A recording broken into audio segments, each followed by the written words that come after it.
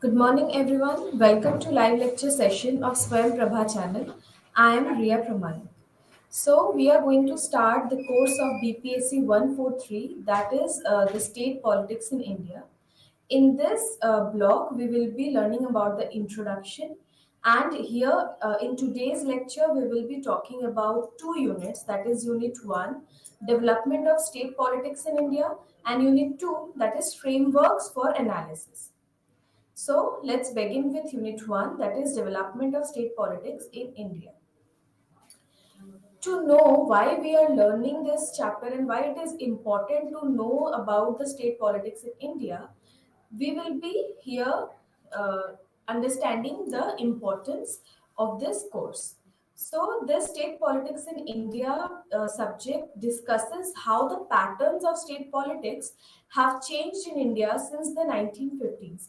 As we all know that India got independence in the year 1947, and after that we have started the regular elections since then, and from there onwards, the state politics become very important.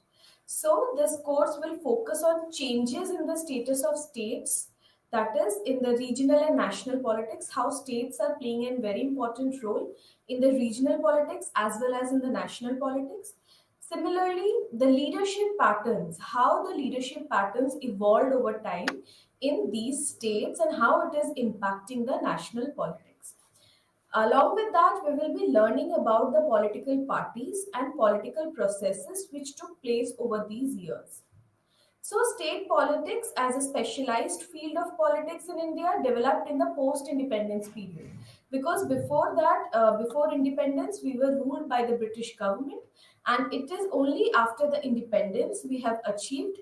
We started focusing on our politics, and from there onwards, the state politics become a very important part.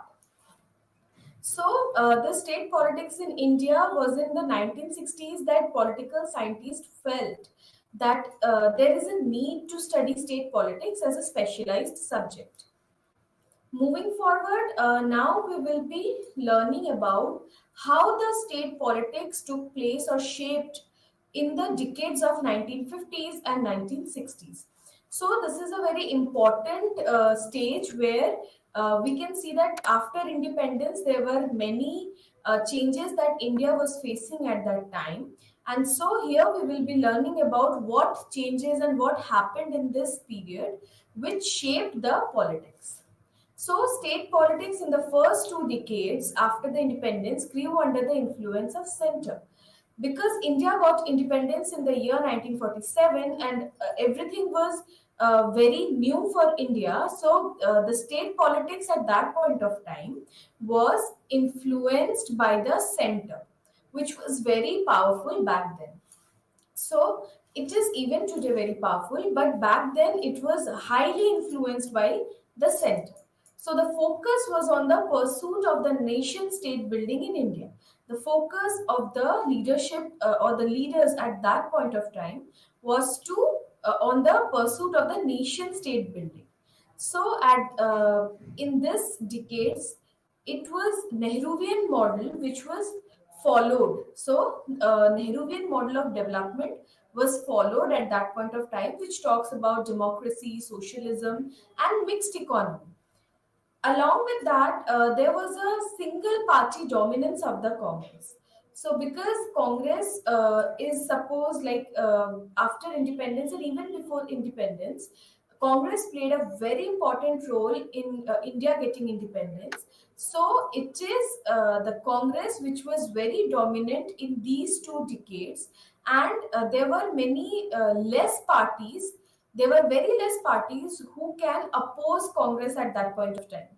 So, state politics was mainly a replica of the national politics. So, whatever is happening at the center, at the national politics, that was repeating in the state politics as well, because most of the states was ruled by Congress, like it was ruling the national politics. So, the central government was at a very dominant position at that point of time. State in those decades occupied a secondary place.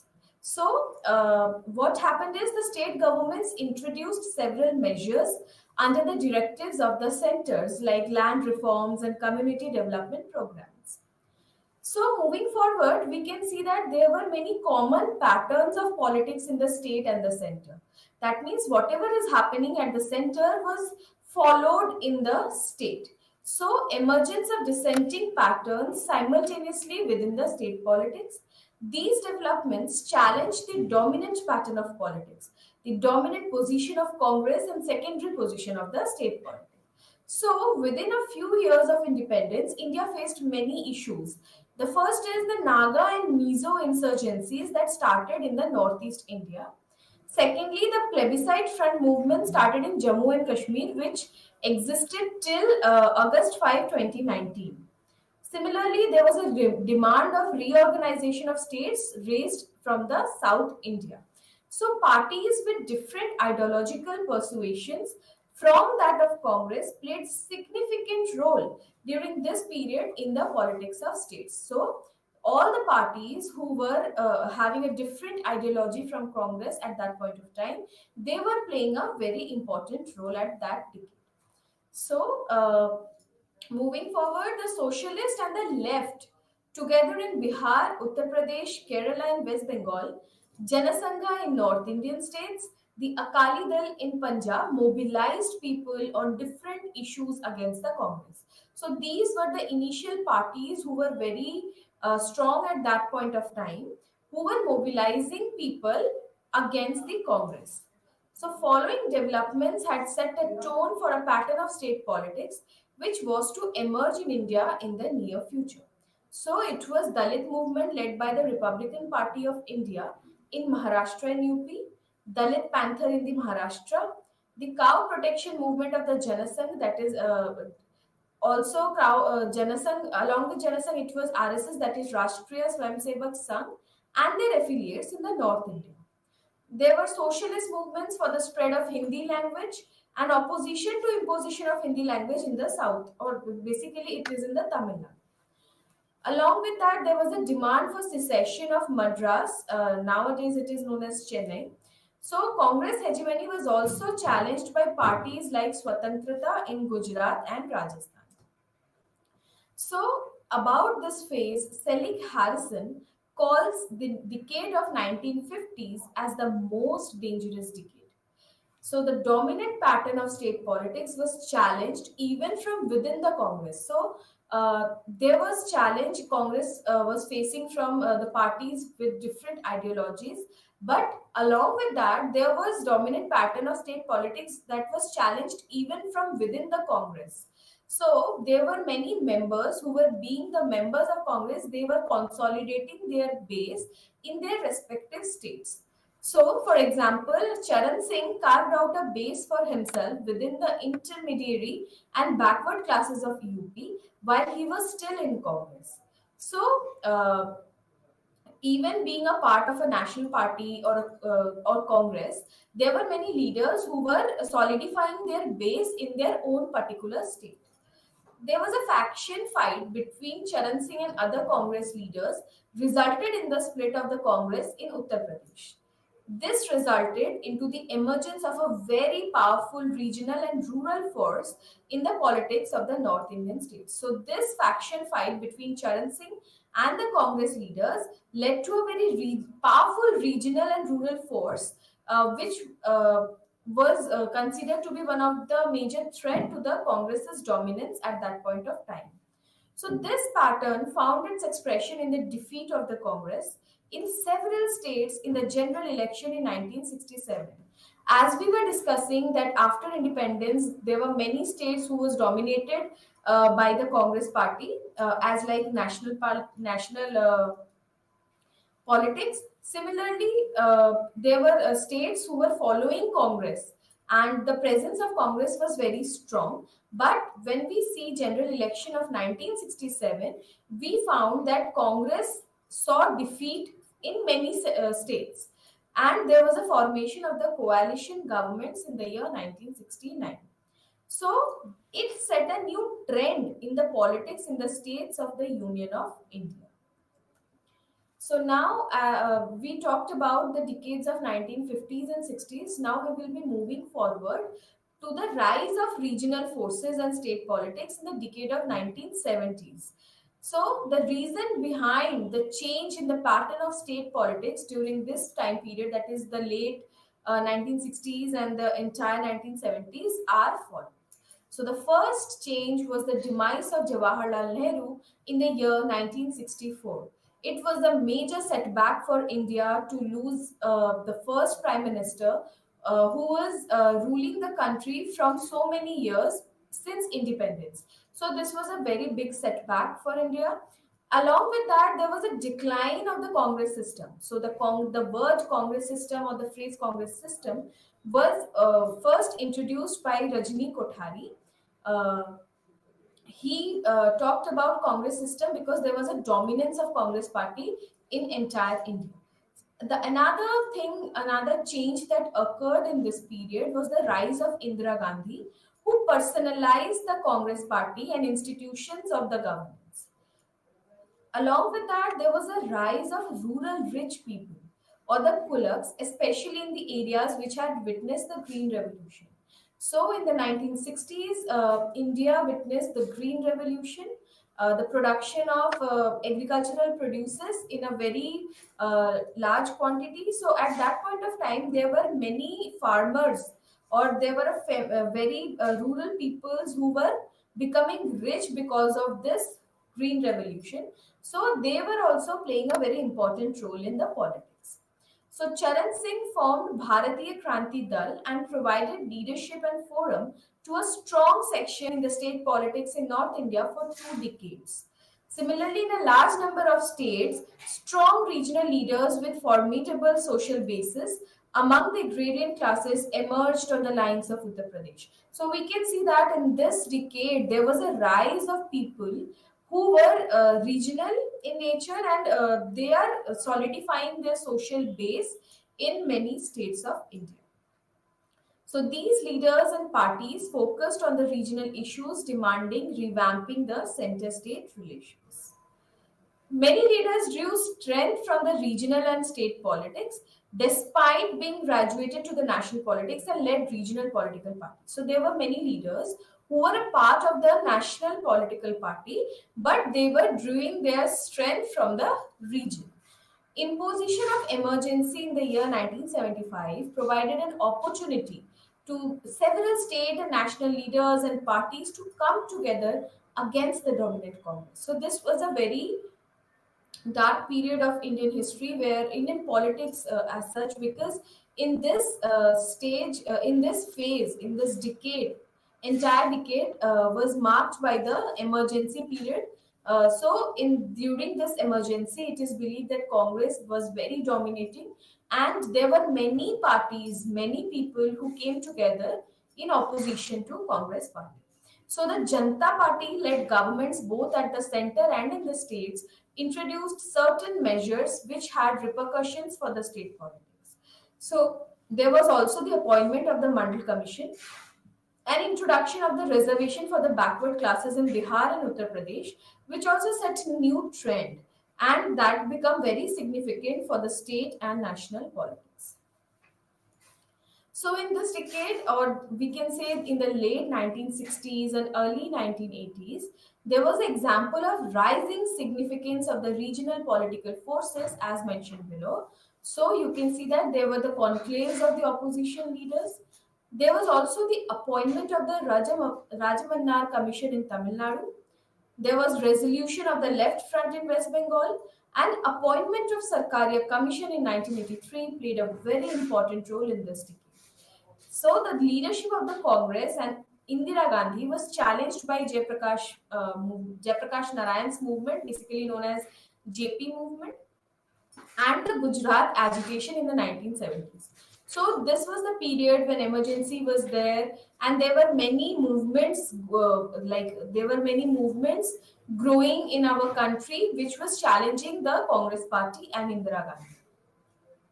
So, unable to meet these challenges of the regional forces, JP movement and verdict of Allahabad High Court against Indira Gandhi, The center to imposed emergency in the country for 20 months.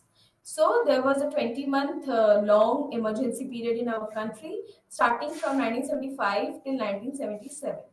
So the post-emergency era saw the elevation of the regional leaders like Charan Singh in UP, Karpuri Thakur in Bihar, Devi Lal in Haryana, and others.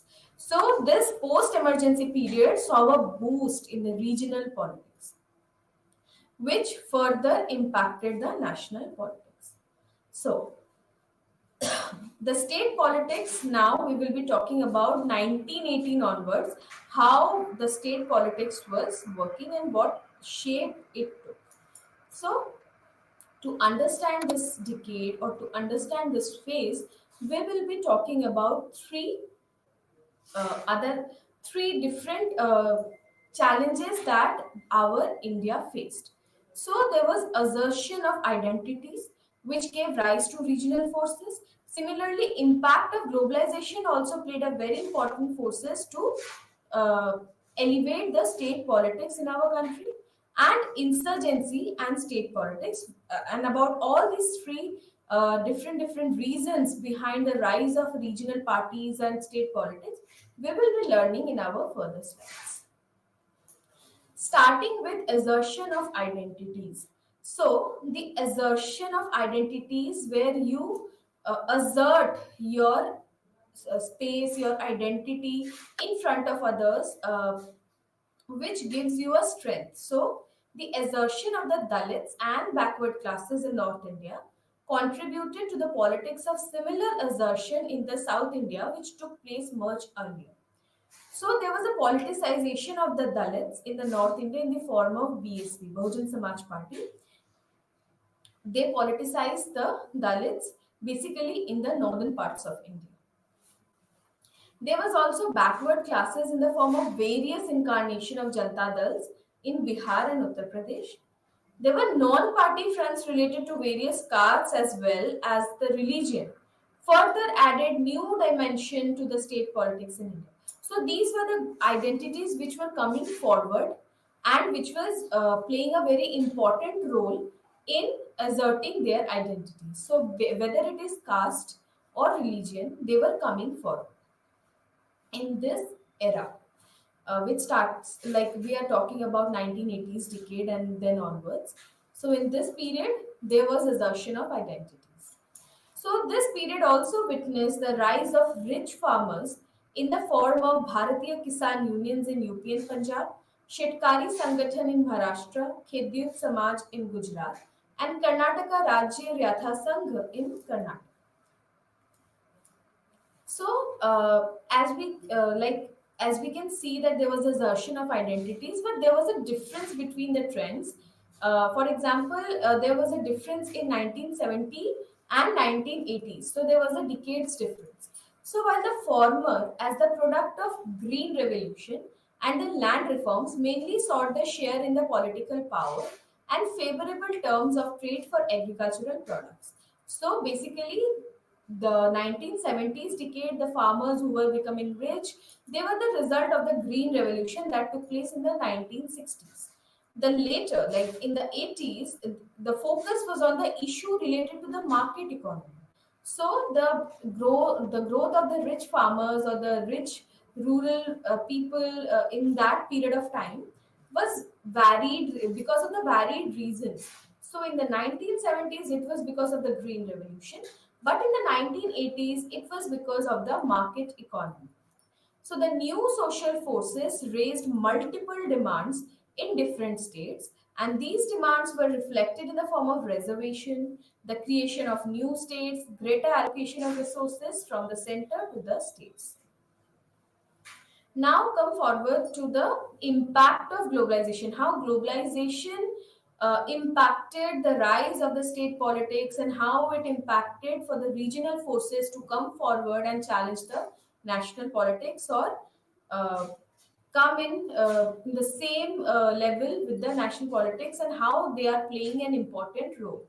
So the state politics took a new turn Towards the end of the last decade of the 20th century, that is the 90s decade, 1990s decade, when India witnessed the globalization, and it has weakened the position of the center on the one hand and enabled the states to be autonomous players in the national as well as state politics. So, as we all know that because of globalization, there was a very less control of state remained in our country, and in every country, the center become very weak. And in this condition, the states started playing an autonomous role in their own side, like they are now more autonomous in their working methods. So the foreign direct investments did not have an even impact on all states. So there was an impact of globalization in Indian states, but the foreign direct investment did not have an even impact. So there were some states who benefited more, and there were some states who couldn't benefit from this globalization or the foreign direct investment. So, in fact, liberalization has resulted in competition among states to seek investment. So, what we can see that there is a competition between states to grab the offers of the liberalization or the foreign direct investments, and this created a huge disparity among the states. So, there are some states who become more advanced while the others remained backward. So, this was we can say a negative impact of globalization on our regional politics or our country, that there were many states who could benefit from globalization and foreign direct investments, whereas many states were there who lacked and who remained backward and couldn't gain from this globalization. So Lawrence Sayes's book, Federalism Without the Center, shows that globalization has enabled the states in India to act as independent entities to pursue their agendas. So before globalization, it was believed that states are dependent upon the centers, and they have to take permission to do anything uh, from the center if they wanted to pursue their agendas. But with the advent of globalization, now states started playing an independent role to pursue their agendas. So now they can negotiate directly with the international donors. So one of the very big impact of globalization was that now you don't need someone to convey your message. Now you can directly negotiate your deal with the international donors. Also, these states now can enter into agreement with different agencies. So, state can do this with the consent and approval of the central government. So, it is not like that state can do anything they want. They can do, but with the consent and approval from the central government. So, there is some kind of limitation that still exists when states directly contact the international donors or international agencies or any company. So this was not possible. All these things was not possible in the pre-globalization phase. But with globalization, these new things were changing in our country. So globalization has also resulted in the erosion of the intergovernmental institutions. So this is also a new change. And Lawrence Sayes argues that intergovernmental cooperation has given way to interjurisdictional competition as well. So, in this period of globalization, party system also changed. So, this globalization doesn't impacted only the economy, but it impacted the party system, and our party system, the political parties, witnessed many changes. So, in most of the states, two or more than two parties emerged as principal parties. So, what happened is in most of the states, two or more than two parties emerged as the principal parties, and state level parties are oriented towards specific region, religion, or caste. So, what happened? There were some issues which these parties were highlighting, these regional parties were highlighting in the state politics now onwards. So, these politics or these parties are able to exercise their influence through pre and post election alliances. So now the political parties have a power to identify or to come in an alliance, fronts, and partner in the coalition governments. So these are the new changes India was witnessing in the decade of 1980s and then onwards. So the role of political parties is generally focused on electoral mobilization. They mobilize the population on various issues, whether it is caste-based issues or religion issues or any issues related to the regional demands or regional aspirations. But the emergence of new social forces like the Dalits and the OBCs has also added to the non-electoral mobilization in the state. So now moving forward to the another reason or the of the changes in this decade is the insurgencies and state politics. How insurgencies played an important role. So the insurgency and related issues occupy a central place in the politics of several states, especially in northeast India, Punjab in the 1980s, and Jammu Kashmir. So, insurgency is one of the major challenges that India faced in this period, and in many places it's still going on. But at that point of time, these issues were the burning issues. So, these insurgencies issues came from the northeastern part of our country. In the decade of 1980s, it also comes from Punjab, and since independence, Jammu Kashmir also witnessed this insurgencies which existed till 2019. So these developments not only impact politics of respective states but also have serious repercussions on national politics of the country. So, whatever is happening in the state politics is ultimately impacting our national politics. So, national politics is not like untouched from these happenings in the state. So, now we can see that what are the reasons of the problems of insurgencies which India witnessed. One of the major reasons behind these insurgencies is the development issue. Secondly, inter-ethnic relations. And the third one is the autonomy and self-determination. So these three reasons are the problems, are reasons behind the problems of insurgency. And because of these three reasons, many states and many communities and many states are bringing forward these issues, and it is shaping the politics, not only the state politics but also the national politics. So while insurgency is directed against the states or its reference, in several instances it gave birth to ethnic riots and conflict among the ethnic groups. So India witnessed these ethnic riots since a very long time, and these insurgencies resulted many times into these ethnic riots and conflicts. And it is not new for India to witness all these insurgencies. India is facing such problems the time it got independence. So, insurgency movements questions the homogenizing nation building approach of the center in support of federation building approach. So, this nation building approach is criticized by this insurgency movements. So, in some cases, insurgency has been a byproduct of autonomy movement or the movement against the outsiders. So, this is also a very important issue that India faces from time to time.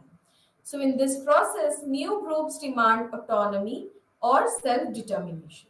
For example, there is a movement called United Liberation Front of Assam. In short form, it is known as ULFA. The other is Bodo Karbi movement, which were once a part of the All Assam Students Union agitation in Assam. So we finished with our first unit, and now we will be moving forward to unit 2, that is frameworks for analysis. So we will be learning why frameworks are needed for our study, to the study how to study the state politics. It is very important. So now we will see why and why we take these frameworks as an important thing to understand study of the state politics. So there are some ways or tools which suggest as to how we should study politics.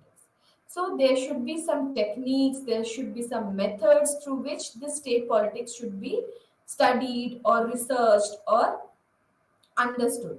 So it is important for us to understand that which issues should be given priority. What are the issues which should be given priority and how to study the state politics. So these are the way through which we study the state politics or the way we study the politics instead are known as frameworks. So political scientists have used different frameworks in order to capture and understand patterns of state politics in India. So these are the perspectives through which one is studying a certain thing.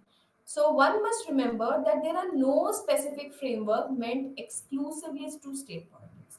So you should always remember that there are no specific framework specially designed for studying the state politics. There are many frameworks existed in our political arena, and through those frameworks we used to see or we used to study the politics of state as well. So the same frameworks can be applied to study politics at any level of its operation. So it is not like that we are applying this framework only to study the politics of state. We can apply it at local politics, we can apply it on national politics as well.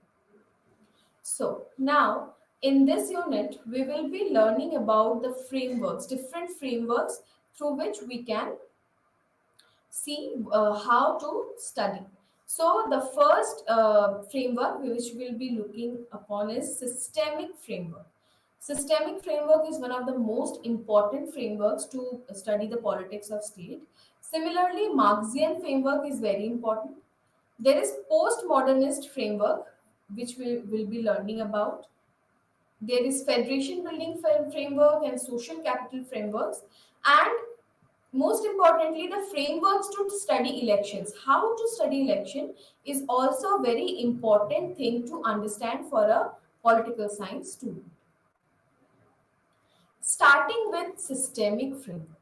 So, one of the most commonly used framework to analyze state politics is systemic framework.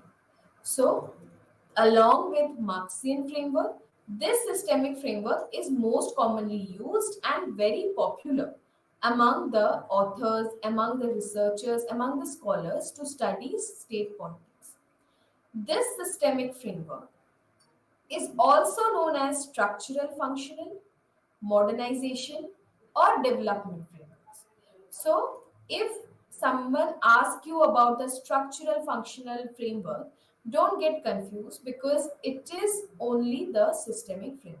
Similarly, if someone asks you about the what is modernization framework or what is developmental frameworks, so it is all about systemic framework. So it is also known by different names. So that means systemic frameworks is equal to structural functional framework, and it totally means modernization or development frameworks. So you have to keep that in mind. So this framework was there till 1970s and they were predominant. So systemic and Marxian framework were the predominant frameworks to study the state politics or national politics till 1970s.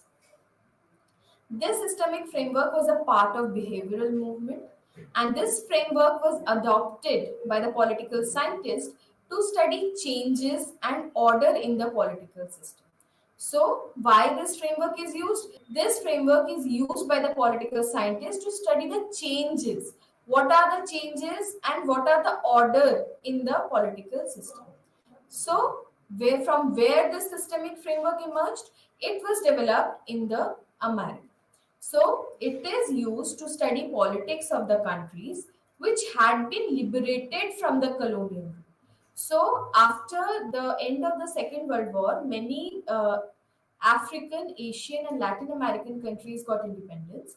And to understand or to study the politics in these newly liberated countries from a colonial rule was the main focus for this systemic framework. G.A. Armand and J.S. Coleman's edited book, The Politics of Developing Areas in 1960, popularized this framework. So, after this book came in the market or came in the domain of political arena of the world, they developed this systemic framework and they popularized it. So, do note the names of the authors of this important book, that is G.A. Armand and J.S. Coleman. The name or the title of the book is The Politics of Developing Areas in 1960. This is very important to know. Now, we will be talking about the basic features of systemic framework. Like what is systemic framework, how it works, why it is important. We will be learning about this in this slide of PPT. So, the unit of political activities is a political system. As we talked about the political system in our previous slide, that it talks about the changes and order in political system. Here we see what is political system either. The unit of political activity is a political system. The political system consists of political institutions, structures, and processes. So, political system is combined with the political institutions, structures, and processes. So, there are different constituent structures, institutions of the system which keep interacting, conflicting, and adjusting with each other. So, according to systemic framework, there are many institutions, many structures that together keep interacting. Many times it comes in the conflict and also adjusting with each other. So, they are balancing and counterbalancing themselves. So, this is the belief that these institutions do in a political system. So, these processes occur in a social and political milieu. In such a situation, the political system maintains itself. So, systemic framework says that in situation where they are adjusting, when they are interacting, so they maintains themselves and it does not break down.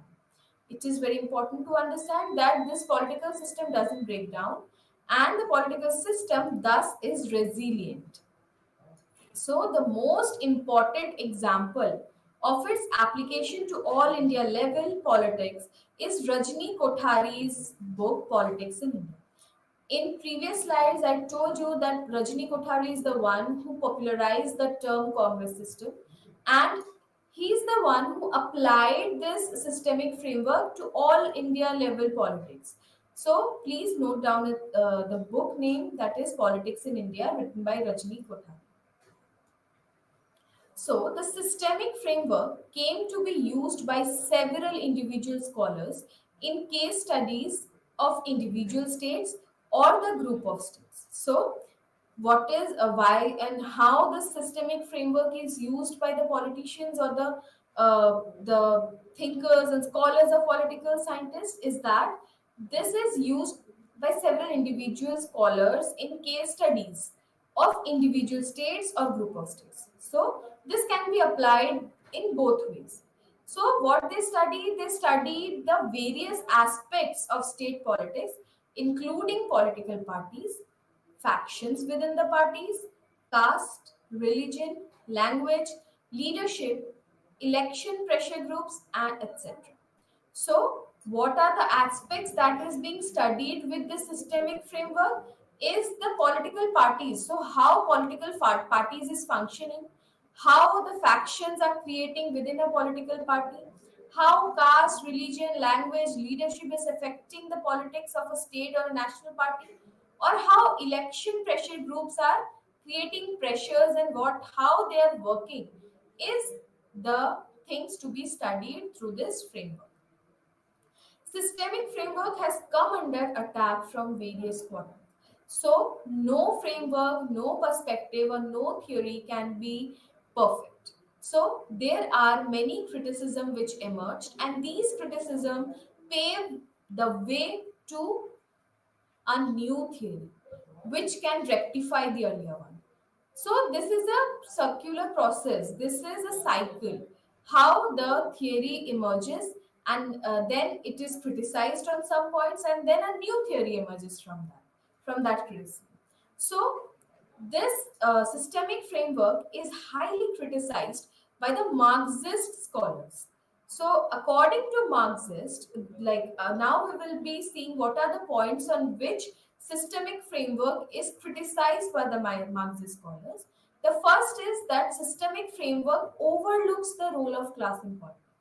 So, as Marxists believe that class plays a very crucial role in politics, and this systemic framework is not considering this role of class important. So, it is the first point that on which Marxists believe that systemic framework is lacking. Secondly, it undermines the significance of history in political process. So Marxist blames that systemic framework is undermining the significance of history in political process. Similarly, it subordinates the state to the political system.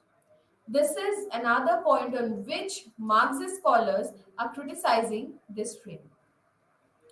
Along with that, Marxist blames that systemic framework doesn't link the politics within a country to the influence of outside forces like imperialism. So, what is they blaming? They are blaming that whatever is happening within a country is not linked with the outside world, outside phenomena.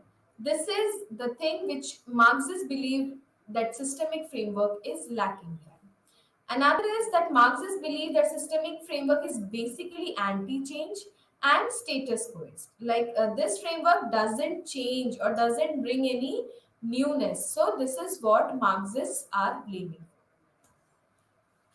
Now let's move forward to the Marxian framework. We finished the systemic framework. Now we are moving towards the Marxian framework, which is one of the most important, as I already told you, that Marxian framework and systemic framework are the two most important and the two most popular frameworks to study politics. So now we will be looking forward to the to understanding what Marxists are talking about the politics and how they want us to understand politics. So, according to this framework, according to these perceptions, analyzing politics in terms of class relations or social relations of production and forces of production. So, the main focus of Marxian framework is the class relation or the social relation of production and the forces of production. They consider politics as reflection of class relations. It is very important to understand that whatever there is a class relation in existed in a society, it will severely impact the politics. So the politics is a reflection of this class relations. So politics is impacted or determined by the economic relation in a society. So whatever is the economic relation that is existing in a society will be impacting the politics or vice versa. So the class divided society serves the interest of the upper or the propertied class. Marxians believes that if there is a division of classes in a society, if there is a hierarchy of classes in a society, then the society will serve only the upper or the propertied classes. So there is a link of politics. As I already told you that in the systemic framework, they were blaming systemic framework for not linking the outside world and the happenings of a country inside. So Marxian framework links the politics in a developing country to the imperialism of the developed countries. So they are linking how the colonization process, imperialism process impacted the development of a country. This imperialism influences the politics, they believe, in the developing countries by the conditionalities of the international funding agencies like the World Bank and International Monetary Fund, famously known as IMF. So, because of these conditionalities, the states within the developing countries devise policies which adversely affect the ordinary people. So, Marxian framework blames that these conditionalities posed by the World Bank and the IMF, which is influenced by imperialism, as according to them, these conditionalities are severely impacting and adversely affecting the people, the ordinary people of a country. This is the thing that Marxian framework believes. So, unlike systemic framework, the Marxian framework traces the politics to its history. Very important that this Marxian framework traces the politics to its history, and which systemic framework was not focusing on that. So, they can also criticize systemic framework from this point of view. So there are differences among the Marxist scholars regarding the determining role of class or economic factors. And Marxian framework is not united. They have been divided into two groups. One is the classical Marxian framework, the other one is Marxism framework. So we will be talking about what is the difference between these two groups, or two groups within the Marxian framework. So, Marxian framework was divided into two groups, that is the classical Marxian framework and the neo Marxian framework. Let's talk about classical Marxian framework first. Classical Marxian framework is the approach mentioned in the Communist Manifesto. So, we can find this classical Marxian framework written in Communist Manifesto, and it is over determining role of economy in relation to politics. So, according to this classical Marxian framework, they over determine the role of economy in relation to politics. And the economy is base and the politics is superstructure. This is very important. You all can note it down that in Marxian framework, the economy is base, at is it is believed by the classical frameworks, and the politics is the superstructure on that base.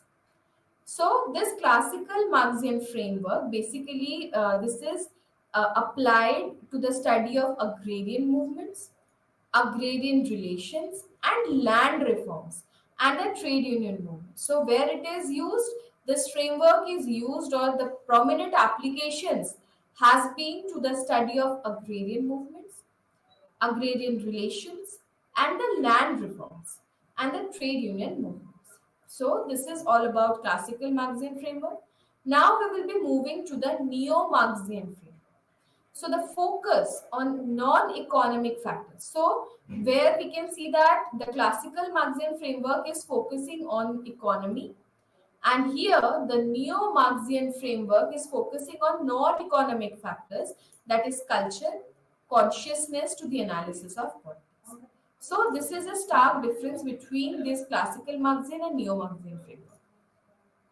This neo Marxian framework emerged as a result of the influence of Gramsci, Frankfurt School, and Ralph Miliband.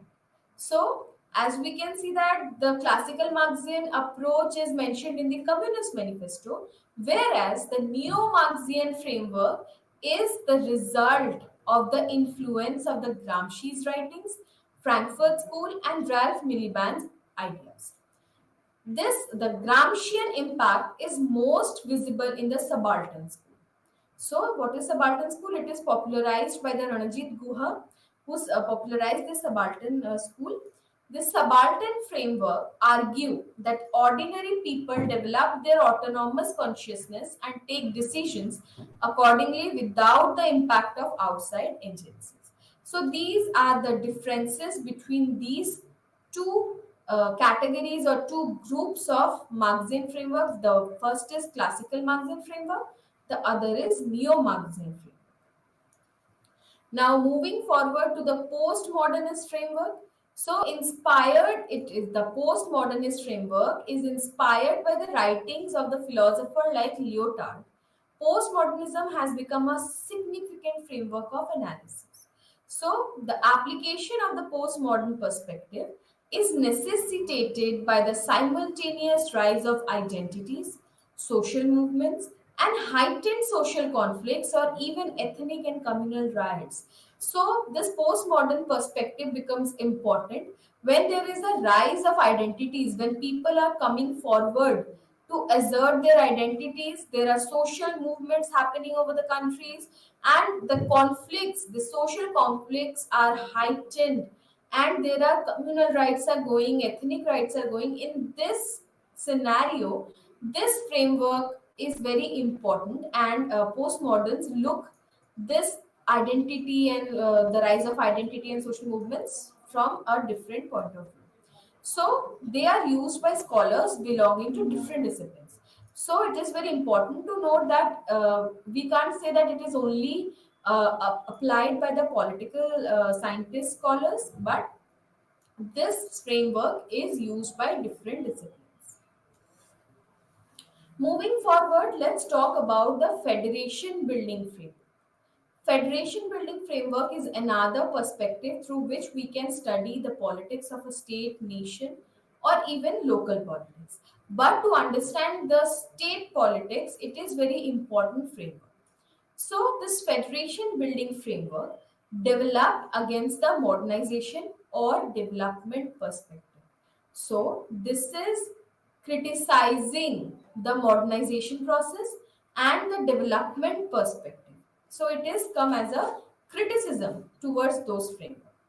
So the main aim or the study, it studies the problems related to the self-determination movements like autonomy movements, insurgencies, secessionist movements, and the conflicts arising because of them.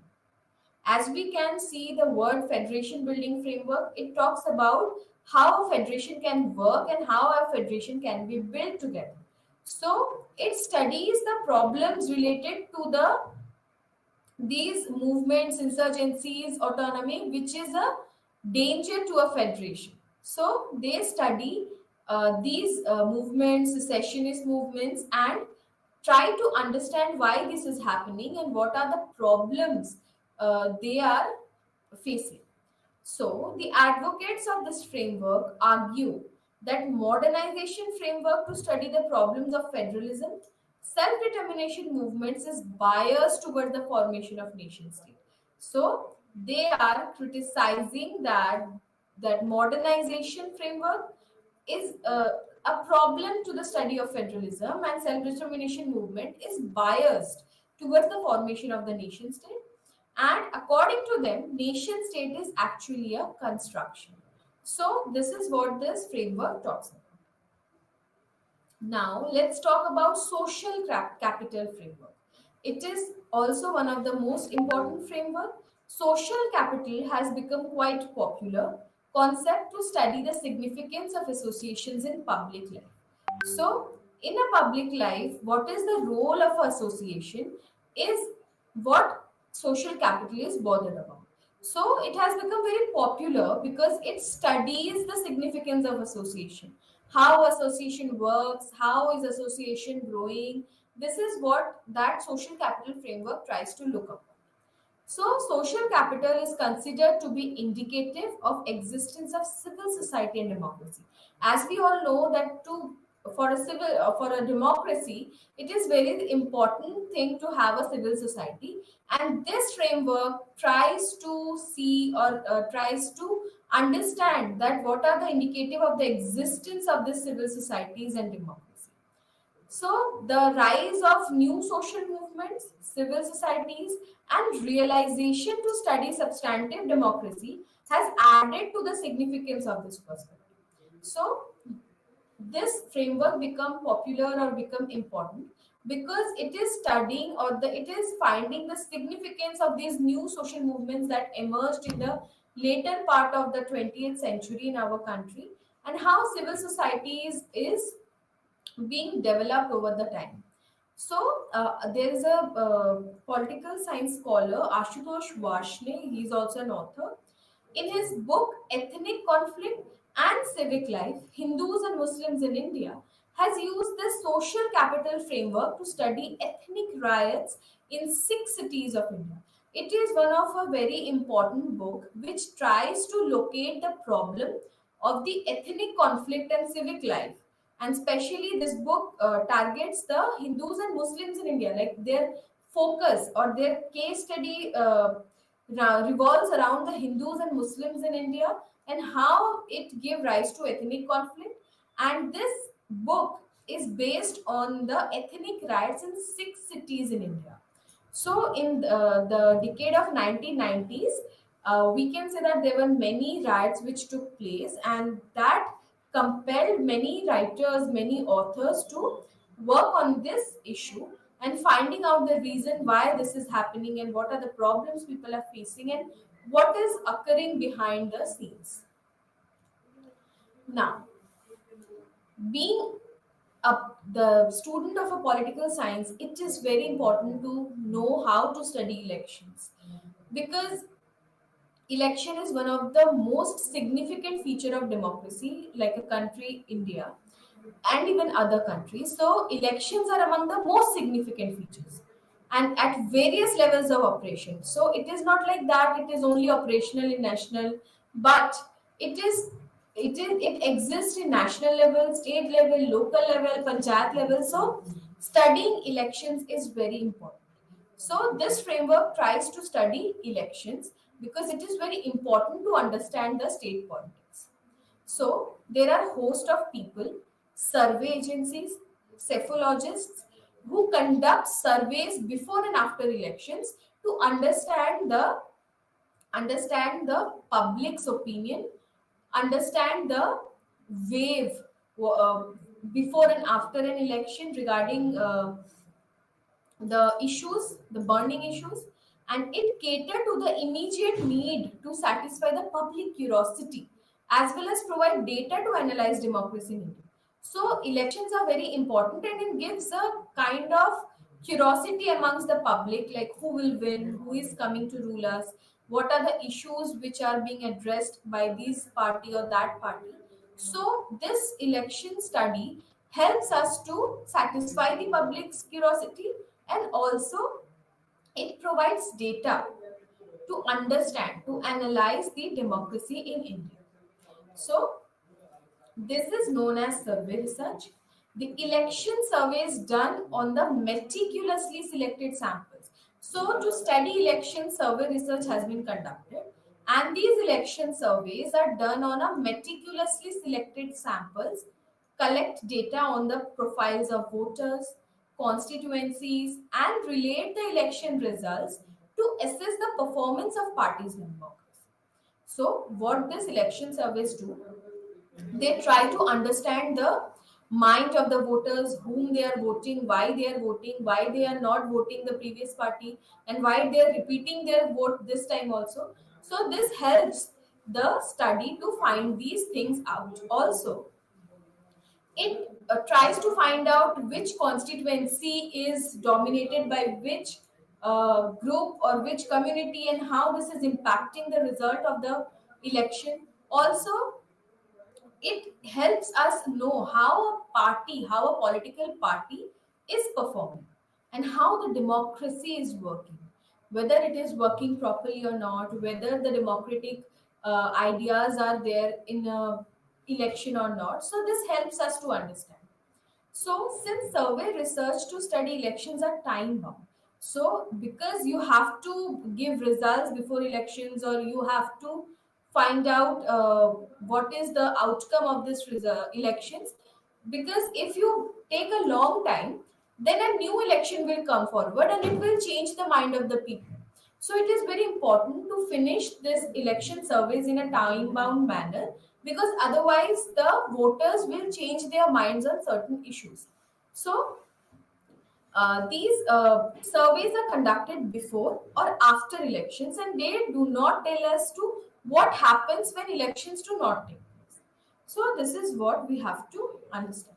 So with the help of correlation coefficient analysis, a relationship between the electoral performance or political parties with different social groups can be ascertained. So this is the way through which elections are being studied, and these are the frameworks which help us understand how to study politics. So if a person is new, he cannot be able to find out how to study politics, how to know what to study politics. So these frameworks are giving us a way, giving us a targeted way that you, if you take this framework, you will be studying about this. If you take this framework, you will be knowing about this, you will be focusing about this. Like the Marxian framework talks about the class relations, the systemic framework talks about the institutions. This framework to study election talks about how elections are conducting, how people are voting, and how things are going to change before and after an election.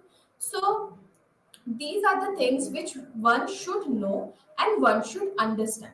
So this is what all about our class, and with this we are completing our block 1, that is unit 1 and unit 2, where we studied that what are the frameworks, why we study politics, why is state politics important, what are the stages of the state politics which is coming from time to time. So in the next class, we will be talking about Block 2, and we will be talking about Unit 3, that is Union State Relations.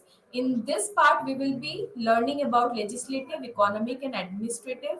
And in Unit 4, we will be talking about the state and local relations. So, with this, thank you.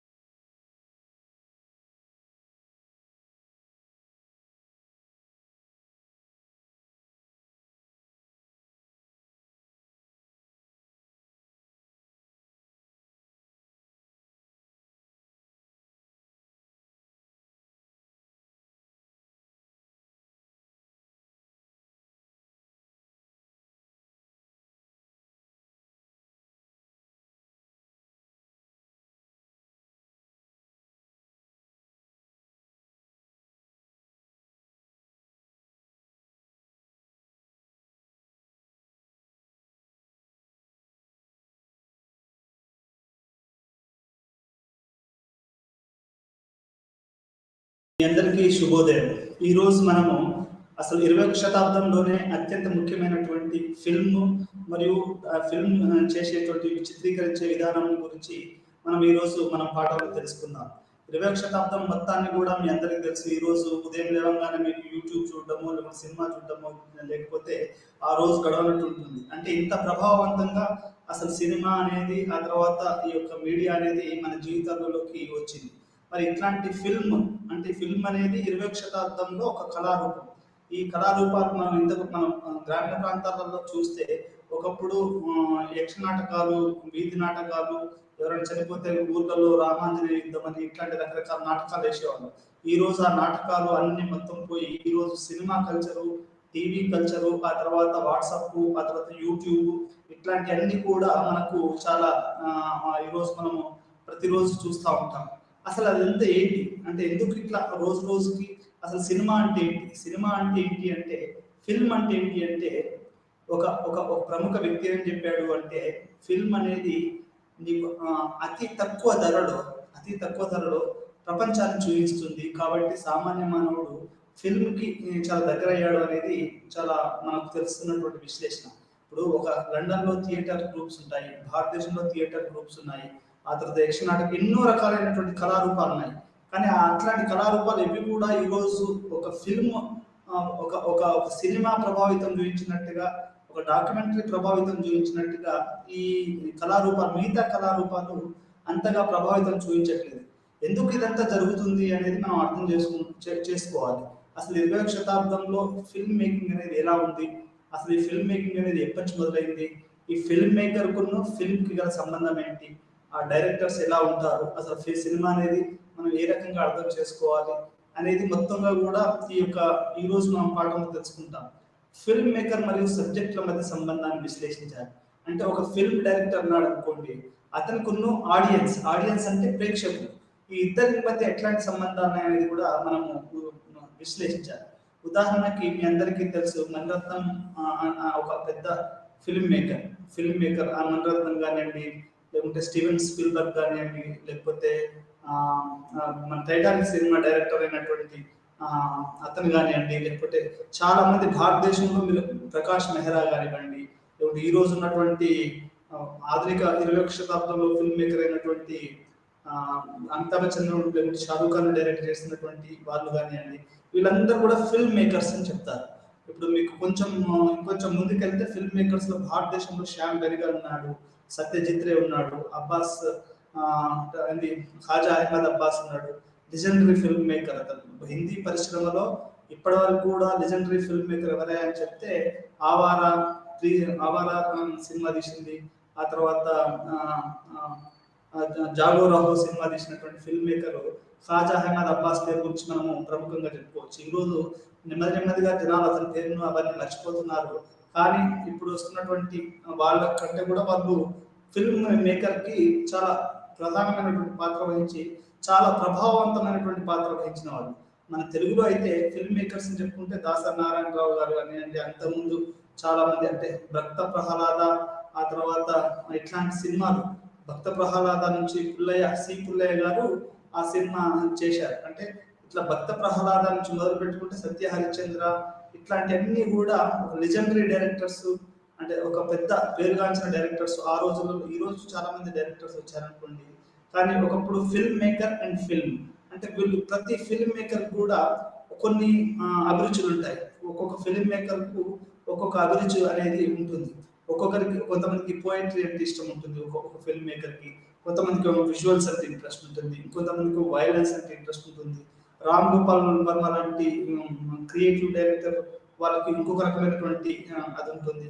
ఇట్లా film makers కి మరియు అతని audience కి ఎక్కువగా ఎట్లాంటి సంబంధం ఉన్నది కూడా ఈ రోజు మనం పాఠంలో తెలుసుకుందాం. ఉదాహరణ రామ్ గోపాల్ వర్మ తీసుకుంటే, అతను తీసిన మొట్టమొదటి శివ సినిమా మొత్తం తెలుగు సమాజాన్ని ఒక పునర్నిర్మించింది. తెలుగు సినిమానే ఒక పూర్తి స్థాయిలో కొత్త యాంగిల్లో చూపించాడు రామ్ గోపాల్ వర్మ. ఆ శివ సినిమా తర్వాతనే అతను ఒక పెద్ద డైరెక్టర్ గా ఎదిగాడు. ఆ తర్వాత క్షణం ఎన్నో సినిమాలు తీశాడు. ఏఆర్ రెహమాన్ లాంటి ఒక పెద్ద మ్యూజిక్ డైరెక్టర్ అందించింది కూడా ఈ ఫిల్మ్ డైరెక్టర్ రామ్ గోపాల్ వర్మ. అంటే ఫిల్మ్ మేకర్ కి మరియు సబ్జెక్ట్స్ కి చాలా సంబంధం ఉంది. అతను మొత్తం సినిమా మేకింగ్ ని సత్య 2 అనే సినిమాని కూడా రామ్ గోపాల్ వర్మ తీశాడు. అంటే ఇట్లా సినిమా మేకింగ్ ని, ఆడియన్స్ ని, ఈ రెండింటి కనుక మనం కరెక్షన్ చేయాలి, ఈ రెండింటి మధ్య సంబంధం ఉంది. ఈ ఫిల్మ్ మేకింగ్ అనేది, ఫిల్మ్ మేకర్స్ అనేది ఒక పెట్టుబడిదారి విధానంకు ఒక ప్రధానమైనటువంటి లక్ష్యం. ఈ యొక్క ఫిల్మ్ అనేది ఒక సాదా సీదా ఊర్లో వేసే నాటకాలు కాకుండా, లేకుంటే యక్షగానాలు ఇవన్నీ కూడా కాకుండా, ఈ ఫిల్మ్ అనేది ఒక అత్యంత పెట్టుబడితో కూడుకున్నటువంటి పరిశ్రమ. అంటే డబ్బులు, కోట్ల రూపాయలటువంటి ఇన్వెస్ట్మెంట్. ఒక నిర్మాత ఏమని చెప్పాడు అంటే, సినిమా అంటే ఏం లేదయ్యా, కోట్ల రూపాయలు ఖర్చు పెట్టేసి చిల్లర అయిపోవడం లాంటిది అని. అంటే నువ్వు పెట్టడం మాత్రం కోట్ల రూపాయలు డబ్బు పెట్టాలి, అది వస్తుందో రాదో కూడా తెలియదు అన్నట్టు. అట్లాంటి పరిశ్రమనే ఈ యొక్క సినిమా పరిశ్రమ. అయితే ఈ ఫిల్మ్ డైరెక్టర్ కి, ఫిల్మ్ మేకర్ కి మరియు ఫిల్మ్స్ కి గల సంబంధం మనం తెలుసుకోవాలి. ఇంతకుముందు మన గత పాఠంలో అసలు ఇమేజ్ అండ్ టెక్స్ట్ అనే గురించి తెలుసుకుందాం. అంటే ఒక చిత్రము, దాని వెనకాల మనం ఇంతకుముందు రాసేవాళ్ళము, అది ఇప్పుడు ఎట్లా ఉండేది. అట్లే మన సోషియాలజీలో, మరి ఆంథ్రోపాలజీలో ఈ ఫిల్మ్ మేకింగ్, ఈ డాక్యుమెంటరీ మేకింగ్, 21 వీటి గురించి ఎక్కువగా సామాజిక శాస్త్రవేత్తలు మరియు మానవాభివృద్ధి శాస్త్రవేత్తలు ఎక్కువగా రాస్తారు, చూస్తారు, చేస్తారు. కాబట్టి దీనికి మనం ఈ రోజు దీని గురించి ఎక్కువగా మాట్లాడుకోవాల్సినటువంటి అవసరం ఉంది. అదేవిధంగా ఫిల్మ్ మేకింగ్ లో వేరియస్ ఎథికల్ ఇష్యూస్, అంటే ఒక సినిమా తీసేటప్పుడు ఎటువంటి నైతికత మనిషి చూపించాలనేది కూడా ఈ రోజు మనం పాఠంలో నేర్చుకోవడం జరుగుతుంది. అంటే ఎథికల్ ఇష్యూస్ అంటే ఎట్లాంటి అంటే, మనం ఏది పడితే అది చూపించడానికి కుదరదు. ఇప్పుడు నీకు డబ్బులు రావాలనే దురాశతోటి నువ్వు ఏది పడితే ఒక ఎక్కువగా అసభ్యత్వాన్ని చూపించడము, లేకుంటే డబుల్ మీనింగ్ అంటే ద్వంద్వార్థాలు కలిగిన పాటలను పెట్టడము, ఇవన్నీ కూడా అనైతికంగా ఉండడం అనేది జరుగుతుంది. అంటే అనైతికత అంటే డబ్బుల గురించి సినిమాని హిట్ చేయడానికి, బాక్స్ ఆఫీస్ లో డబ్బులు రావడానికి చేసే వాటి కొంతమంది చేస్తూ ఉంటారు. ఇది చాలా అనైతికత. సమాజంలో ఏమైంది అంటే అది చెడు ప్రభావం చూపించేసేసి అది సమాజంలో ఒక అన్రెస్ట్ క్రియేట్ చేస్తుంది. అది ఏ రకమైనటువంటి అన్రెస్ట్ అయినా కావచ్చు. ఇట్లా అంటే అదొక సృజనాత్మకతతో ఉన్నదే ఫిల్మ్ మేకింగ్. ఒక మాటలో చెప్పాలి అంటే సృజనాత్మకత. అది ఒక ఎన్నో రకమైనటువంటి సృజనాత్మకమైనటువంటి పనులు ఉన్నాయి. అందులో ఫిల్మ్ మేకింగ్ అనేది ఒక ప్రధానమైనటువంటి, ఒక సృజనాత్మక కలిగినటువంటి ఒక ఒక ఒక ఆర్ట్ ఫామ్ అని మనం చెప్పుకోవచ్చు. సబ్జెక్టు మరియు వీక్షకులకు నైతిక బాధ్యతలు వివరించడం. అంటే ఒక సబ్జెక్ట్ ఉందనుకోండి, దాన్ని మరియు ప్రేక్షకులకి దాని యొక్క ప్రాధాన్యత మనం వివరించాల్సినటువంటి నైతిక బాధ్యత కూడా ఈ ఫిల్మ్ మేకర్స్ వీటి మీద ఉంది అనేది మనం అర్థం చేసుకోవాలి. వీటన్నిటి గురించి కూడా ఒక సోషియాలజిస్టులు, ఆంథ్రోపాలజిస్టులు ఎందుకు మాట్లాడుకోవాలి అంటే, ఈ రోజు ఏదైతే మనం మాట్లాడుతున్నామో ఈ రోజు సినిమా చూపించినంత అత్యంత ప్రభావం నాకు తెలిసి ఇంకా వేరే ఏది కూడా అంత ప్రభావం చూపించట్లేదు.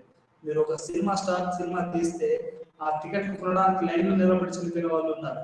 ఒక సినిమా స్టార్ ని చూడడానికి పోయి చెట్లెక్కి అది మంటలు ఎదిగి చనిపోయిన వాళ్ళు ఉన్నారు. ఒక సినిమా స్టార్స్ మన తెలుగు సమాజంలో ఒక ముఖ్యమంత్రి ఎన్టీ రామారావు గారు, అదే ఎంజీఆర్ గారు తమిళనాడులో ముఖ్యమంత్రులు అయినటువంటి ఉంది. ఆ తర్వాత జయలలిత గారు కూడా ఒక సినిమా హీరోయిన్, ఆమె కూడా ఒక ముఖ్యమంత్రి అయింది.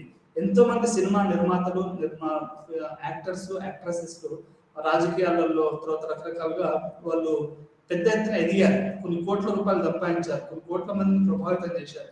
ఈ రోజు అమితాబ్ బచ్చన్ ఒక రకంగా 21వ శతాబ్దపు హీరోగా మనం చెప్పుకోగలుగుతున్నాం. అంటే 21st సెంచరీ హీరో అని చెప్పుకుంటున్నారు. అదే రకంగా షారూక్ ఖాన్, ఇట్లాంటి వాళ్ళు కొన్ని కోట్ల మంది వాళ్ళు ప్రభావితం చేస్తున్నారు. ప్రపంచంలో ఇప్పుడున్న మన ప్రధానమంత్రి తర్వాత షారూక్ ఖాన్ కి ఎంతమంది ట్విట్టర్ లో మరియు ఫేస్బుక్ లో ఫాలోవర్స్ ఉన్నారంటే దాని అర్థం ఏంటండి? దాని అర్థం ఏంటి అంటే వాళ్ళు కొన్ని కోట్ల మందిని ప్రభావితం చేయగలుగుతున్నారు. రాజకీయాలే కాదు, సినిమాలు, ఈ యొక్క సృజనాత్మకత అనేది కొన్ని కోట్ల మంది యొక్క జీవితాలతో ముడిపడి ఉంది అనేది ఇక్కడ మనం అర్థం చేసుకోవాలి. అంటే వీటిని మనం ఎట్లా, ఈ ప్రేక్షకులను అనేది ఎట్లా మనం వీళ్ళకి వివరించాలి, ఇది చాలా నైతిక బాధ్యత.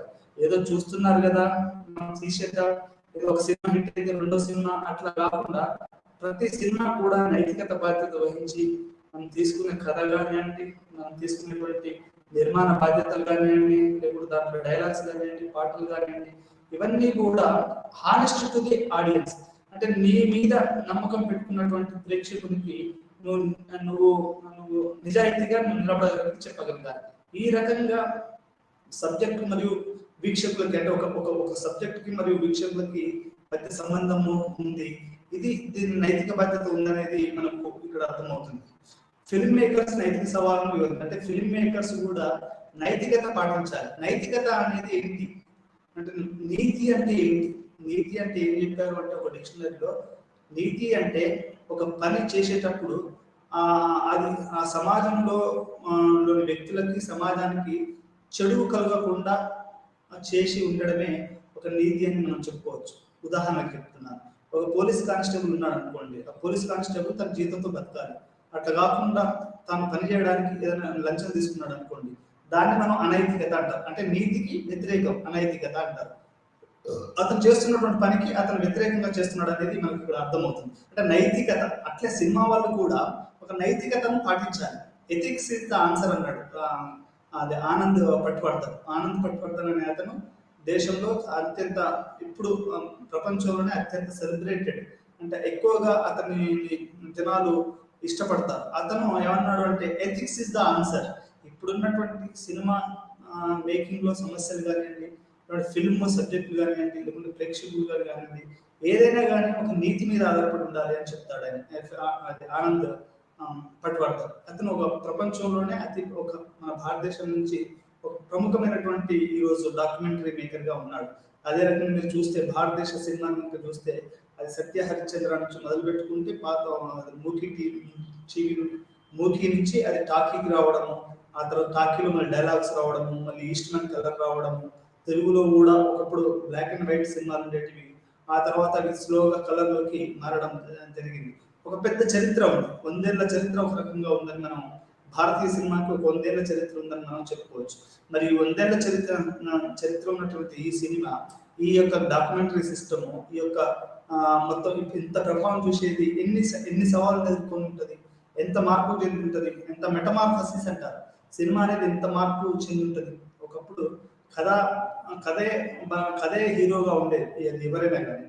కానీ ఇప్పుడు హీరో చుట్టూ కథ నడుస్తుంది. అంటే ఒక హీరోకి తగ్గట్టుగా కథను మార్చడము, ఒక హీరోకి తగ్గట్టుగా డైలాగ్, ఎంతమంది అట్లా ఉండేది. అంటే మొత్తం మారుతుంది.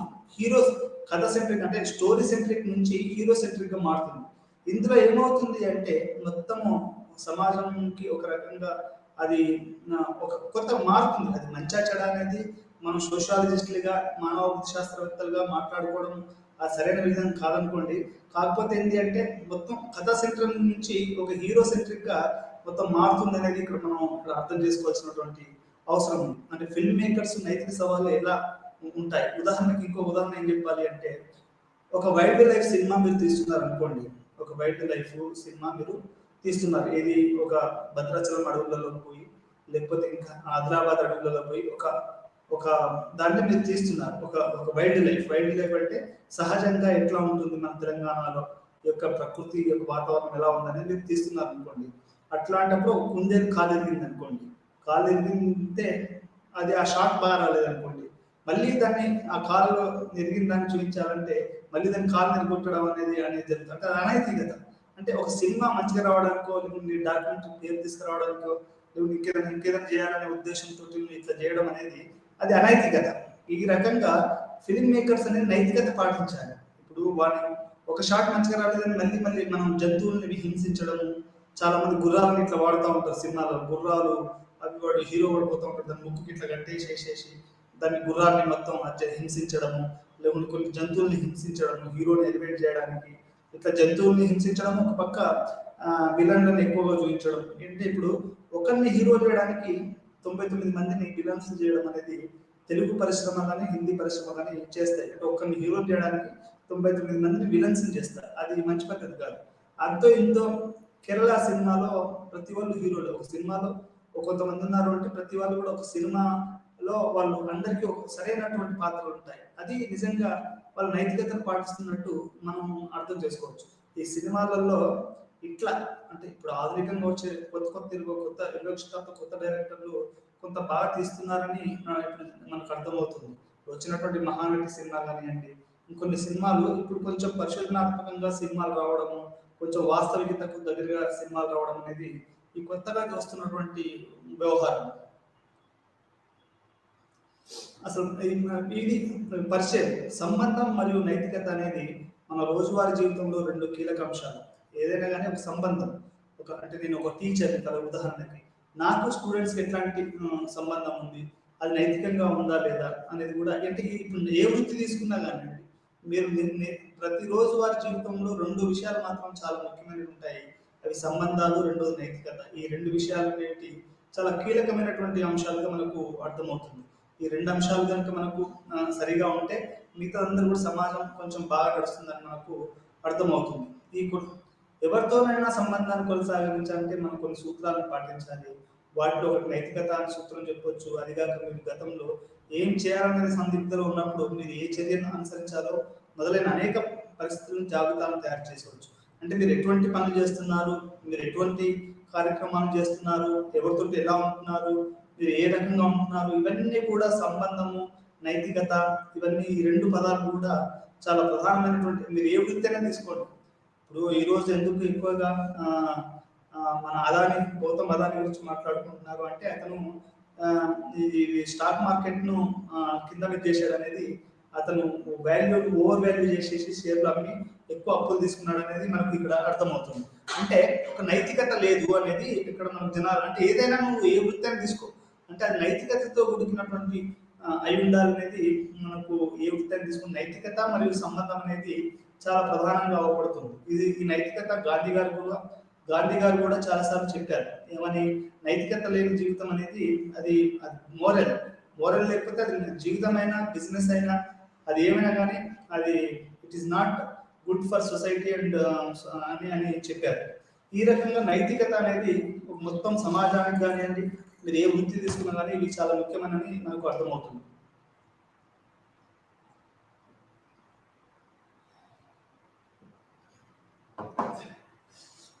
ఈ రెండు అంశాలను కూడా మనం అర్థం చేసుకోవాలి. ఇక్కడ కూడా సినిమాలో కూడా ప్రతి సంబంధం, అంటే ఆడియన్స్ ని నువ్వు ఎట్లా చూపిస్తున్నావు, నువ్వు ఎటువంటి నైతికతను కలిగి ఉన్నావు అనేది కూడా ఇక్కడ సినిమాలో కూడా. ఎందుకంటే సినిమా అనేది చాలా ప్రభావవంతమైనటువంటి మీడియా, అది ప్రభావవంతమైనటువంటి ప్రభావం చూపిస్తుంది.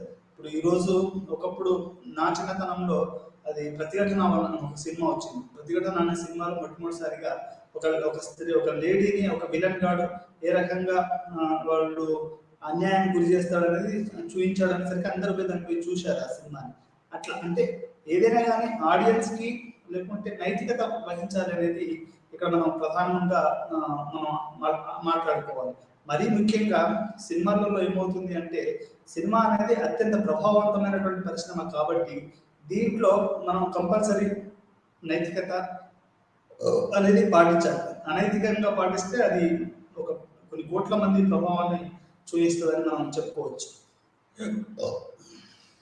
ఫిల్మ్ అండ్ ఫిల్మ్ మేకర్ అంటే ఒక సినిమా దర్శకునికి మరియు అసలు సినిమా దర్శకుడు అంటే సినిమాకి ఎవరు తండ్రి ఎవరు తల్లి ఎవరు అని అనుకోవచ్చు. లేకపోతే అసలు దాన్ని ఎట్లా అర్థం చేసుకోవాలంటే, ఫిల్మ్ డైరెక్టర్ని కానీ నిర్మాతను కానీ దాన్ని ఫిల్మ్ మేకర్ అని మనం చెప్పుకోవచ్చు. డైరెక్టర్ అయినా కానీ లేకుంటే నిర్మాత అయినా కానీ వీళ్ళనే మనం ఫిల్మ్ మేకర్ అని ఎందుకు చెప్పుకోవాలి అంటే, మొత్తం సినిమా తయారు చేసేది మొత్తం వీళ్ళిద్దరే. ఫిల్మ్ మేకర్ అంటే ఎవరు అంటే, ఒకటి దర్శకుడు, రెండోది నిర్మాత. కొంతమంది ఏమంటారు అంటే, దర్శకుడిని తండ్రిగాను నిర్మాతను తల్లిగాను చెప్పుకోవచ్చు. ఒక కుటుంబంలో దర్శకుడు అనేవాడు తండ్రి, తల్లి అనేది నిర్మాత. అంటే డబ్బులు కూడా చాలా ముఖ్యమని ఈ ఇద్దరు వ్యక్తులు మనము ఫిల్మ్ మేకర్స్ అనొచ్చు. ఒకటేమో దర్శకుడు, రెండోదేమో నిర్మాత. ఇప్పుడు ఈ ఇద్దరు లేకపోతే అసలు సినిమా అనేది బయటికి రాదు. ఈ దర్శకుడు అనేవాడు అతను ఒక కళాకారుడై ఉండాలి.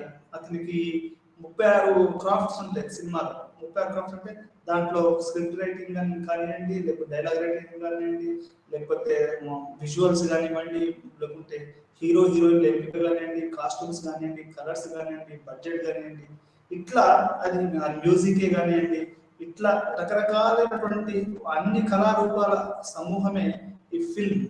ఈ కళారూపాలను మొత్తం దర్శకుడు అనేవాడు చాలా జాగ్రత్తగా దాన్ని వాడు మేనేజ్ చేయగలగాలి. అంటే దర్శకుడు అనేవాడు 36 భాగాల మీద అతని కమాండ్ ఉండగలగాలి. అతన్ని మనం దర్శకుడు అని చెప్తాం. నిర్మాత అంటే ప్రతిదానికి డబ్బులు ఎంత అవసరము, ఆ డబ్బులు ఎంతవరకు ఖర్చు పెట్టాలి, సినిమా బడ్జెటింగ్.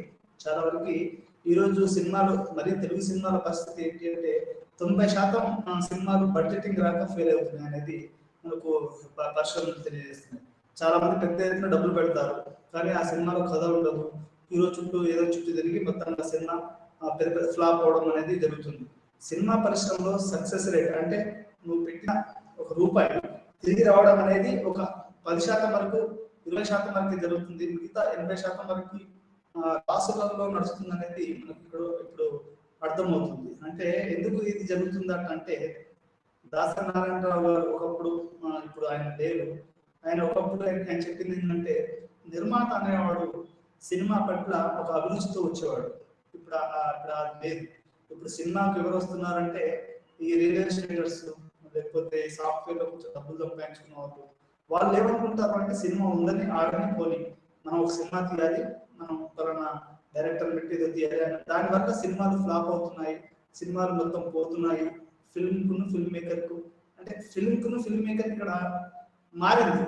అంటే ఇంతకుముందు ఫిల్మ్ మేకర్ అనేవాడు ఒక టేస్ట్ అంటే ఒక సినిమా పట్ల ఒక ఒక ఒక అండర్స్టాండింగ్ బేస్ ఇప్పుడు వరకు కూడా ఉందనుకోండి. కానీ వాళ్ళు అట్లా వచ్చారు. కానీ ఈ రోజు వచ్చేటువంటి సినీ నిర్మాతలు వాళ్ళందరూ కూడా వేరే రంగాన్ని చూస్తున్నారు. వాళ్ళు సినిమాలు తీయడమే వాళ్ళ పూర్తి పని కాదు. వాళ్ళు ఏంటంటే వాళ్ళకి ఒక పక్క పని చేస్తుంటారు, ఇంకో పక్క సినిమా తీస్తుంటారు. ఇట్లాంటి నిర్మాత రావడం వల్ల ఏమవుతుంది అంటే ఫిల్మ్ మేకింగ్ యొక్క మొత్తం ఫిల్మ్ మేకర్ కి మరియు ఫిల్మ్ కి మధ్యలో ఉన్నటువంటి సంబంధం అనేది మారుతుంది అనేది మనకి ఇక్కడ అర్థమవుతుంది. అదేవిధంగా డైరెక్టర్స్ ని తీసుకున్నారు అనుకోండి, రెండు రకాలుగా సినిమా రంగంలోకి రావచ్చు డైరెక్టర్ గా అనేది మనకు తెలిసినటువంటి విషయం. ఒకటేమో కళ ఉండాలి, అతను ఒక రైటరో ఒక రైటరో సింగరో లేకపోతే ఒక డైలాగ్ రైటరో కథా రైటరో ఆ సినిమా పట్ల అభిరుచి ఉన్నటువంటి వ్యక్తిని రావాలి. లేకపోతే కొంత డబ్బున్న వాళ్ళు కూడా కొంచెం అభిరుచి ఉంటే కూడా ఏ కళ లేకపోయినా సినిమా దర్శకుడు మాత్రం కూడా రావచ్చు. చాలా మంది ఫస్ట్ రైటింగ్ లో ఉండి అంటే స్క్రిప్ట్ రైటింగ్ లో ఉండి దర్శకులుగా మారిన వాళ్ళు, అసిస్టెంట్ డైరెక్టర్ గా చేసి దర్శకులుగా మారిన వాళ్ళు, సినిమా పాటలు రాసి దర్శకులుగా మారిన వాళ్ళు, ఎంతో మంది రకరకాల వాళ్ళు కెమెరా వాళ్ళు కూడా దర్శకులుగా మారారు. ఇట్లా దర్శకుడు నిర్మాత అనేది ఇద్దరిని కూడా మనం ఫిల్మ్ మేకర్స్ అని చెప్పుకోవచ్చు. అది సినిమా నుంచి చిత్రానికి మారుతూ ఉంటుంది. అయితే సినిమాను బేసిక్ ఐడియా నుంచి ఫినిష్ ప్రొడక్ట్ తీసుకెళ్లే బాధ్యత వాళ్ళదని అన్నది ఇది నిజం. అంటే ఒక సినిమా కనుక మనం ఒక సినిమా ప్లాన్ చేస్తున్నారు అంటే దానికి చాలా రకాలైన పనులు ఉంటాయి. ఒకటేమో ప్రీ ప్రొడక్షన్ పని. అంటే ఒక సినిమాకు ముందు అది ఆలోచన కానివ్వండి, స్క్రిప్ట్ కానివ్వండి, లేకపోతే లొకేషన్స్ కానివ్వండి, దాని గురించి కథాపరమైనటువంటి చర్చలు కానివ్వండి, లేకపోతే హీరో ఎవరు ఉండాలి, హీరోయిన్ ఎవరు ఉండాలి, అసలు మనం ఏ కథని తీయాలి, ఇట్లాంటివన్నీ కూడా మనం ప్రీ ప్రొడక్షన్ అంటారు. అది డాక్యుమెంటరీ కానివ్వండి, లేకపోతే సినిమానే కానివ్వండి, ఇంకేదైనా కానివ్వండి, మొత్తం దీనికి జరిగే ప్లానింగ్ ను ప్రీ ప్రొడక్షన్ అని చెప్తారు. రెండోది ప్రీ ప్రొడక్షన్ అయిపోయిన తర్వాత మీ దగ్గర స్క్రిప్ట్ ఉంది, డైలాగ్స్ ఉన్నాయి, కెమెరామ్యాన్ ఉన్నాడు, డబ్బులు ఉన్నాయి, లొకేషన్స్ చూశారనుకోండి, మొత్తం సెట్ అయిపోయిన తర్వాత అప్పుడు ఏమవుతుందంటే ప్రొడక్షన్ లోకి దిగుతారంటే అప్పుడు సినిమా షూటింగ్ అనేది జరుగుతూ ఉంది. కొన్ని సినిమాలు 3 నెలల పాటు, కొన్ని సినిమాలు వారం 10 రోజుల్లో, కొన్ని సినిమాలు సంవత్సరాలు. ఇప్పుడు కోవిడ్ టైంలో ఒక్కొక్క సినిమా తీయడానికి 2-3 సంవత్సరాలు పట్టింది. ఇప్పుడు సూపర్ హిట్ అయినటువంటి పఠాన్ సినిమా అది 2-3 ఇయర్స్ అప్పుడు కోవిడ్ టైం. ఆ 2-3 ఇయర్స్ వాళ్ళు దాన్ని ప్రొడక్షన్ చేశారు. అంటే ప్రీ ప్రొడక్షన్ మరియు పోస్ట్ ప్రొడక్షన్. ఆ సినిమా షూటింగ్ అయిపోయింది అనుకోండి, అయిపోయిన తర్వాత ఏముంటుంది, మళ్ళీ దాన్ని ఆ ప్రింట్ తీసుకొచ్చేసేసి దాన్ని ఎడిటింగ్ చేయాలి. దాన్ని పోస్ట్ ప్రొడక్షన్ అంటారు.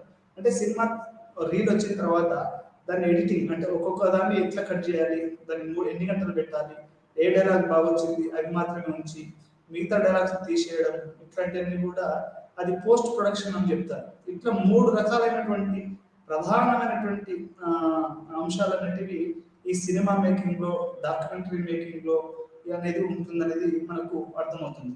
చివరికి ఇవన్నీ అయిపోయిన తర్వాత ప్రీ ప్రొడక్షన్, పోస్ట్ ప్రొడక్షన్ అయిపోయిన తర్వాత మనలాంటి ఫ్రెండ్స్ ఎవరైనా చూపిస్తే అప్పుడు వాళ్ళు చేసిన సజెషన్స్ కూడా తీసుకొని అప్పుడు సినిమా అనేది ఆ రోజు డే ఆఫ్ ది లైట్ అంటారు. అంటే ఆ రోజు నెలలకి సంవత్సరాల తర్వాత ఆ రోజు సినిమా అనేది మార్కెట్ లో రిలీజ్ అవుతుంది, థియేటర్లలో జనాలు చూడడం అనేది జరుగుతుంది. ఈ మధ్యలో కొత్త ట్రెండ్ ఏంటంటే ఇంత సినిమా చేసేసి అన్ని చేసిన థియేటర్ దొరకపోవడము, థియేటర్లు అనేది గుత్తాధిపత్యంగా ఉండి అప్రజాస్వామ్యంగా నడుపుతున్నారనేది చిన్న నిర్మాతలు, చిన్న డైరెక్టర్లు ఈ మధ్య కాలంలో చేస్తున్నటువంటి చాలా అవి మీరు గొడవలు చూడొచ్చు. ఈ రజనీకాంత్ సినిమా కూడా ఒక థియేటర్ దొరికిన పరిస్థితి తెలుగు రాష్ట్రాలలో ఉంది అనేది మనకు గుత్తాధిపత్య ధోరణి అనేది, అంటే ఒక పెట్టుబడిదారి గుత్తాధిపత్య ధోరణి అనేది సినిమాలలో నడుస్తుంది. అప్పుడు సినిమా విడుదల చేయడానికి కూడా వాళ్ళు చాలా ఇబ్బందులు పడి చాలా మంది నిర్మాతలు చనిపోవడాలు, ఏదో చాలా రకరకాల ప్రాబ్లమ్స్ వాళ్ళు రావడం జరుగుతుంది. అంటే ఈ థియేటర్ల మీద గుత్తాధిపత్యం, సినిమా అనేది ఒక కాన్సన్ట్రేటెడ్ జోన్ అయిపోయింది. ఎట్లా అంటే కొంతమంది నిర్మాతలు వాళ్ళు అన్ని సినిమా 3,000-4,000 థియేటర్లని వాళ్ళ చేతుల్లో పెట్టుకొని వాళ్ళు సినిమాని రిలీజ్ చేయకపోవడం అనేది ఇప్పుడు ఆధునికంగా జరుగుతున్నటువంటి ఒక ఒక కొత్త ఇది కొత్త పరిణామం సినిమాలలో అని చెప్పుకోవచ్చు. ఈ రకంగా ఒక cinema pre production, production, post production జరిగి చివరికి ఆ యొక్క సినిమా అనేది బయటకు రావడం అనేది జరుగుతుంది. ఇది బేసిక్ గా ఫిల్మ్ అండ్ ఫిల్మ్ మేకర్. ఒకటి దర్శకుడు, రెండోది నిర్మాత. కొన్ని వందల నిర్మాతలు, కొంత వందల మంది ఫిల్మ్ మేకర్స్, కొన్ని ఇప్పటి వరకు 100 ఏళ్ల చరిత్రలో కొన్ని కొన్ని వందల మంది ఫిల్మ్ మేకర్స్ వచ్చి ఉంటారు, పోయి ఉంటారు. కొంతమంది మాత్రమే తమ పేరు నిలబెట్టుకున్నారు. ఇంకొంతమంది అదే ఫిల్మ్ మేకింగ్ చెడ్డ పేరు వచ్చేసేసి వాళ్ళు చనిపోవడం, లేకపోతే రకరకాలైనటువంటి దాంట్లో ఉండి చెడ్డ పేరు తెచ్చుకున్న వాళ్ళు ఉన్నారు, అదే రకంగా మంచి పేరు తెచ్చుకున్న వాళ్ళు కూడా ఉన్నారు. ఈ రకంగా దర్శకుడు, నిర్మాత అనేవాళ్ళు ఫిల్మ్ మేకింగ్ కి, ఫిల్మ్ మేకర్స్ కి ఈ సంబంధం అనేది చెప్పొచ్చు. వీరిద్దరే, దర్శకుడు మరియు నిర్మాత అనేది ఈ ఫిల్మ్ కి చాలా రెండు కాళ్ళ లాంటిది, రెండు కన్నుల లాంటి వాళ్ళు అని చెప్పుకోవచ్చు మనం. సినిమా అనేది దర్శకుల మాధ్యమం అని చెప్తారు. అంటే ఒక సినిమా అనేది ఎట్లా ఉంటుంది అనేది ఆ దర్శకుల మాధ్యమం చెప్పుకోవచ్చు. అంటే ఇప్పుడు నాలాంటి ఒక రచయితను, లేకపోతే ఇంకెవరన్నా మన ఆఫీస్ మీ దాంట్లో ఒక రచయిత తన కథను వాడు ప్రపంచానికి చెప్పదలుచుకున్నాడు. దాన్ని ఎట్లా చెప్పొచ్చు? ఒక నోటి ద్వారా చెప్పొచ్చు, లేకపోతే ఒక పోయం ద్వారా చెప్పొచ్చు, లేకపోతే ఒక చిన్న డ్రామా థియేటర్ వేసి చెప్పొచ్చు. అలాగా తన సినిమాగా తీసి వాడు జనాలకు చూపించవచ్చు. అంటే డైరెక్టర్స్ మీడియం, అంటే ఇది డైరెక్టర్ అనేదే ఈ యొక్క వాడు చెప్పదలుచుకున్న కథని వాడు ఏ రకంగా చెప్తున్నాడు, వాడి కథ స్టోరీ టెల్లింగ్ అంటారు బేసిక్గా.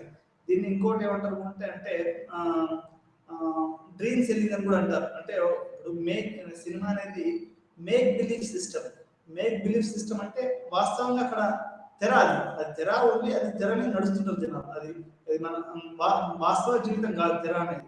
అది మేక్ బిలీఫ్ సిస్టమ్. అంటే ఇట్లా ఉంటుంది, దీన్ని నమ్మండి అని చెప్పే ఒక వ్యవస్థనే చిత్ర పరిశ్రమ.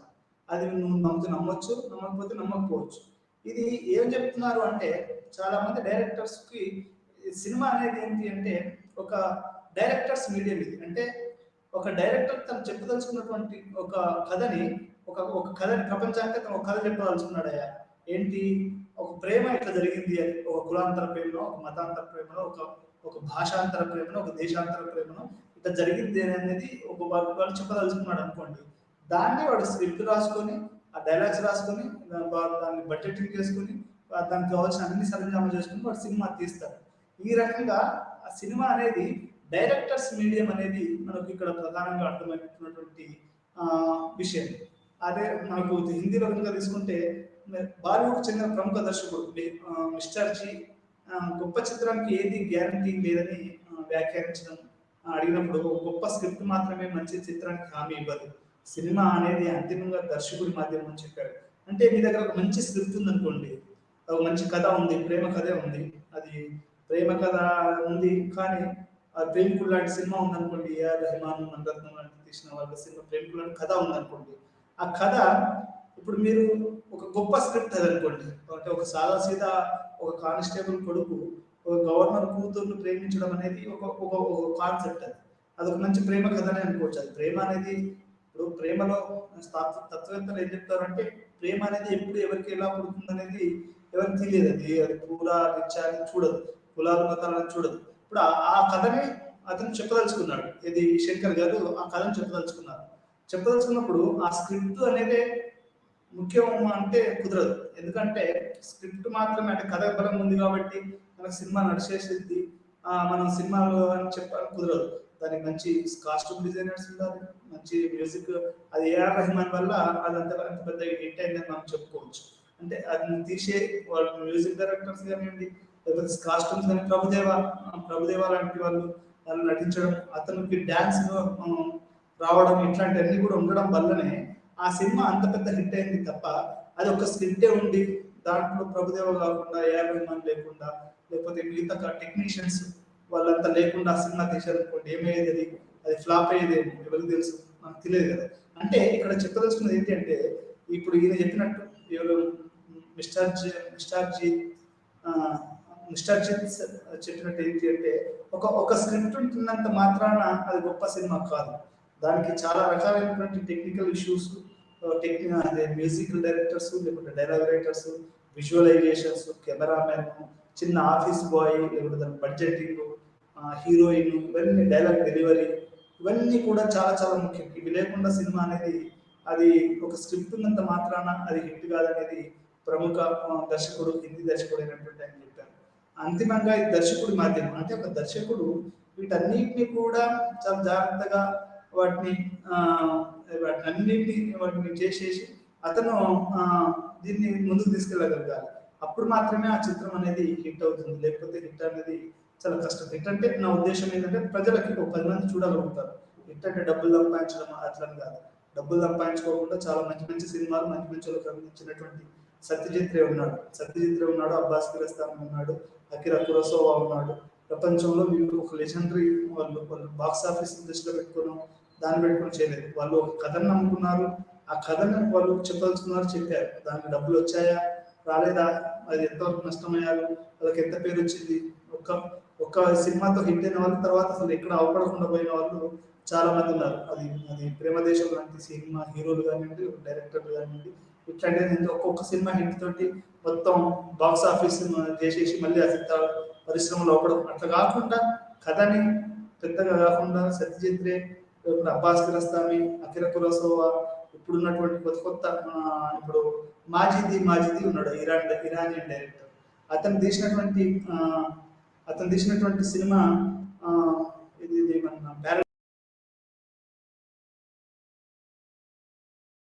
ఒక అబ్బాయి ఎట్లా ఉంటాడు, వాళ్ళ ఒక షూ ఎట్లా కోల్పోయింది, ఆ తర్వాత అది ఏ రకంగా వాళ్ళ నాన్న కమ్మకు తెలియకుండా ఆ షూని వాళ్ళు పోటీలో గెలిచి మళ్ళీ ఆ షూ కొంటారు అనేది ఎంత గొప్పమైనటువంటి విషయం. ఇట్లా ఇరానియన్ డైరెక్టర్స్ ఉన్నారు, మాజిది ఉన్నారు, కొత్తగా చెప్పాలంటే. అంటే ఎంతో మంది ఇట్లా గొప్ప గొప్ప డైరెక్టర్స్ ఉన్నారు. వాళ్ళు స్క్రిప్ట్ నమ్మి బాక్స్ ఆఫీస్ లో డబ్బులు రావచ్చు రాకపోవచ్చు, కానీ అట్లా తీశారు, గొప్ప వాళ్ళు అయ్యారు. సినిమాకు బాక్స్ ఆఫీస్ కి కమర్షియల్ వాటికి అంటే రెండు రకాల సినిమా ఉందండి. ఒకటేమో కమర్షియల్ సినిమా, బాక్స్ ఆఫీస్ అంటే డబ్బులు పెట్టాలి, డబ్బులు లాగాలి, దాంట్లో కొంచెం జనాన్ని కొంచెం రంజింపజేయాలి. ఇప్పుడు అట్లా పోకిరి లాంటి cinema, Mahesh Babu cinema box office ని అది కొద్దిగా రాసింది. ఇప్పుడు పఠాన్ లాంటి సినిమా డబ్బులు అది అది ఆర్ట్ మూవీ కాదండి, అది main stream movie. Art movie అంటే ఇప్పుడు మీకు ఉదాహరణ చెప్పాలంటే నసరుద్దీన్ షా నటించిన చాలా సినిమాలు, లేకపోతే స్మితా పాటిల్ నటించిన సినిమాలు, లేకపోతే ఈ ఇండియన్ థియేటర్ గ్రూప్ వాళ్ళు నటించిన చాలా సినిమాలు ఆర్ట్ సినిమాలు అన్నమాట.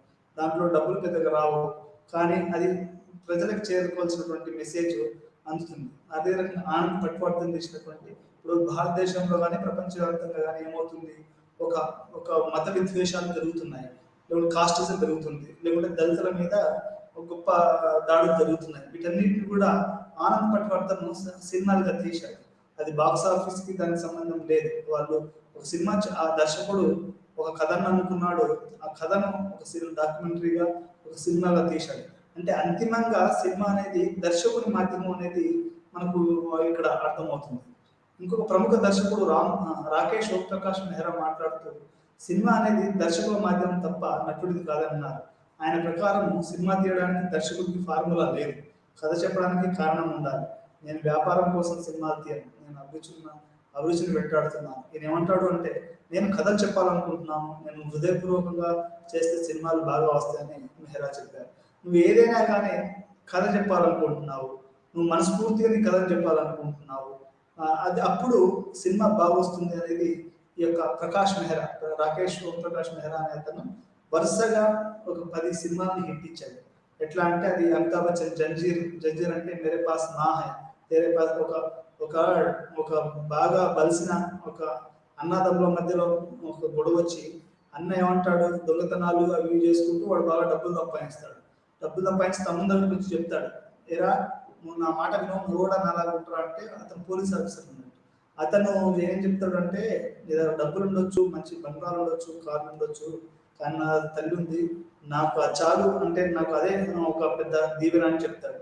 అది ఒక గొప్ప సినిమాగా 'జంజీర్' సినిమా, అమితాబ్ బచ్చన్ జీవితాన్ని కానీ మొత్తం భారతీయ సినిమాలో కానీ ఆ డైలాగ్, నా దగ్గర అమ్మ ఉంది, ఏం లేకున్నా పర్వాలేదు ఈ ప్రపంచంలో నేను బతకగలుగుతాను అనే ఒక ఒక డైలాగు ఇది ప్రకాష్ మెహ్రా, రాకేష్ ఓం ప్రకాష్ మెహ్రా గారే తన 'జంజీర్' సినిమాలో ఇది చెప్పడం జరిగింది. అంటే అంత గొప్ప ఆయనకు అభిరుచి, నేను అభిరుచిని వెంటాడుతున్నాను అని చెప్తున్నాడు.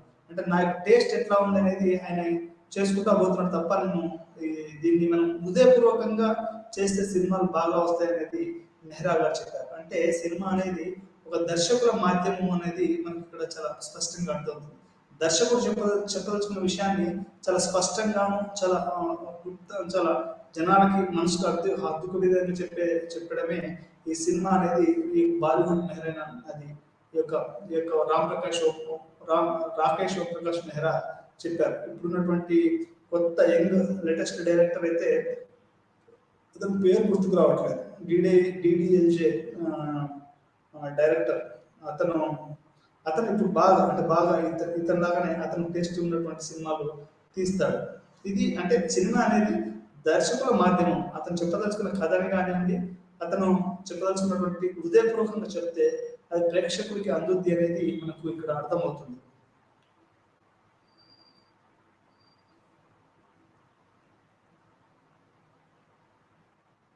డాక్యుమెంటరీ ఫిల్మ్ జర్నలిస్టిక్ గా ఉంటుందా? ఇట్లా కాకుండా ఇప్పుడు సినిమాల గురించి మాట్లాడుతున్నాం. జర్నలిస్ట్ డాక్యుమెంటరీ అంటే ఏంటి? డాక్యుమెంటరీ అంటే ఏంటి అంటే ఇంగ్లీష్లో ఇప్పుడు సినిమా గురించి మాట్లాడుతున్నాం, ఇప్పుడు డాక్యుమెంటరీ గురించి మాట్లాడుతున్నాం.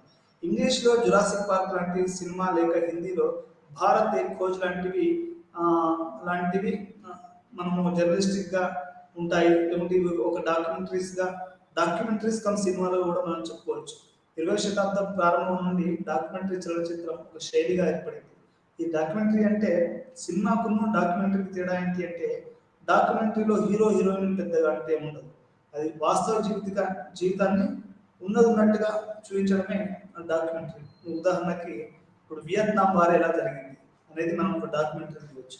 లేకపోతే ఒక కమ్యూనల్ రైట్స్ ఎట్లా జరిగింది, ఒక షూటింగ్ ఎట్లా జరిగింది, అది అంటే ఏం జరిగింది అనేది తీయచ్చు. అంటే అక్కడ దాంట్లో కూడా హీరో హీరోయిన్ ఉంటారు, కానీ మెయిన్ స్ట్రీమ్ సినిమాలో కాకుండా ఇప్పుడు మన స్టీవెన్ స్పిల్బర్గ్ తీసినటువంటి ఇది తీసుకున్నాం అనుకుంటే, ఇది స్లిండర్స్ లిస్ట్ సినిమా తీసుకున్నారు అనుకోండి, అది నాకు తెలిసి ప్రపంచ చరిత్రలోనే ఇది స్టీవెన్ స్పిల్బర్గ్ తీసిన స్లిండర్స్ లిస్ట్ అప్పుడు హిట్లర్ టైంలో జూస్ పీపుల్ని ఏ రకంగా ఒక కాన్సన్ట్రేషన్ క్యాంపులు అంటే ఒక క్యాంపులలో పెట్టి వాళ్ళని ఏ రకంగా వాళ్ళు హింసించే వాళ్ళు అనేది స్లిండర్స్ లిస్ట్ బ్లాక్ అండ్ వైట్ లో తీశాడు. అది అంటే అది మనం దాన్ని డాక్యుమెంటరీ అని చెప్పొచ్చు, ఒక పక్క సినిమా అని చెప్పొచ్చు, లేకుంటే ఆయన తీసినటువంటి జురాసిక్ పార్క్ అనుకోండి.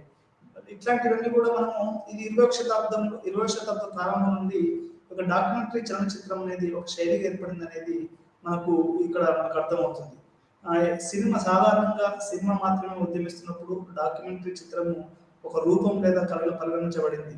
అంటే సినిమాలు పెద్ద ఎత్తున వస్తున్నప్పుడు ఇది తర్వాత డాక్యుమెంటరీ అనేది అది తర్వాత ప్రయత్నంలో ఇది ఒక గ్రూప్ గా వచ్చిందని మనము చెప్పుకోవచ్చు. ఇట్లా డాక్యుమెంటరీ ఇప్పుడు ఈ రోజులలో ఎక్కువగా డాక్యుమెంటరీ స్టైల్ ఆఫ్ సినిమా తీస్తున్నారు. డాక్యుమెంటరీ స్టైల్ ఏంటంటే ఇప్పుడు ఒక హింస డైరెక్ట్ రామ్ గోపాల్ వర్మ అనుకోండి, ఇప్పుడు వాడు డైరెక్ట్ కెమెరాను వాడు పెట్టేసేసి అది ఉన్నట్టు చూపించడం. అంటే ఒక డాక్యుమెంటరీ అంటే ఎటువంటి ఎడిటింగ్ ఉండదు, దాంట్లో ఎడిటింగ్ ఉండదు. మిగతా మెయిన్ స్ట్రీమ్ సినిమాకు డాక్యుమెంటరీకి ఏంటంటే డాక్యుమెంటరీలో కూడా ఎడిటింగ్ ఉంటుంది, తక్కువ ఉంటుంది, అంటే రా ఫుటేజ్ ఎక్కువ ఉంటుంది అనేది మనం చెప్పుకోవచ్చు. ఇట్లా ఈ documentary style of making cinema అనేది కూడా రోజుకి పెరుగుతుంది. ఒక సినిమా నిర్మాత ప్రకారం దాని ప్రకారం ఏంటి అంటే ఈ డాక్యుమెంటరీనే వచ్చే కాలంలో అతిపెద్ద ఒక చిత్రంగా వెలుగుండొచ్చు అని చెప్తున్నారు. మీ అందరికీ తెలుసో లేదో ఎందుకు ఇట్లా అవుతుంది అంటే చిత్ర పరిశ్రమ కూడా పూర్తిగా మారుతుంది. ఒకప్పుడు 18 రీళ్ల సినిమా ఉండేది. నా చిన్నతనంలో అది ఎన్టీ రామారావు సినిమా చూడాలన్నా లేకపోతే ఇంకే సినిమా చూడాలన్నా 16 రీళ్లు, 18 రీళ్లు, 20 రీళ్లు. పాత సినిమాలో ఈ మైథలాజికల్ కృష్ణార్జున యుద్ధం అని ఆదని ఇట్లాంటి సినిమాలను కూడా 20 రీళ్లు, 18 రీళ్లు అట్లుండేవి. ఆ తర్వాత ఇప్పుడు మొత్తం పోయింది కదంతా, పోయి 16 రీళ్ళకి వచ్చింది. 16 రీళ్ళకి పోయి 14 రీళ్ళకి వచ్చింది. 12 రీళ్లు అంటే గంటన్నర గంట పావులు నువ్వు చెప్పగలగాలి. అంటే అది పోయి ఇంకేమవుతుంది అంటే ఇది ఒక డాక్యుమెంటరీ చిత్రంగా వచ్చే డాక్యుమెంటరీసే ఒక చిత్రంగా వచ్చే అవకాశం ఉందనేది మనకి ఇక్కడ చాలా స్పష్టంగా అర్థమవుతుంది. ఈ రకంగా మొత్తం సినిమా పరిశ్రమ, డాక్యుమెంటరీ పరిశ్రమ అనేది 20వ శతాబ్దం చివరిలో, 20వ శతాబ్దంలో ఒక ప్రయత్నంగా చాలా ముందుకు వస్తుందనేది మనకు అర్థమవుతుంది. ఈరోజు డాక్యుమెంటరీస్ ఎక్కువగా యూనివర్సిటీలలో, కాలేజీలలో ఇప్పుడు ఐన్‌స్టీన్ జీవితం ఎలా ఉంది అనేది ఎట్లా చూపిస్తాము, అది మనం సినిమాలో కూడా తీయొచ్చు. కానీ డాక్యుమెంటరీ అయితే నీకు మనకు ఐన్‌స్టీన్ జీవితం ఎట్లా ఉంది, లేకపోతే సివి రామన్ జీవితం ఎట్లా ఉండే, లేకపోతే అబ్దుల్ కలాం గారి జీవితం ఎలా ఉండే, తన చింతనం ఎలా, అది ఒక డాక్యుమెంటరీ మాత్రము బాగా చూపించగలుగుతుంది. అదేవిధంగా భారతదేశంలో మనకు మొత్తం భారతదేశంలో భారత కోజన్ లాంటి ఒక డాక్యుమెంటరీ, అంటే నువ్వు కాశ్మీర్ నుంచి మొదలు పెట్టుకుంటే కన్యాకుమారి వరకు భారతదేశం అనేది ఏ రకంగా ఉంది అనేది, మనకు తమిళనాడు కల్చర్ నుంచి మొదలు పెట్టుకుంటే కాశ్మీర్లో ఉన్నటువంటి కల్చర్ చూపించడం అనేది ఒక డాక్యుమెంటరీకి సాధ్యం. ఇట్లా అది ఒక భారతీయ కోజ్ లాంటివి మనము ఒక డాక్యుమెంటరీ చెప్పుకోవచ్చు. మనము జురాసిక్ పార్క్ లాంటివి అనేది ఒక డాక్యుమెంటరీ అని చెప్పుకోవచ్చు. అదేవిధంగా స్ప్లెండర్స్ లిస్ట్ అనేది కూడా ఒక డాక్యుమెంటరీ అని చెప్పుకోవచ్చు. ఇట్లా చాలా రకాలైన డాక్యుమెంటరీ ఫార్మ్స్ ఆఫ్ సినిమాలు, డాక్యుమెంటరీ వస్తున్నాయి అనేది మనకు ఇక్కడ చాలా స్పష్టంగా అర్థమవుతుంది. ఇది ఒక పెద్ద భవిష్యత్తు ఉందని పూస్తలేవా అని తను చెప్పాడు. చిత్ర నిర్మాతలు గేట్ కీపర్లా, ఇప్పుడు ప్రశ్న ఇక్కడ అర్థమవుతుందంటే, అసలు ఈ చిత్ర నిర్మాతలు అనే వాళ్ళు అసలు దర్శకునికి అవకాశం ఇస్తారా? వాడు దర్శకుడు అనేవాడు చెప్పదలుచుకున్నటువంటి కథని వాళ్ళు చెప్పనిస్తారా? బడ్జెట్ అని చెప్పేసి ఇప్పుడు కొంతమంది ఏం చేస్తారంటే 100 రూపాయలు పెట్టేసి సినిమా తీయాలనుకుంటారు. అది సాధ్యమయ్యే పరిస్థితి కాదు. వాళ్ళు అట్లా గేట్ కీపింగ్ అనేది చేస్తూ ఉంటారు. అంటే ఆ సృజనాత్మక కలిగిన దాని మీద వాళ్ళు తమ యొక్క ఆధిపత్యాన్ని వాళ్ళు చేయడం జరుగుతుంది. డాక్యుమెంటరీ యొక్క వివిధ లక్షణాలను, సూత్రాలను మరియు మోడళ్లను తెలుసుకున్న తర్వాత పరిస్థితి లేదా సంఘటన యొక్క వాస్తవికతను వ్యాప్తి చేయడంలో చిత్ర నిర్మాతలు చాలా కీలక పాత్ర పోషిస్తారని మీరు నమ్మవచ్చు. చిత్ర నిర్మాతలను గేట్ కీపర్స్ గా పరిగణించవచ్చా? సినిమా నిర్మాతలు మరియు సబ్జెక్టు మధ్య సంబంధం డాక్యుమెంటరీ ఫిల్మ్లో నైతికత కీలకమైన సమస్యలను ఒకటి అన్నది నిజం. కానీ కుస్తలేవా ప్రకారం దీనికి కనీసం 2 అంశాలు ఉన్నాయి. చిత్రీకరణ ప్రక్రియలో జరిగే పరస్పర చర్య మరియు చలనచిత్రంలో వాటిని సూచించడానికి చిత్ర నిర్మాత ఎంచుకున్న విధానం. అంటే ఒక చిత్ర నిర్మాణం అనేది ఏ రకంగా జరుగుతుంది, ఈ యొక్క నిర్మాత అనేవాడు ఏ రకంగా, ఇప్పుడు సమస్యల్లో ఎక్కడ వస్తుంది అంటే ఈ బడ్జెటింగ్ దగ్గర నిర్మాత అనేవాళ్ళు ఈ రోజుల్లో మరీ ముఖ్యంగా 20వ శతాబ్దంలో ఇప్పుడు నడుస్తున్న సినిమాల్లో ఏంటంటే డైరెక్టర్సే నిర్మాతలుగా ఉంటున్నారు. ఎందుకంటే అప్పుడు అతను ఎంత పెట్టాలనుకున్నా అంత పెడతాడు. అలా కాకుండా నిర్మాతలు వేరు, డైరెక్టర్గా వేరు ఉన్నప్పుడు ఏమవుతుందంటే సినిమా అది దెబ్బతినే అవకాశం ఉంది. ఇప్పుడు దానవీర శూరకర్ణ లాంటి సినిమాలు ఎన్టీఆర్ గారు ఆయన డైరెక్షన్, ఆయనే నిర్మాతగా వ్యవహరించి ఆ సినిమా తీశాడు. ఆ తర్వాత ఈ మధ్యలో వస్తున్నటువంటి చిరంజీవి కానీ, లేకపోతే వీటిలో మిగతా తెలుగు సినిమా పరిశ్రమలో రజనీకాంత్ లాంటి వాళ్ళు కానివ్వండి, షారూఖ్ ఖాన్ లాంటి వాళ్ళు కానివ్వండి, షారూఖ్ ఖాన్ రెడ్ చిల్లీస్ అని పెట్టి ఆయన తన సొంత చిత్రాన్ని తానే నిర్మిస్తున్నాడు. ఇప్పుడు దానివల్ల ఏమవుతుంది అంటే నీకు గేట్ కీపర్ల అవసరం ఉండదు. ఇప్పుడు షారూఖ్ ఖాన్ తన సొంత నిర్మాణ సంస్థ మీద కాకుండా వేరే ఇచ్చారనుకోండి, వాడు మాటికి దాని మీద వాడు అది గేట్ కీపర్ లాగా ఇంతే ఉండాలి, నేను ఇంత డబ్బులు పెట్టలేను. చాలా మంది సినిమాలు ఇట్లా ఏమవుతుంది అంటే ఈ చలనచిత్ర నిర్మాతలు వాళ్ళు చేతులు ఎత్తేయడం ద్వారా సినిమాలు ఆగిపోవడం కానివ్వండి, లేకపోతే మొత్తం సినిమా మధ్యలో దగ్గరలో వచ్చి సినిమా ఆగిపోయిన చాలా మంది ఉన్నాయి. ఎందుకంటే ఈ గేట్ కీపర్లు చిత్ర నిర్మాతలు అనేవాళ్ళు ఇప్పుడు కేరళ చిత్ర నిర్మాతల సంస్థలు బాగున్నాయని చెప్పుకోవచ్చు. ఎందుకంటే వాళ్ళు ఒక మబ్బుద్ది అయినా, మోహన్ లాల్ అయినా ఇంత బడ్జెట్ లోనే వాళ్ళు ఉండాలనేది ఒక రూల్ ఉంది. అది ఒక రకంగా బాగుంది. కానీ మిగతా పరిశ్రమలు హాలీవుడ్ నాకు తెలిసి బాగానే ఉంటుంది. మరీ ముఖ్యంగా మన బాలీవుడ్ ఏంటంటే ఒక చిత్ర నిర్మాతల మందిలో ఒక సరైనటువంటి ఒక స్లాబ్ అట్లాంటిది లేదనేది నేను అక్యూజ్ చేయట్లేదు, కానీ అనుకుంటున్నాను. అది ఎంతవరకు నేను కూడా చూడాలి. ఇట్లా చిత్ర నిర్మాతలు అనేవాళ్ళు ఒక ప్రిన్సిపల్డ్ గా ఉంటే అది ఏమవుతుంది అంటే వాళ్ళు గేట్ కీపర్లుగా కాదు, వాళ్ళు గేట్ ఓపెనర్స్ గా వాళ్ళు ఉండి సమాజానికి చాలా మంచి చేయొచ్చు అనేది ఇక్కడ మనకు అర్థమవుతుంది. కేరళ నిర్మాతలు కాదు, వాళ్ళు సినిమా హీరోలకి తక్కువ డబ్బులు ఇస్తారు. ఎందుకు ఇస్తారు అంటే అది వేరే ఆర్టిస్టులు కూడా ఇవ్వాలి కదా. ఇక్కడ మన తెలుగు పరిశ్రమలో ఏమవుతుంది అంటే వాడు ఒక హీరోకి ₹1,00,00,000, ఇది 22 కోట్లు, 5 కోట్లు, 10 కోట్లు, ఈ యొక్క సినిమా రెమ్యూనరేషనే ఒక హీరోకి 10 కోట్లు ఇస్తే మరి మిగతా ఆర్టిస్టుల పరిస్థితి ఏంటి, మ్యూజిక్ డైరెక్టర్స్ల పరిస్థితి ఏంటి, దాని సినిమాకు వేరే పనులు చేసే వాళ్ళ పరిస్థితి ఏంటి అంటే తెలుగు పరిశ్రమ అనేది హీరో డామినేషన్ అయిపోయి మొత్తం ఆ చిత్రాన్ని దెబ్బతీస్తుంది. అంటే ఇట్లా వాళ్ళు డైరెక్ట్ నిర్మాతలు గేట్ కీపర్లు అనేది అన్నెసరీ ప్రేక్షకుల మీద సృజనాత్మకంగా మీద పెడుతున్నారు. అది హీరోల మీద పెట్టవలసింది. హీరోలకు అంత రెమ్యునరేషన్ ఎందుకండి? అంటే నేను ఉండకూడదని చెప్పట్లేదు, తగ్గించుకోవాలి. దానివల్ల ఏమంటే ఒక మంచి సినిమాని తీసే అవకాశం ఉండి ప్రజలకి అంటే ఆడియన్స్కి ఒక మంచి అది ఒక సినిమాని అందించగలిగే అవకాశం ఉంది అనేది ఇక్కడ మనకు అర్థమవుతుంది. అంటే చిత్ర నిర్మాతలు అనేవాళ్ళు గేట్ కీపర్లు కాకుండా అంటే డోర్ వేసే వాళ్ళు కాకుండా డోర్ తీసి జనాల్ని ఒక ఆహ్వానించే విధానంలో ఉంటే అసలు నాకు తెలిసి ఈ యొక్క చిత్ర పరిశ్రమ చాలా పరిధిని ఒక సాదాసీద ఆడవాళ్ళు మగవాళ్ళు ఊళ్ళో ఉన్నటువంటి వాళ్ళు కూడా చిత్రాన్ని ఈ రోజు ప్రశాంతంగా ఎంజాయ్ చేస్తున్నారు. దాన్ని అనుభవం వాళ్ళు చూసి ఆనందించే పరిస్థితి ఉండేది. ఈరోజు వాట్సాప్లలో ఇంకోటి ఏంటి అంటే ఈరోజు పైరసీ పెరిగింది. పైరసీ పెరిగిందంటే ఇప్పుడు మాస్ మీడియా ఇంత పెరగడము, అది ఎడిటింగ్ రూమ్లోనే చోరీకి గురి కావడము, దాన్ని కాపీ తీసేసేసి వాట్సాప్లలో ఇంటర్నెట్లలో రకరకాలుగా వేసి ఈ మధ్యలో పైరసీ అనేది కూడా ఒక వ్యసనం లాగా ఒక పెద్ద హీరో ఒక మంచి సినిమా కథ వస్తుందంటే దాన్ని వాడు ఎడిటింగ్ రూమ్లో ఎవడో నారాయణ ఎవరో ఒకడు దాన్ని పైరసీ చేసేసేసి దాన్ని జనాలు అంటే నిర్మాతను దెబ్బతీయడం అనేది కూడా జరుగుతుంది. పాపం నిర్మాతలు కూడా పరిస్థితి ఎట్లయిపోయింది అంటే వాళ్ళు ఒక పక్క వాళ్ళ సినిమాను కాపాడుకుంటూనే తగ్గించుకుంటూనే వాళ్ళు దాన్ని సజీవంగా తీసుకెళ్ళాలి. ఈ మధ్యలో వాళ్ళ రకరకాల ఫ్రస్ట్రేషన్స్ ఉండడం వల్ల ఒక రకంగా గేట్ కీపర్గా కూడా ఉంటున్నారు అనేది కూడా మనం కొంతవరకు వాస్తవం. దాన్ని మనం సరిదిద్దుకోవాల్సినటువంటి అవసరం ఉందనేది మనకు సామాజికంగా అర్థమవుతుంది. డాక్యుమెంటరీలో ఫిల్మ్ మేకింగ్లో ఎథిక్స్, అసలు ఎథిక్స్ అనేది ఎట్లా అంటే ఈ ఎథిక్స్ అనేది లేకుండా మనం ఏ పని చేయలేము. ఇంతకుముందు చెప్పాం ఎథిక్స్ అంటే ఏంటి అంటే ఒక పని చేయడంలో అది ఆ పని చేసేటప్పుడు అది ఎంతమందికి మంచిగా ఉపయోగపడుతుంది అనేది లేదా అని ఆలోచించి దాన్ని చేయడమే ఎథిక్స్. ఇది డాక్యుమెంటరీలో చేసేటప్పుడు ఇది చాలా చాలా ముఖ్యం. ఎట్లా ఎట్లా అంటే ఎథిక్స్ లేకుండా మనం డాక్యుమెంటరీ చేయడం అనేది అది మంచి పద్ధతి కాదు. It is not good in that way. అంటే వాస్తవికతను ప్రొజెక్ట్ చేయడంలో చిత్ర నిర్మాత యొక్క ముఖ్యమైన పాత్రను మనం ఇప్పటికే అర్థం చేసుకుని ఉన్నాం. అదే సమయంలో ఒక డాక్యుమెంటరీ చలనచిత్రాన్ని రూపొందిస్తున్నప్పుడు కూడా అది మనుషులను సబ్జెక్టుగా చూపుతున్నందువల్ల ప్రజల వాస్తవ జీవితాలపై దాని సాంభావ్య ప్రభావాలను అర్థం చేసుకోవాలి.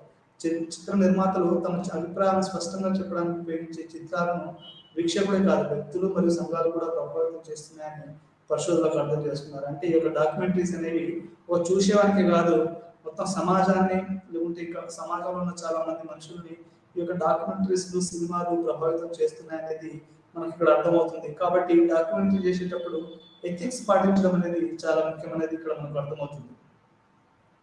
ఫిల్మ్ మేకర్ మరియు సబ్జెక్ట్ మధ్య సంబంధం అంటే ఒక ఫిల్మ్ మేకర్ ఒక డైరెక్టర్కి ఆ తర్వాత ఒక జనాలకి మధ్య ఉన్నటువంటి సంబంధం ఏంటి అనేది ఇప్పుడు మనం ఇంకొంచెం తెలుసుకుందాం. సినిమా దర్శకుల మాధ్యమాన్ని చిత్ర నిర్మాతలు విస్తృతంగా అంగీకరించారు. క్యుఎన్సి ప్రకారం ఒక హాలీవుడ్ నటుడు మరియు చిత్ర నిర్మాత సినిమా దర్శకుడు మరియు ఎడిటర్ మధ్య అయితే థియేటర్ నుండి మధ్య వ్యవస్థ 1-2 వారాల్లో థియేటర్లో మెరుగ్గా ఉంటుంది. అయితే సినిమాల కోసం అది విడుదలైన తర్వాత మీరు చూసే రెస్పాన్స్ మరియు తదనంగా మెరుగుపడవచ్చు. దర్శకుడు ఉద్యోగం గురించి సులువుగా ముద్ర వేయడానికి మనం డైరెక్టర్ అనే పదాన్ని ఫిల్మ్ మేకర్ వంటి మరొక పదంతో భర్తీ చేయొచ్చు. అంటే డైరెక్టర్ అన్నా కానీ ఇప్పుడు ఫిల్మ్ మేకర్ అన్నా కానీ ఒకటే.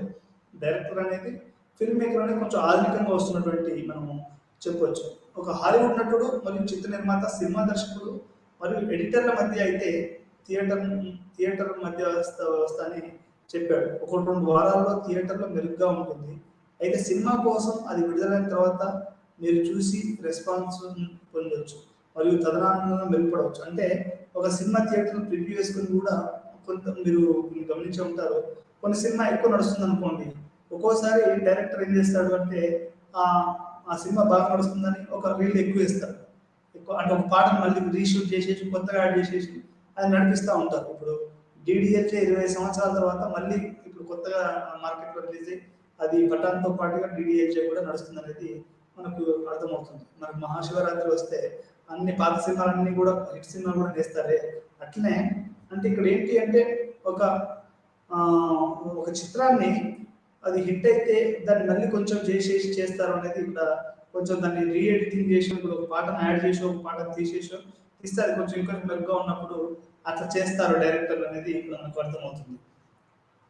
డాక్యుమెంటరీ ఫిల్మ్ మేకింగ్లో నీతి నియమావళి ఇది చాలా ముఖ్యమైన ప్రశ్న. నేను నైతిక డాక్యుమెంటరీని అభ్యాస ప్రయాణాలను ఏర్పాటు చేయగలమా? నికోలస్, ఈ విషయంలో మీరు కూడా అతనితో ఏకీభవిస్తారు. అది పూర్తిగా అలంకారిక ప్రశ్న కాదు, ఇదేదో అడగాలని అడుగుతున్నటువంటి ప్రశ్న కాదు. డాక్యుమెంటరీలు అనేవి చాలా నైతిక ప్రమాణాలు పాటించాలనేది నికోలస్ గారు చెప్పారు. అటువంటి ప్రమాణం ఏమిటి అని, మరియు దానికి ఎవరు అమలు చేస్తారు? కథ చెప్పడం, అన్యాయాన్ని బహిర్గతించడం, exposing the truth, telling the story, exposing the injustice అంటూ ఉన్నతమైన లక్ష్యాన్ని అందించడానికి ఇటువంటి చర్యలు కనిపించినప్పటికీ వక్రీకరణ, తప్పిగా సూచించడం, బలవంతంగా లేదా ద్రోహం, బహిరంగంగా లేదా చాలా సూక్ష్మంగా ఉండకుండా చిత్ర నిర్మాతకు ఏ బాధ్యత ఉంది?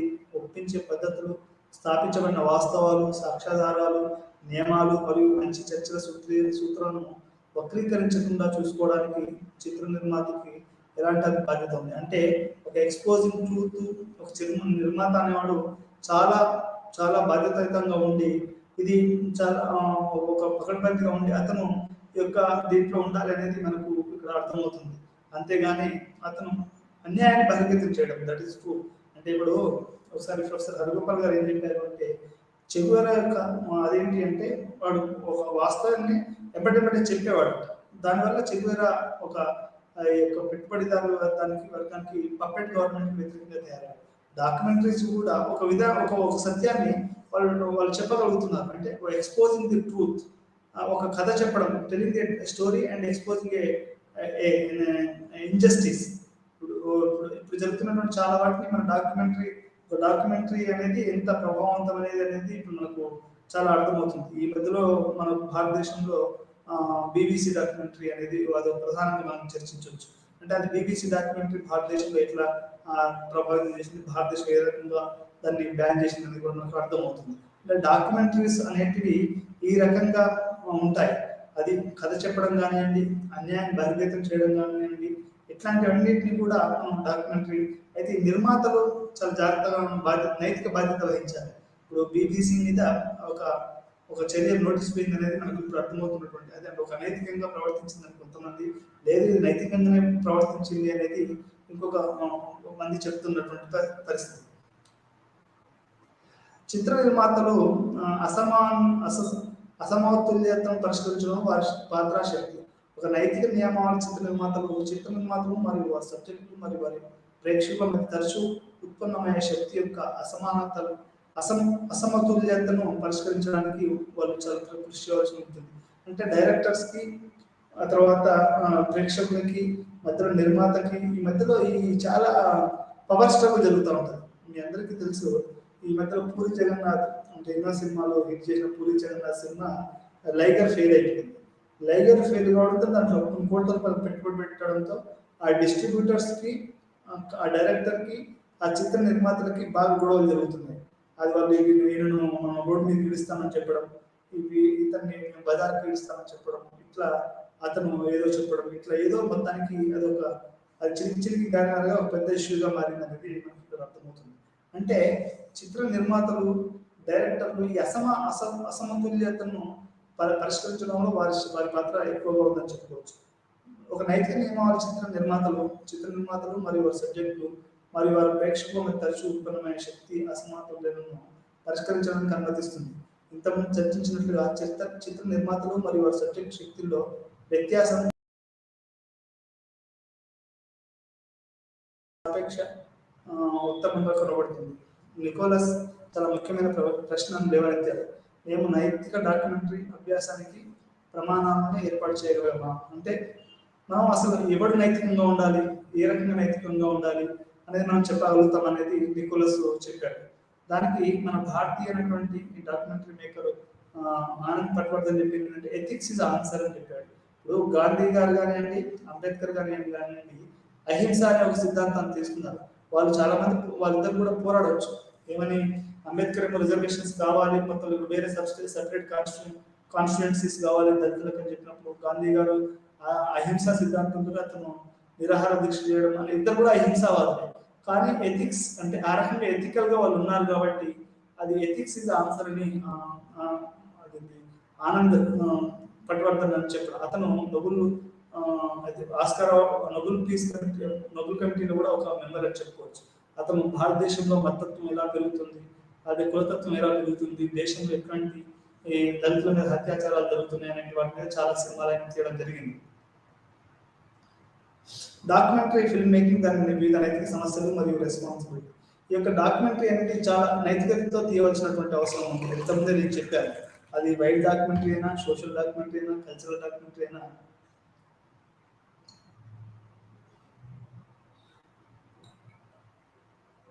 మనం ఉదాహరణకి ఒక ఉదాహరణ చెప్తాను. ఈ పాఠం ముగించబోయే ముందు ఒక ఉదాహరణ చెప్తాను.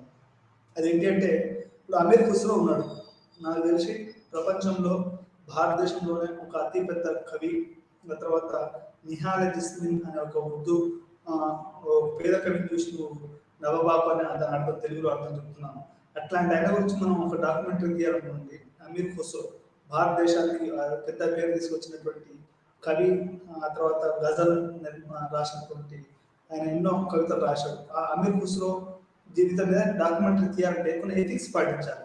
అంటే నిజమైనటువంటి అమీర్ ఖుస్రో మనం అనేది చూడాలి, అది ప్రేక్షకులకు మనం అందించగలగాలి. ఆయన రాసినటువంటి పాటల్ని వాటన్నిటి మనం నిజమైనటువంటి అవి చూపించగలగాలి. అది అప్పుడు మనం ఆ డాక్యుమెంటరీ అది మనకు నిజమవుతుంది. ఒక సన్నని గీత ఉంటుంది అని ఇక్కడ మనకు అర్థమవుతుంది. వాస్తవికతకి మరియు అవాస్తవికతకి ఒక సన్నని గీత ఉంటుంది. ఆ సన్నని గీత మనం ఎప్పుడూ చెరపకూడదు. అది మనం ఏదైతే చేయాలో అది చేయాలి, ఏదో చేయకూడదో అది చేయకూడదు. ఈ రెండింటి మధ్య కూడా మనం సమతౌల్యం పాటించాలి. చాలా నైతిక సమస్యలు వస్తాయి. వీటిని మనం చాలా జాగ్రత్తగా వాటిని వారి పనిని ప్రభావితం చేసే నైతిక ప్రశ్నలు చాలా ఆందోళన గురించి అవగాహన కలిగి ఉండాలి.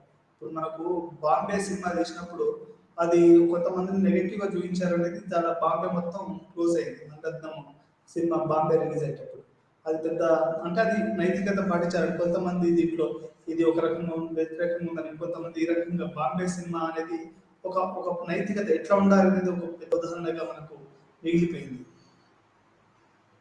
భారతీయ సామాజిక డాక్యుమెంటరీ నీతి అంటే భారతదేశంలో కూడా ఈయన ఇప్పుడు మనకు చాలా ప్రముఖమైనటువంటి డాక్యుమెంటరీ ఆనంద్ పట్వర్ధన్ వ్యాసంలో రాస్తూ నీతి అనేది సమాధానం. మనము అంబేద్కర్ మరియు గాంధీ వంటి విముక్తి వేదాంతవేత్తలు కావాలి.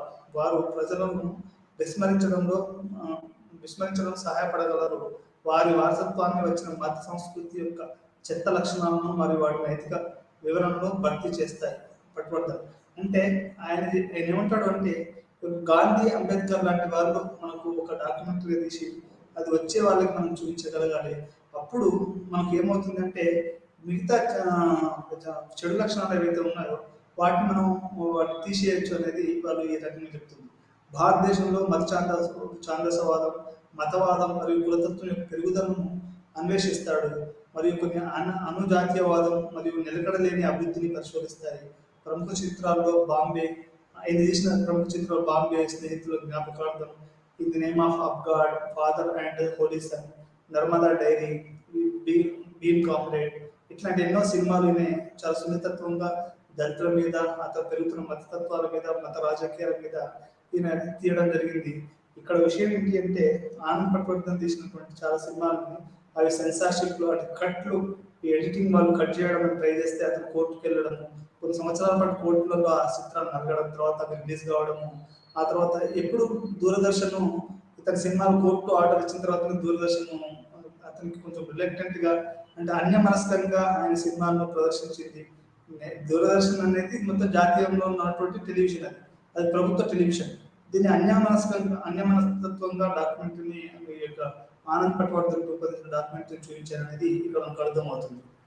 ఫిల్మ్ మేకర్స్ మునుపటి విభాగాల్లో చర్చించినట్లుగా చిత్ర నిర్మాత అనేక నైతిక సవాళ్ళను ఎదుర్కొంటాడని మనకు అర్థమవుతుంది. డాక్యుమెంటరీ చిత్ర నిర్మాతలు తాము సృజనాత్మక కళాకారులుగా గుర్తుంచుకుంటారు. వీరి కోసం నైతిక ప్రవర్తన వారి ప్రాజెక్టులో ప్రధానమైంది అనేది ఇక్కడ అర్థమవుతుంది. డాక్యుమెంటరీ ఫిల్మ్ మేకర్స్ మరియు నైతిక సవాళ్ళు చాలా వరకు ఈ యొక్క డాక్యుమెంటరీస్ అనేది చాలా నైతిక సమస్యలు ఎదుర్కోవాల్సి వస్తుంది అనేది ఇక్కడ మనకు అర్థమవుతుంది. ఇంతకుముందు చెప్పిన జర్నలిజంలో కూడా ఎక్స్ప్లోరేటరీ నువ్వు ఎటువంటిది చెప్పబోతున్నావు, లేకపోతే లవ్ అని, లేకపోతే ఇంకా రీసెర్చ్ ఓరియంటెడ్ డాక్యుమెంటరీస్, టెహల్కా అని ఒకటి ఉండేది రీసెర్చ్ అని, ఆ తర్వాత ఎక్స్ప్లోరేటివ్, వైల్డ్ అండ్ ఎక్స్ప్లోరేటివ్ డాక్యుమెంటరీస్ ఉన్నాయి. భారతదేశంలో ఇంతకుముందు మన చిన్నప్పుడు ఎక్కువ డాక్యుమెంటరీస్ చూపించేవారు, కానీ ఇప్పుడు ఈ మధ్యలో తక్కువగా ఈ యొక్క డాక్యుమెంటరీస్ చూపిస్తున్నారు మనకి. చిత్రీకరణ, ఎడిటింగ్ సమయంలో నైతిక సమస్యలు. అంటే చిత్రీకరణ అయిపోయిన తర్వాత దాన్ని ఎడిటింగ్ చేసేటప్పుడు కూడా నైతికంగా మనం తీసుకోవాల్సినటువంటి ఈ యొక్క చాలా నైతికంగా మనం నిర్ణయాలు తీసుకోవాలి. లేకపోతే అది మొత్తం దెబ్బతినిపోయే అవకాశం ఉందనేది మనకు చాలా అర్థమవుతుంది. నిర్ణయం తీసుకునే ప్రక్రియలో నైతిక నిర్ణయం తీసుకోవడం హేతుబద్ధమైన, సమర్థవంతమైన ఆధారపడి ఉంటుందని భావించండి. మనం కలిగి ఉన్న విలువల యొక్క వివాదాస్పదం యొక్క హేతుబద్ధ సమర్థనను కనుగొనే ప్రక్రియకు సంబంధించిన విచారణ రూపం అని మనకు నైతికత అనేది అర్థమవుతుంది. ఈ నైతికత అనేది లేకపోతే అసలు సినిమాలలో కూడా ఏది డాక్యుమెంటరీ చేయడం కూడా కష్టం మనకు అర్థమవుతుంది. ఇది ఈ రోజుతో మనం ఈ పాఠాన్ని ముగిద్దాం. మళ్ళీ పాఠంలో మళ్ళీ కలుద్దాం. అంతవరకు నమస్కారం. ఉంటారు.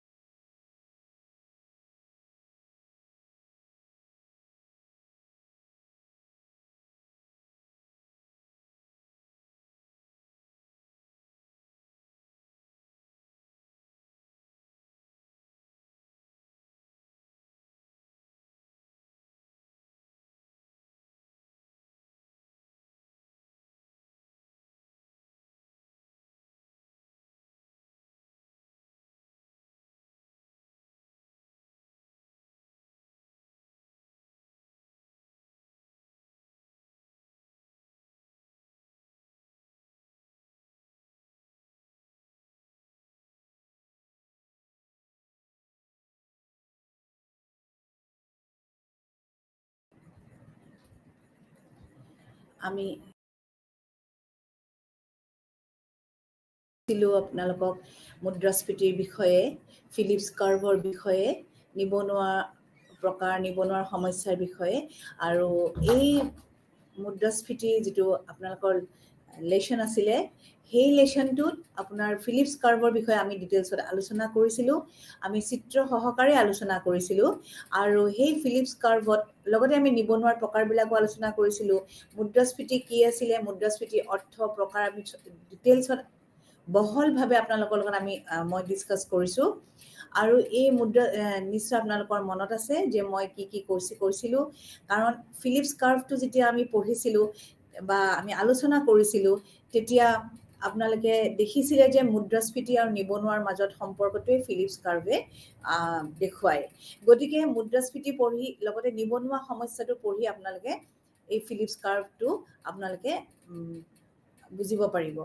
গতিকে ফিলিপছ কাৰ্ভৰ ধাৰণাটো নিশ্চয় আপোনালোকৰ মনত আছে যে আমাৰ A.W. ফিলিপছে যিটো ফিলিপছ কাৰ্ভ দিছিলে, তেওঁ সম্পৰ্ক দেখাইছিলে নিবনুৱা আৰু মুদ্ৰাস্ফীতিৰ ওপৰত, আৰু তেওঁ আছিলে প্ৰফেচৰ আছিলে লণ্ডন স্কুল অফ ইকনমিক্সৰ, আৰু তেওঁ টাইম ছিৰিজ ডাটাৰ ওপৰত তেওঁ কি কৰিছিলে, আমাৰ আনএমপ্লয়মেণ্ট প্ৰব্লেম আৰু যিটো আমাৰ মুদ্ৰা মজুৰি তাৰ সম্পৰ্ক দেখুৱাই মুদ্ৰাস্ফীতিৰ লগত তাৰ ৰিলেশ্যনটো দেখুৱাইছিলে। গতিকে এই যিটো মই ফিলিপছ কাৰ্ভটো আপোনালোকক দেখুৱাইছিলোঁ, তাৰ লগত এটা নতুন বস্তু এতিয়া সংযোজন হৈ আছে। গতিকে এই নতুন বস্তুটোৰ ওপৰত আজি আমি বিশদভাৱে আলোচনা কৰিম। তাৰ আগতে ফিলিপছ কাৰ্ভৰ ধাৰণাটো আপোনালোকে মনলৈ আনিব লাগিব, নহ'লে এইটো আপোনালোকৰ আধৰুৱা হৈ ৰ'ব। আৰু এই ফিলিপছ কাৰ্ভৰ যিটো চিত্ৰ আছিলে যে নিবনুৱা আৰু ফিলিপছ মুদ্ৰাস্ফীতিৰ যিটো সম্পৰ্ক, বিপৰীতমুখী সম্পৰ্ক আছিলে, যিটো ফিলিপছ কাৰ্ভে দেখাইছিলে, তাৰ ধাৰণাটো নহ'লে আজিৰ যিটো আমি আলোচনা কৰিব গৈ আছোঁ, সেইটো আপোনালোকে বুজি পোৱাত অৰ্থ বুজি পোৱাত অসুবিধা হ'ব। সেইকাৰণে ফিলিপছ কাৰ্ভৰ ধাৰণাটো নিশ্চয় আপোনালোকৰ মনত আছে, যদিও মই অকণমান ফিলিপছ কাৰ্ভৰ বিষয়ে মই আপোনালোকক আগত দাঙি ধৰিম, কাৰণ কিয় নহ'লে আপোনালোকে এই আজি আমাৰ আলোচনাৰ বিষয়বস্তুটো বুজিবলৈ আপোনালোকৰ অসুবিধা হ'ব। গতিকে ফিলিপছ কাৰ্ভটো দেখুৱাইছিলে যে আমাৰ নিবনুৱাৰ হাৰ আৰু নমিনেল মজুৰি, অৰ্থাৎ মুদ্ৰা মজুৰি হাৰৰ ওপৰত টাইম ছিৰিজৰ ডাটা লৈছিল সেই ফিলিপছে, আৰু তাৰ ওপৰত তেওঁলোকে সম্পৰ্ক দেখুৱাইছিল, আৰু তেওঁলোকে কৈছিল যে ফিলিপছে কৈছিল যে নিবনুৱা আৰু মুদ্ৰাস্ফীতিৰ সম্পৰ্ক সদায় বিপৰীতমুখী, আৰু সেইকাৰণে ফিলিপ ৰেখাডাল সদায় বাওঁফালৰ পৰা সোঁফাললৈ তললৈ নামি আহে, কাৰণ বিপৰীতমুখী সম্পৰ্কৰ কাৰণে যিমানেই নিবনুৱাৰ হাৰ বৃদ্ধি পাব বা নিবনুৱাৰ হাৰ কমি থাকিব, মুদ্ৰাস্ফীতিৰ হাৰ বৃদ্ধি পাব, আৰু যিমানে নিবনুৱা সমস্যাত নিবনুৱাৰ পৰিমাণ বাঢ়িব, মুদ্ৰাস্ফীতি কমি যাব। এই বিপৰীতমুখী সম্পৰ্কটো ফিলিপছে দেখুৱাইছিলে। এতিয়া আমি আগবাঢ়ি যাম। তাৰ পিছত আমাৰ কি হৈছিলে যে এই ফিলিপ ৰেখাৰ পিছত আপোনালোকৰ নিশ্চয় মনত আছে নিবনুৱা আমি কি নিবনুৱা দেখুৱাইছিলোঁ, নিবনুৱাৰ প্ৰকাৰবিলাকো, আৰু আমি কেনেকৈ মুদ্ৰাস্ফীতি জোখ-মাখ কৰোঁ সেইটো আপোনালোকক আমি কৈছিলোঁ সূচক সংখ্যাৰ সহায়ত, নিশ্চয় মনত আছে। আৰু আমাৰ এই নিবনুৱা লেবাৰ ফ'ৰ্চ, অৰ্থাৎ মানে ৱৰ্ক ফ'ৰ্চ, কৰ্মশক্তি, সেইটো আপোনালোকৰ নিশ্চয় নিবনুৱা কাক কয়, আমাৰ কৰ্মশক্তি কাক কয়, যিসকলে কৰ্মত নিয়োজিত হৈ আছে তেওঁলোক কৰ্মশক্তি। সেই নিবনুৱা সমস্যাৰ ধাৰণাটো আপোনালোকে মানে ক্লিয়াৰ হৈ ল'ব লাগিব, নহ'লে আপোনালোকৰ এই আজিৰ বিষয়বস্তুটো বুজাত অসুবিধা হ'ব। গতিকে আমাৰ যিবিলাকে কাম কৰি থাকে সেইবিলাক এমপ্লয়ড, অৰ্থাৎ কৰ্মত নিয়োজিত মানুহ, আৰু যিবিলাক মানুহ কোনো কামত নিয়োজিত হৈ নাথাকে তেওঁলোক নিবনুৱা, আৰু তেওঁলোকৰ বিভিন্ন প্ৰকাৰ থাকে। ঘৰ্ষণকাৰী নিবনুৱা আছে, গাঁথনিগত নিবনুৱা, চক্ৰাকাৰ নিবনুৱা, এইবিলাকৰ বিষয়ে মই আপোনালোকক ডিটেইলছত কৈ দিছোঁ, নিশ্চয় আপোনালোকৰ মনত আছে, আৰু নিশ্চয় আপোনালোকে অধ্যয়ন কৰিছে তাৰ ওপৰত। আৰু মই অসমীয়াত বিশেষকৈ মই PPT লিখিবলৈ অসুবিধা হয়, গতিকে আপোনালোকৰ যিহেতু কিতাপতে বস্তুবোৰ বুকত এভেইলেবল আছে, তাৰ পৰা আপোনালোকে নিশ্চয় বুজিব পাৰিব। আৰু গতিকে আজি ইতিমধ্যে যিহেতু মই এই বিভিন্ন নিবনুৱাৰ প্ৰকাৰবোৰ, ঘৰ্ষণকাৰী, গাঁথনিগত, চক্ৰাকাৰ, এই নিবনুৱাবিলাক বিভিন্ন প্ৰকাৰ যিহেতু মই আলোচনা কৰি থৈছোঁ, আজি সেইবোৰ আৰু মই কেতিয়াও ৰিপিট নকৰোঁ। গতিকে মই এতিয়া নেক্সট আপোনালোকক বুজাব গৈ আছোঁ যে আমাৰ নেক্সট আমি কি আহিম, ফিলিপছ আৰু নিবনুৱাৰ পিছত আমাৰ কি আহিব, ফিলিপছ কাৰ্ভ আৰু নিবনুৱাৰ পিছত কি আহিব। ফিলিপছ কাৰ্ভ আৰু নিবনুৱাৰ পিছত আজি আমি আলোচনা কৰিম, আপোনালোকৰ কিতাপত এভেইলেবল হৈ আছে, সেইটো হ'ল আপোনালোকৰ এক্সপেক্টেশ্যন ইন ইকনমিক্স।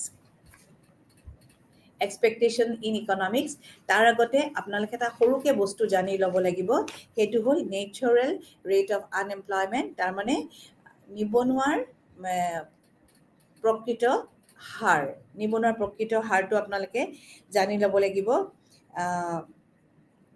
এইটো এই টপিকটো ইন্ট্ৰডিউচ হৈছিলে 1960s আৰু এইটো ইন্ট্ৰডিউচ কৰিছিলে, আৰম্ভণি কৰিছিলে মিল্টন ফ্ৰিডমেন এণ্ড ফেল্পছ বুলি দুজন ইকনমিষ্টে, আৰু তেওঁলোকে ফ্ৰিকশ্যনছ আৰু ইমপাৰফেকশ্যনছ যিটো ইকনমিত এইটো ধৰি লৈছিলে যে এটা নিৰ্দিষ্ট সময়ত কিছুমান মানুহ আনএমপ্লয়ড হৈ থাকে, মানে নিবনুৱা হৈ থাকে, আৰু সেইটোকে কয় নেচাৰেল ৰেট অফ আনএমপ্লয়মেণ্ট, তাৰমানে নিবনুৱাৰ প্ৰকৃত হাৰ। আৰু এই যিটো নিবনুৱাৰ প্ৰকৃত হাৰ, নেচাৰেল, স্বাভাৱিক, এই বস্তুটো জড়িত হৈ থাকে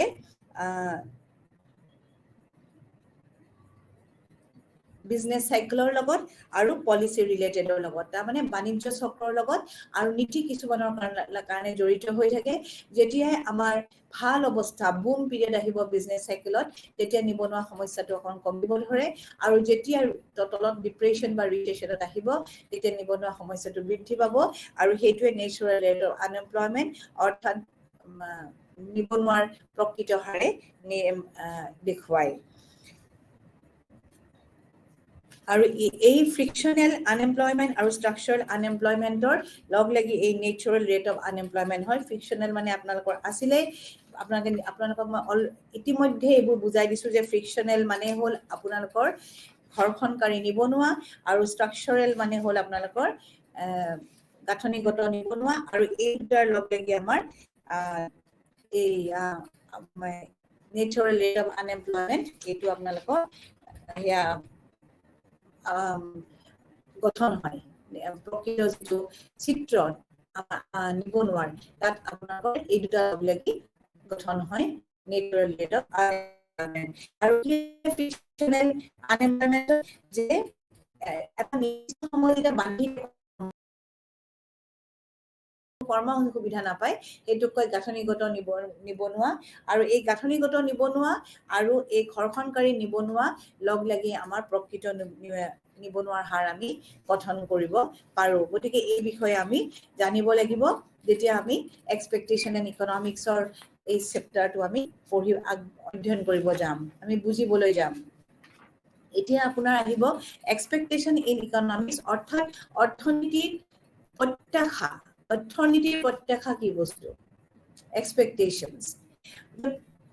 এতিয়া যিবোৰ অৰ্থনৈতিক, ধৰি লওক কিছুমান অৰ্থনৈতিক এজেণ্ট আছে, সেই এজেণ্টবিলাক ধৰি লওক আপুনি প্ৰতিষ্ঠান ক'ব পাৰে, পৰিয়াল ক'ব পাৰে, এইবিলাকক এজেণ্ট বুলি কয়। আৰু চৰকাৰ গভৰ্ণমেণ্টকো আপুনি ক'ব পাৰে, এইবিলাক হ'ল অৰ্থনৈতিক এজেণ্ট। এইবিলাকে কি কৰে, ভৱিষ্যতৰ অৰ্থনীতিৰ পৰিৱেশ বা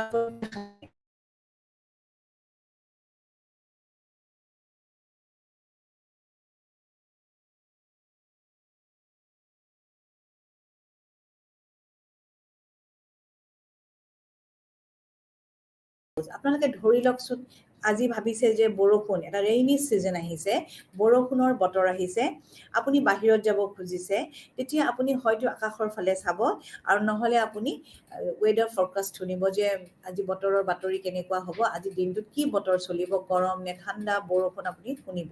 এই দুটা কৰিব। তেতিয়া আপুনি নিজে নিজে এটা প্ৰত্যাশা আশা কৰিব যে হয়তো আজি দিনটোৰ পিছফাললৈ বৰষুণ দিব পাৰে। গতিকে আপুনি এটা কি কৰিব, ছাতি ল'ব, এটা আমব্ৰেলা আপুনি লৈ ল'ব। আৰু আকৌ আপুনি কি কৰিব পাৰে, যে আপুনি ভাবিব পাৰে যে আপুনি ষ্টে বেক কৰিব পাৰে, তেতিয়া আপুনি নিজৰ এৰেঞ্জমেণ্টটো কৰি ল'ব আৰু সেইমতে আপুনি আগবাঢ়িব।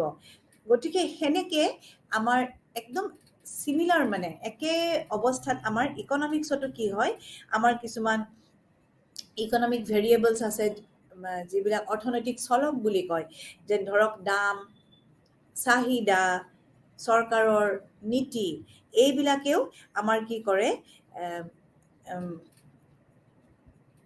এক্সপেক্টেশ্যন ফৰ্ম কৰে, কিছুমান প্ৰত্যাশা ইয়াতে গঠন কৰে, আৰু তাৰ ওপৰত আমি ডিচিশ্যন ল'ব পাৰোঁ। ছাপ'জ আপুনি আৰু এটা এক্সাম্পল দিয়ে, মই বুজাই দিলে আপোনালোকৰ নিশ্চয় এইটো ক্লিয়াৰ হ'ব। এজন উৎপাদনকাৰী, তেওঁ আশা কৰিছে যে অহা বছৰ তেওঁৰ বস্তুটোৰ উৎপাদনৰ চাহিদা বৃদ্ধি পাব, চাহিদাটো বৃদ্ধি পাব। তেতিয়া তেওঁ লগে লগে তেওঁ কি প্ৰত্যাশা কৰে, কি আশা কৰিব, তেওঁ ভাবিব যে মই অহা বছৰ উৎপাদনৰ পৰিমাণটো বৃদ্ধি কৰিব লাগিব, কাৰণ মই আশা কৰিছোঁ, মই প্ৰত্যাশা আছে যে অহা বছৰ আমাৰ কি হ'ব, মোৰ উৎপাদিত বস্তুটোৰ চাহিদা বৃদ্ধি হ'ব। গতিকে তেওঁ প্ৰডাকশ্যন কেপাচিটিটো মানে ক্ষমতাটো বঢ়াব তেওঁ চেষ্টা কৰিব। গতিকে তেতিয়া তেওঁ মানে বহুত ধৰণৰ ফেক্টৰ তেওঁ ল'ব। কি কৰিব, তেওঁ যিবিলাক উন্নত টেকন'লজি উৎপাদনত আমি ব্যৱহাৰ কৰোঁ, তেওঁ সেইটো কৰিব।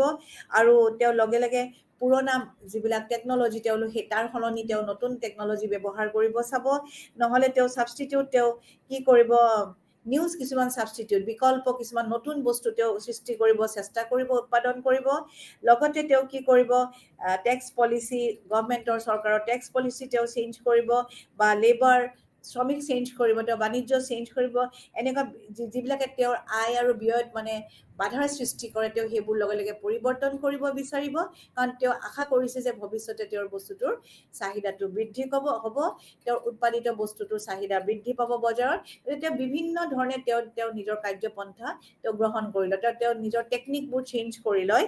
আৰু তেওঁ ভাবে যে যিবিলাক ধৰক যুদ্ধ হ'ব পাৰে, বা এইবোৰ বা আন্তৰ্জাতিক বা যিবিলাক সম্পৰ্ক, সেইবিলাকে তেওঁৰ উৎপাদনত বা বিক্ৰীত বাধা দিব পাৰে।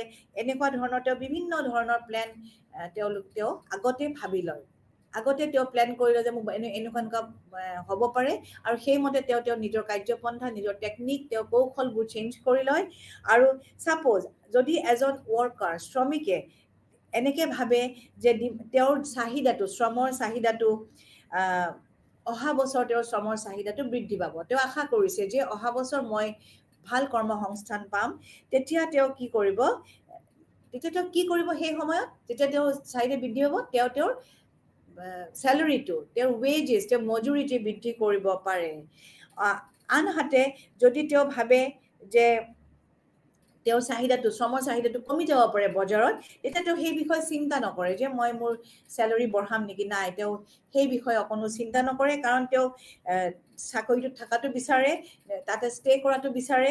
আৰু গতিকে তেওঁ কেতিয়াও দৰমহা বঢ়োৱাৰ কথা চিন্তা নকৰে, কাৰণ তেওঁ জানে তেওঁৰ শ্ৰমৰ চাহিদা বজাৰত হ্ৰাস হৈ আহিছে, বা অহা মাহ বা অহা বছৰত তেওঁৰ শ্ৰমৰ চাহিদা হ্ৰাস হ'ব পাৰে, কাৰণ সকলো মানুহৰ দক্ষতা একে সময়ত একে নাথাকে। গতিকে তেওঁৰ দক্ষতা হয়তো হ্ৰাস পাব বুলি তেওঁ অনুমান কৰিছে আৰু আশা কৰিছে। গতিকে তেওঁ কি কৰিব, তেওঁ কোনো ধৰণৰ তেওঁৰ মজুৰি বা তেওঁৰ চেলাৰী বঢ়োৱাৰ কাৰণে তেওঁ চেষ্টা নকৰিব।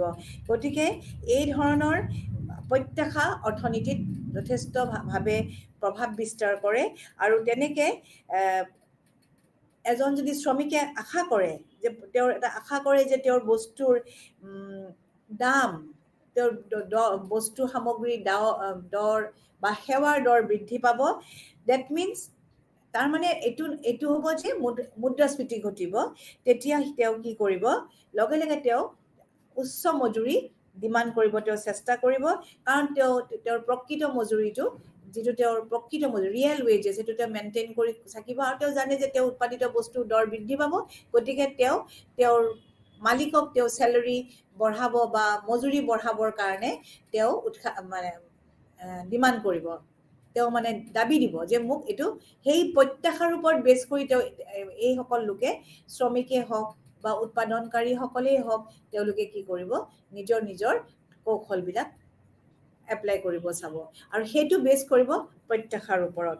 গতিকে আমাৰ যেতিয়া মুদ্ৰাস্ফীতিটো যদি আপোনাৰ আগতে অনুমান কৰিব পাৰে শুদ্ধভাৱে, তেতিয়া মানুহবিলাকে নিজে নিজে প্ৰিকশ্যন ল'ব পাৰে, ব্যক্তিসকলে নিজে নিজে কিছুমান প্ৰিকশ্যন মানে আগতে সতৰ্কতামূলক ব্যৱস্থা গ্ৰহণ কৰিব পাৰে আৰু সেইদৰে তেওঁলোকৰ ভৱিষ্যতৰ যিবিলাক দেনা পাওনা থাকে সেইবিলাক তেওঁলোকে এডজাষ্ট কৰিব পাৰে। আৰু কাৰণ তেওঁলোকে আগতে অনুমান যদি কাৰেক্টলি অনুমান কৰে মুদ্ৰাস্ফীতিৰ হাৰ যে মুদ্ৰাস্ফীতি বাঢ়িব পাৰে, তেওঁলোকে লগে লগে নিজৰ আয় ব্যয় পোৱা নোপোৱা দেনা পাওনা সকলো বাজেট তেওঁলোকে পৰিৱৰ্তন কৰিব পাৰে, সেইটো প্ৰত্যাশাৰ ওপৰতে নিৰ্ভৰ কৰিব।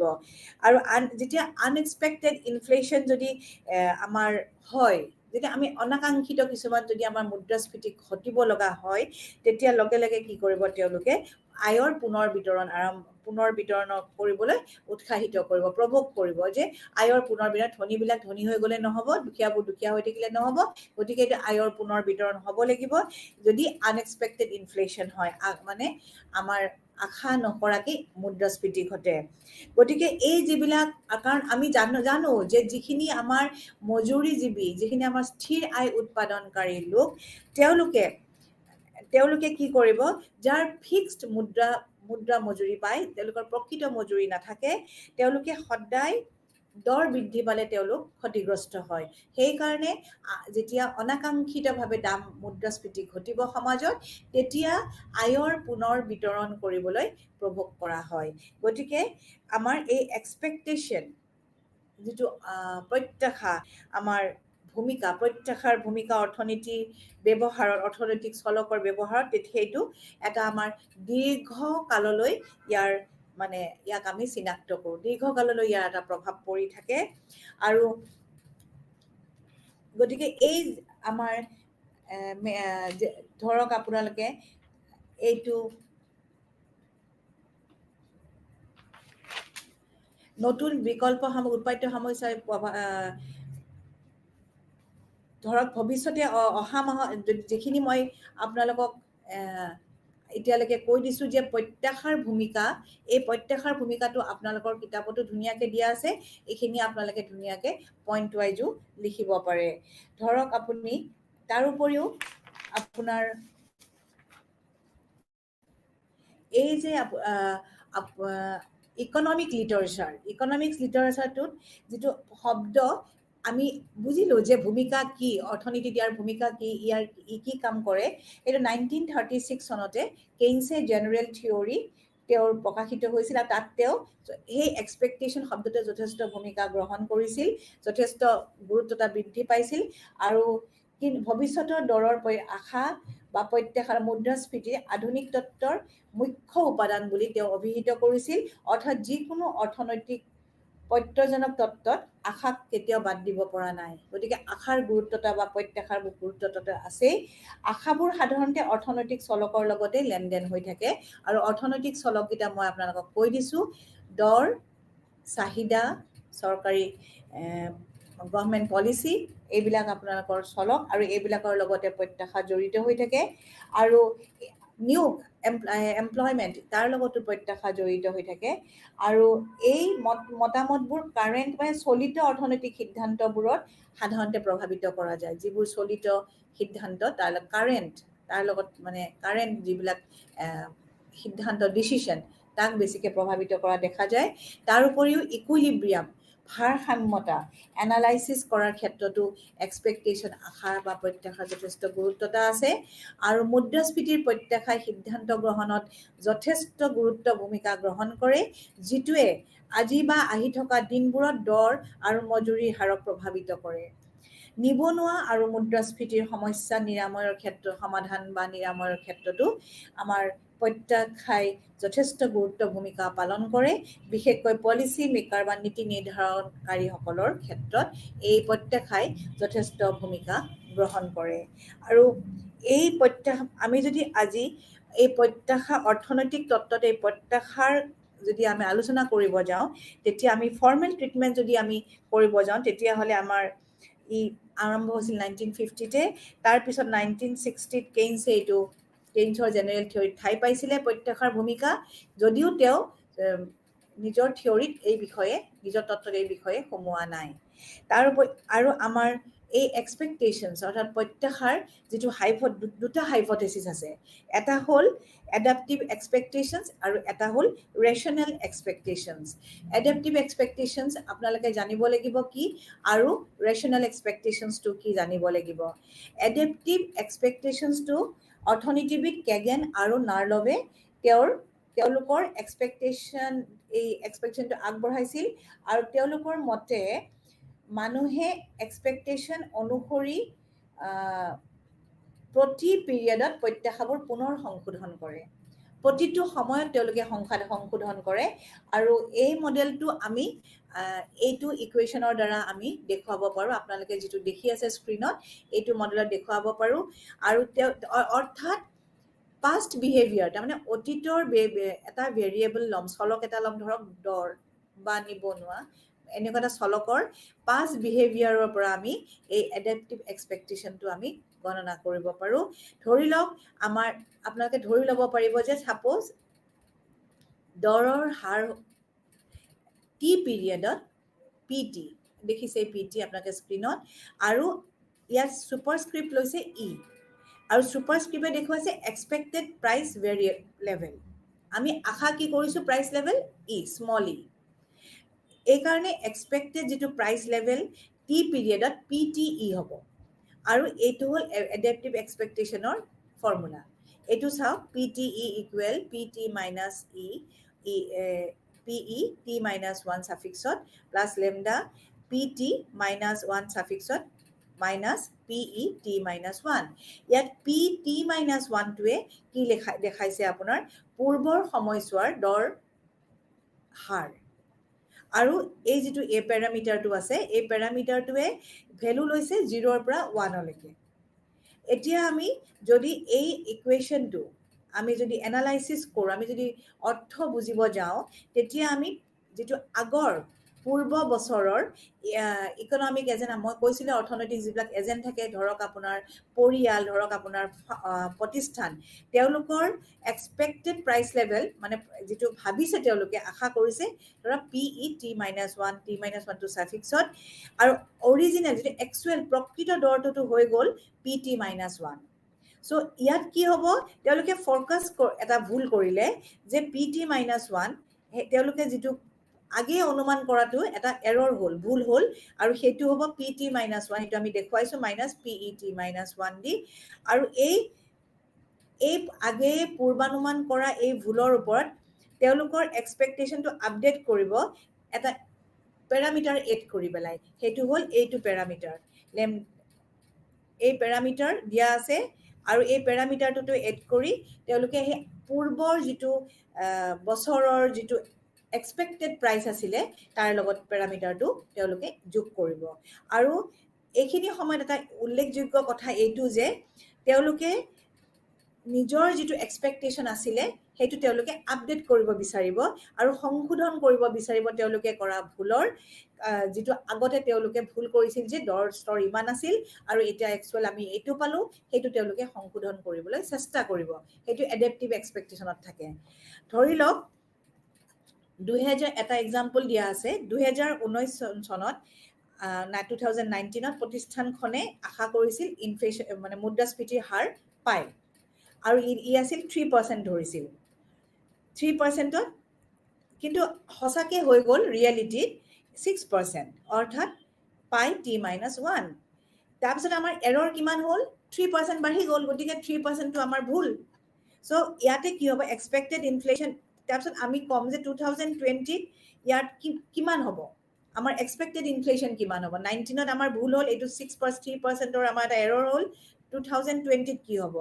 তেতিয়া তেওঁলোকে কি কৰিব, তেওঁলোকৰ যিটো এক্সপেক্টেড, যিটো তেওঁলোকৰ আশা যিটো ইনফ্লেশ্যন, সেইটো তেওঁলোকে আপডেট কৰিব, কৰি তেওঁলোকে কাৰেণ্ট মানে চলিত বছৰ 2020ত তেওঁলোকে আপডেট কৰিব, আৰু তেওঁলোকে এক্সপেক্ট কৰিব আমাৰ এতিয়া ইনফ্লেশ্যনটো আৰু হাই হ'ব পাৰে 2020 চনত। গতিকে তেওঁলোকে কি কৰিব, সেই পূৰ্বৰ যিটো অভিজ্ঞতা তেওঁলোকে সেইটো কি কৰিব, শিকিব, আৰু তেওঁলোকে 50% তেওঁলোকৰ যিটো এৰৰ আছিলে ফৰকাষ্ট কৰাৰ পূৰ্বানুমান কৰাৰ যিটো ভুল আছিলে তেওঁলোকে সেইটো সংশোধন কৰিব বিচাৰিব অতীতৰ অভিজ্ঞতা বা পূৰ্বৰ অভিজ্ঞতাৰ পৰা আৰু তেওঁলোকে ফৰকাষ্ট কৰিব প্ৰাইচ লেভেলটো তেতিয়া তেওঁলোকে ইয়াত সেইটো সংশোধন কৰি তেওঁলোকে ৰেক্টিফাই কৰিব খুজিব আৰু এইটোৱে হ'ব এডাপ্টিভ এক্সপেক্টেশ্যনৰ মূল অৰ্থ তো এইটো খুব সহজ মানে চলাবলৈ এডাপ্টিভ এক্সপেক্টেশ্যনটো এইটো অপাৰেট কৰিব খুবেই সহজ আৰু ইয়াৰ ই মেক্ৰ' ইকনমিক্সত অৰ্থাৎ আমাৰ সমষ্টিবাদী অৰ্থবিজ্ঞানত ই বহুত ধৰণে সঁচাকৈ মানে কিছুমান আমি এপ্লাই কৰিব পাৰোঁ ধৰক আপোনাৰ কিন্তু ইয়াৰ সমস্যাও আছে লিমিটেশ্যন সীমাবদ্ধতাও আছে সীমাবদ্ধতা হৈছে যে আমি ধৰি ল'ব লাগিব যে এই মডেলটোৱে ধৰি লয় এই যিটো এডাপ্টিভ এক্সপেক্টেশ্যনে এটা এজাম্পশ্যন কৰে তেওঁলোকে কয় যে মানুহবিলাকে অতীতৰ অভিজ্ঞতাৰ পৰা পূৰ্বৰ অভিজ্ঞতাৰ পৰা ভুলৰ পৰা একো নিশিকে এনেকৈ ধৰি লয় আমাৰ অৰ্থবিজ্ঞানত প্ৰতিটো তত্ত্বই কিছুমান এজাম্পশ্যনৰ ওপৰতে নিৰ্ভৰ কৰে আৰু এই তত্ত্বই ধৰি লৈছিলে যে মানুহবিলাকে পূৰ্বৰ ভুলৰ পৰা একো শিকিব নোৱাৰে তেওঁলোকে জাষ্ট এডজাষ্ট কৰে তেওঁলোকে এই ফৰকাষ্ট এৰৰ যিটো মানে ভুল হয় পূৰ্বানুমান কৰোঁতে তেওঁলোকে সেই চলিত বছৰৰ লগত সেইটো এডজাষ্টহে কৰে পেৰামিটাৰ লগাই পেলাই গতিকে পেৰামিটাৰ টাইমত তেওঁলোকে এডজাষ্ট কৰে বাকী তেওঁলোকে এনেকৈ ধৰি লোৱা হয় যে তেওঁলোকে পূৰ্বৰ অভিজ্ঞতাৰ পৰা আচলতে একো নিশিকে আৰু এই যে তেওঁলোকে কি কৰিব সেই যে তেওঁলোকে যে পূৰ্বৰ অভিজ্ঞতাৰ পৰা একো নিশিকে তাৰ পৰা তেওঁলোকে মুদ্ৰাস্ফীতিৰ হাৰটো তেওঁলোকে অভাৰ এষ্টিমেট কনচিষ্টেণ্টলি কৰি থাকে গতিকে আৰু এই মডেলটো আৰু এটা ধৰি লয় যে মানুহে তেওঁলোকৰ আশাবোৰ অকল অতীতৰ বা পূৰ্বৰ ইনফৰমেশ্যন মানে তেওঁলোকে খবৰৰ ওপৰতহে নিৰ্ভৰ কৰে বৰ্তমানৰ খবৰৰ ওপৰত তেওঁলোকে কোনো ধৰণৰ প্ৰত্যাশা বা আশা নকৰে পূৰ্বৰ অভিজ্ঞতাৰ ওপৰত বা পূৰ্বৰ ইনফৰমেশ্যনৰ ওপৰত ইয়াৰ ওপৰত তেওঁলোকে বেছ কৰি তেওঁলোক আগবাঢ়ে আৰু তেওঁলোকে কোনো ধৰণৰ প্ৰেজেণ্ট বা ফিউচাৰ ভৱিষ্যত আৰু বৰ্তমানৰ ওপৰতো তেওঁলোকে কোনো ধৰণৰ তেওঁলোকে গ্ৰহণ নকৰে খালি পূৰ্বৰ আগৰ অভিজ্ঞতাৰ ওপৰত তেওঁলোকে এই এক্সপেক্টেশ্যন প্ৰত্যাশাবোৰ তেওঁলোকে কৰি থাকে ধৰক আপোনাৰ চৰকাৰৰ কিছুমান পলিচি থাকে ধৰক চৰকাৰৰ মানিটাৰী পলিচি থাকে মুদ্ৰা নীতি ফিস্কেল পলিচি ৰাজস্ব নীতি থাকে ধৰি লওক আপোনালোকে গভৰ্ণমেণ্টে মানিটাৰী পলিচি কৰিছে ইউজ কৰিছে পাৰ্চিউ কৰিছে আৰু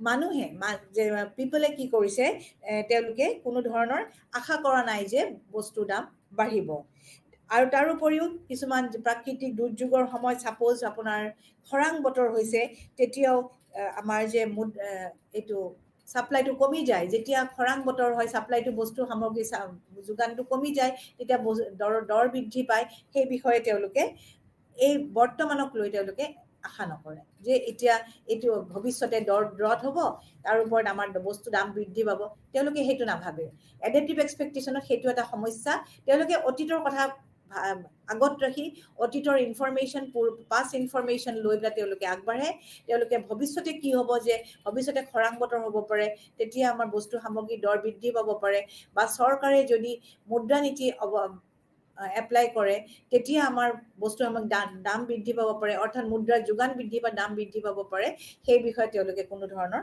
আলোচনা নকৰে আৰু এইটো এটা এডাপ্টিভ এক্সপেক্টেশ্যনৰ সীমাবদ্ধতা তাৰ এতিয়া আহিব আপোনালোকৰ ৰেচনেল এক্সপেক্টেশ্যনছটো হ'ব আপোনাৰ ৰেচনেল এক্সপেক্টেশ্যনছটোত আপোনাৰ এওঁলোকেও ধৰি লয় যে ৰেচনেল এক্সপেক্টেশ্যনেও ধৰি লয় যে তেওঁলোকে যিখিনি হাতত সম্ভাৱনীয় ইনফৰমেশ্যন থাকে তেওঁলোকৰ লগত তেওঁলোকে সেইটো হিচাপত তেওঁলোকে ডিচিশ্যন লয় তেওঁলোকে সিদ্ধান্ত লয় তেওঁলোকৰ হাতত থকা ইনফৰমেশ্যনৰ ওপৰত আৰু তেওঁলোকে যুক্তিসংগত প্ৰত্যাশা এইটো যথেষ্ট যুক্তিৰ ওপৰত তেওঁলোকে আশা কৰে আৰু তেওঁলোকে কোনো ধৰণৰ অতীতৰ গতি অতীতৰ ট্ৰেণ্ড অতীতৰ তেওঁলোকৰ এই পূৰ্বৰ ধাৰণাৰ ওপৰত তেওঁলোক নিৰ্ভৰ নকৰে তেওঁলোকে ল'ব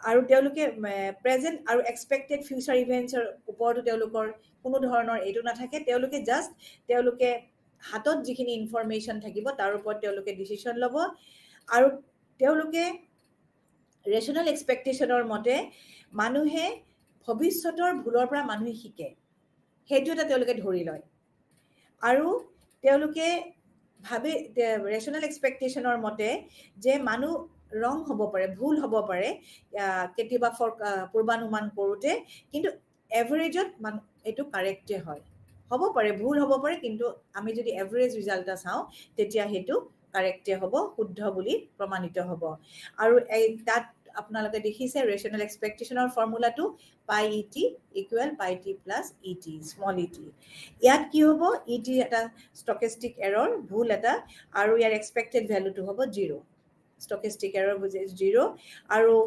কিছুমান মানুহে কি কৰে তেওঁলোকে পজিটিভ এৰৰ থাকে তেওঁলোকে যেতিয়া ফৰকাষ্ট কৰে পূৰ্বানুমান কৰে তেতিয়া তেওঁলোকৰ পজিটিভ এৰৰ থাকে আৰু কিছুমানৰ নেগেটিভ এৰৰো হ'ব পাৰে আৰু যেতিয়া আমি সেই দুটা পজিটিভ এৰৰ নেগেটিভ এৰৰ আমি এগ্ৰিগেট কৰি দিম টোটেল কৰি দিম তেতিয়া সেই ভুলবিলাক কেনচেল হৈ যাব আৰু যেতিয়া টোটেল চাম ৰিজাল্টটো আমাৰ কি হ'ব নে আমাৰ সেই ভুলবোৰ আমাৰ কেনচেল হৈ যাব যেতিয়া আমি পজিটিভ এৰৰ আৰু নেগেটিভ এৰৰটো ইকুৱেল কৰি দিম তাৰ উপৰিও এই যে ভুল এইবিলাকে কোনো পেটাৰ্ণ শ্ব' নকৰে মানে কোনো ধৰক আপোনাৰ আৰ্হি শ্ব' নকৰে কিন্তু এইবিলাক জাষ্ট এটা ৰেণ্ডম এইটো উদাহৰণ আমি স্বাভাৱিকভাৱে এটা ৰেণ্ডম মানে স্বভাৱতে ইহঁতে ৰেণ্ডম হয় কোনো ধৰণৰ পেটাৰ্ণত এইবোৰ গতি নকৰে ফৰকাষ্ট এৰৰ্ছবিলাক আৰু এডেপ্টিভ এক্সপেক্টেশ্যন আমি যিটো আগতে পঢ়ালোঁ এডেপ্টিভ এক্সপেক্টেশ্যন সিহঁতৰ মতে কিন্তু এৰৰবিলাক ছিষ্টেমেটিক হয় মানে এটা পেটাৰ্ণ ফ'ল' কৰে কিন্তু ৰেচনেলে কৈছে ইয়াত কোনো ধৰণৰ পেটাৰ্ণ কোনো আৰ্হি সিহঁতে ফ'ল' নকৰে এইবোৰ এটা স্বভাৱতে এটা ৰেণ্ডম হয় ৰেণ্ডমলি এৰৰবিলাক হয় এতিয়া আমাৰ ৰেচনেল এক্সপেক্টেশ্যনৰ দুটা ভাৰ্চন আছে এটা হ'ল উইক এটা হ'ল ষ্ট্ৰং এটা দুৰ্বল আৰু এটা শক্তিশালী এতিয়া এই উইক ভাৰ্চনটোৱে কি কয় উইক ভাৰ্চনটোৱে কৈছে যে মানুহৰ হাতত ইনফৰমেশ্যন লিমিটেড থাকে এটা সীমাবদ্ধভাৱে মানুহে ইনফৰমেশ্যন কালেক্ট কৰে আৰু সেই ইনফৰমেশ্যনখিনি তেওঁলোকে যিখিনি তেওঁলোকৰ সীমিত খবৰ সীমিত তথ্য থাকে লগত সেইখিনি তেওঁলোকে ফুল্লি বেষ্ট ইউজ কৰে তাৰমানে ভালকৈ ব্যৱহাৰ কৰে সেই ইনফৰমেশ্যনখিনি সেই তথ্যখিনি ধৰক এটা আমি যদি এক্সাম্পল লওঁ হুইট ফ্ল'ৰ আমি কিহৰ কাৰণে ইউজ কৰোঁ হাউচ হোল্ড কনজাম্পশ্যন আৰু ইয়াৰ যিটো ৰিলেটিভ প্ৰাইচেছ বা নিউট্ৰিশ্যনেল লেভেল সেইবোৰ মানুহৰ হাতত আমি ছাপ'জ নাথাকে মানে নাজানো যে ইয়াৰ ৰিলেটিভ প্ৰাইচ কিমান বা ইয়াৰ নিউট্ৰিশ্যনেল লেভেল কিমান সেইটো ব্ৰেণ্ডৰ যিটো আমি কনজিউম কৰি আছোঁ সেই লিমিটেড ইনফৰমেশ্যনটোৰ ওপৰত কৰিয়ে আমি কি কৰিম সেই ব্ৰেণ্ডটোকে আমি ষ্টিক কৰি খাই থাকিম সেইখিনি আমাৰ হাতত সেই লিমিটেড আমাৰ সীমিত তথ্যৰ ওপৰত ভিত্তি কৰি আমি সেই হুইট ফ্ল'ৰটো সেই আটাটো আমি খাই থাকিম গতিকে সেই আটাখিনি খাই থকাৰ সময়ত আপোনাৰ আমি ভাবি নাথাকোঁ যে ইয়াত নিউট্ৰিশ্যন কিমান পালোঁ ইয়াত আমাৰ ৰিলেটিভ প্ৰাইচেছ কিমান থাকিল সেইখিনি ইনফৰমেশ্যন আমাৰ নাথাকিবও পাৰে তথাপি আমি সেই ব্ৰেণ্ডটো খাই থাকিম গতিকে ৰেচনেল এক্সপেক্টেড যুক্তিসংগত ধাৰণাই কৈছে যে উইক ভাৰ্চনটো এই বস্তুটো ফ'ল' কৰে আৰু যিটো ষ্ট্ৰং ভাৰ্চন যিটো ষ্ট্ৰং শক্তিশালী ভাৰ্চন ৰেচনেল এক্সপেক্টেশ্যন হাইপথেচিছৰ অৰ্থাৎ যুক্তিসংগত প্ৰত্যাশাৰ যিটো আনুমানিক ধাৰণা তাত কৈছিল যে মানুহে সকলো ধৰণৰ ইনফৰমেশ্যনত মানুহে এছেছ কৰে মানে সোমাই পৰে এটাত কম মানে তথ্য এটাত সকলো ধৰণৰ তথ্য গতিকে সেই সকলো ধৰণৰ তথ্যৰ ওপৰত ভিত্তি কৰি তেওঁলোকে নীতি নিৰ্ধাৰণ কৰে বা সিদ্ধান্ত গ্ৰহণ কৰে আৰু সেই তেওঁলোকৰ যিটো এক্সপেক্টেশ্যন থাকিব প্ৰত্যাশা থাকিব সেইবোৰ সদায় প্ৰকৃত তথ্যৰ লগত প্ৰকৃত মূল্যৰ লগত সমান হয়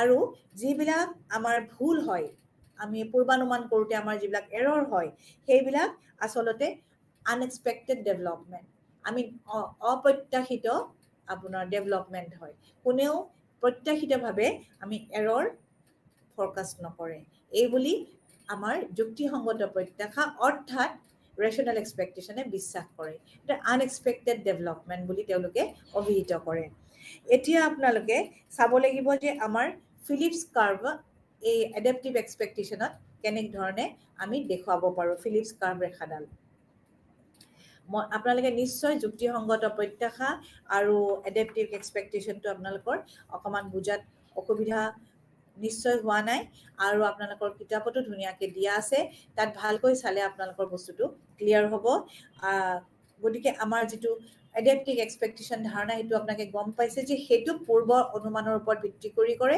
আৰু কিন্তু ৰেচনেল এক্সপেক্টেশ্যনে যুক্তিসংগত তথ্যৰ ওপৰত ভিত্তি কৰি তেওঁলোকে এক্সপেক্টেশ্যন কৰে অৰ্থাৎ প্ৰত্যাশা কৰে ডিফাৰেঞ্চটো সেইটোৱে পাৰ্থক্য সেইটোৱে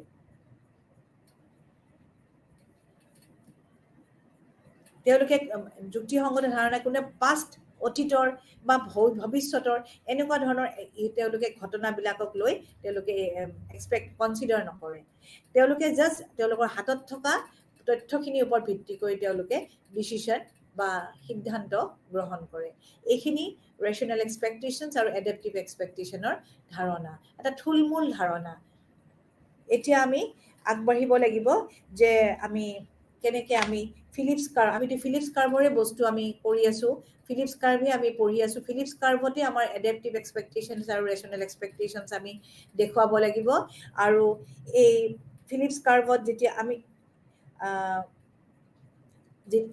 এডাপ্টিভ এক্সপেক্টেশ্যনত ফিলিপছ কাৰ্ভৰ ৰেখাৰ আকৃতি কেনেকুৱা হ'ব অৱস্থান কেনেকুৱা হ'ব সেই বিষয়ে আমি এতিয়া আলোচনা কৰিম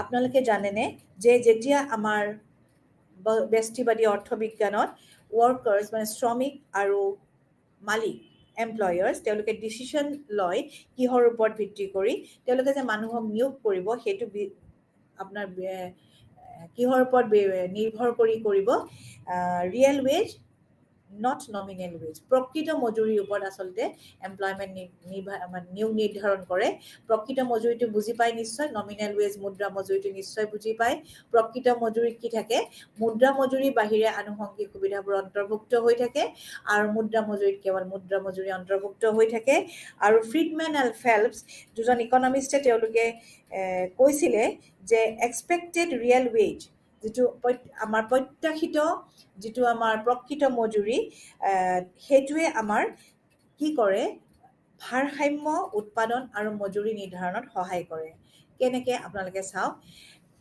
আচলতে শ্ৰমিকবিলাকে কিছুমান কণ্টেক্ট চুক্তিত আপোনাৰ চুক্তিবদ্ধ হয় কাৰ লগত এমপ্লয়াৰৰ লগত যোনে তেওঁলোকক নিয়োগকৰ্তাৰ লগত কিহৰ ওপৰত তেওঁলোকে তেওঁলোকৰ চেলাৰী বা মজুৰিৰ কাৰণে এটা নিৰ্দিষ্ট সময়ৰ কাৰণে তেওঁলোকে চুক্তিবদ্ধ হয় এই যিটো কণ্ট্ৰেক্ট পিৰিয়ড থাকে কণ্ট্ৰেক্ট পিৰিয়ড যে আমি ইমান দিন কাম কৰিম সেই সময়খিনিৰ ভিতৰত কেতিয়াও মজুৰি আপোনাৰ সেয়া নহয় বন্দবস্ত মানে চেঞ্জ নকৰে নিগচিয়েট নকৰে পুনৰ বন্দবস্ত নকৰে কণ্ট্ৰেক্ট পিৰিয়ডটো অভাৰ হোৱাৰ পিছত শেষ হোৱাৰ পিছতহে নিগচিয়েশ্যনত আহিব পাৰে আৰু এই কণ্ট্ৰেক্ট পিৰিয়ডটো অভাৰ হোৱাৰ পিছত যেতিয়া তেওঁলোকে কৰিব পাৰে এই কণ্ট্ৰেক্ট পিৰিয়ড চলি থাকে যিটো পিৰিয়ডত তেওঁলোকে কথা পাতি চেলাৰী বা মজুৰি নিৰ্ধাৰণ কৰে সেইটো কেতিয়াও পৰিৱৰ্তন হ'ব নোৱাৰে আৰু এই ৱৰ্কাৰ্ছবিলাক শ্ৰমিকবিলাকে যেতিয়া এই কণ্ডিশ্যনটোৰ বিষয়ে জানে তেতিয়া তেওঁলোকে কি কৰে তেওঁলোকে ইনকৰ্পৰেট কৰে যিটো এক্সপেক্টেড ইনফ্লেশ্যনৰ লগত তেওঁলোকে কণ্ট্ৰেক্টটো ইনকৰ্পৰেট কৰে তেওঁলোকে মানে সহযোগ নকৰে তেতিয়া কি হয় ধৰি লওক আপুনি ৱৰ্কাৰজনে মজুৰিটো মানে শ্ৰমিকজনে ভাবিছে যে ইনফ্লেশ্যন ৰেটটো হ'ব 3% অহা বছৰ তেওঁ কি কৰিব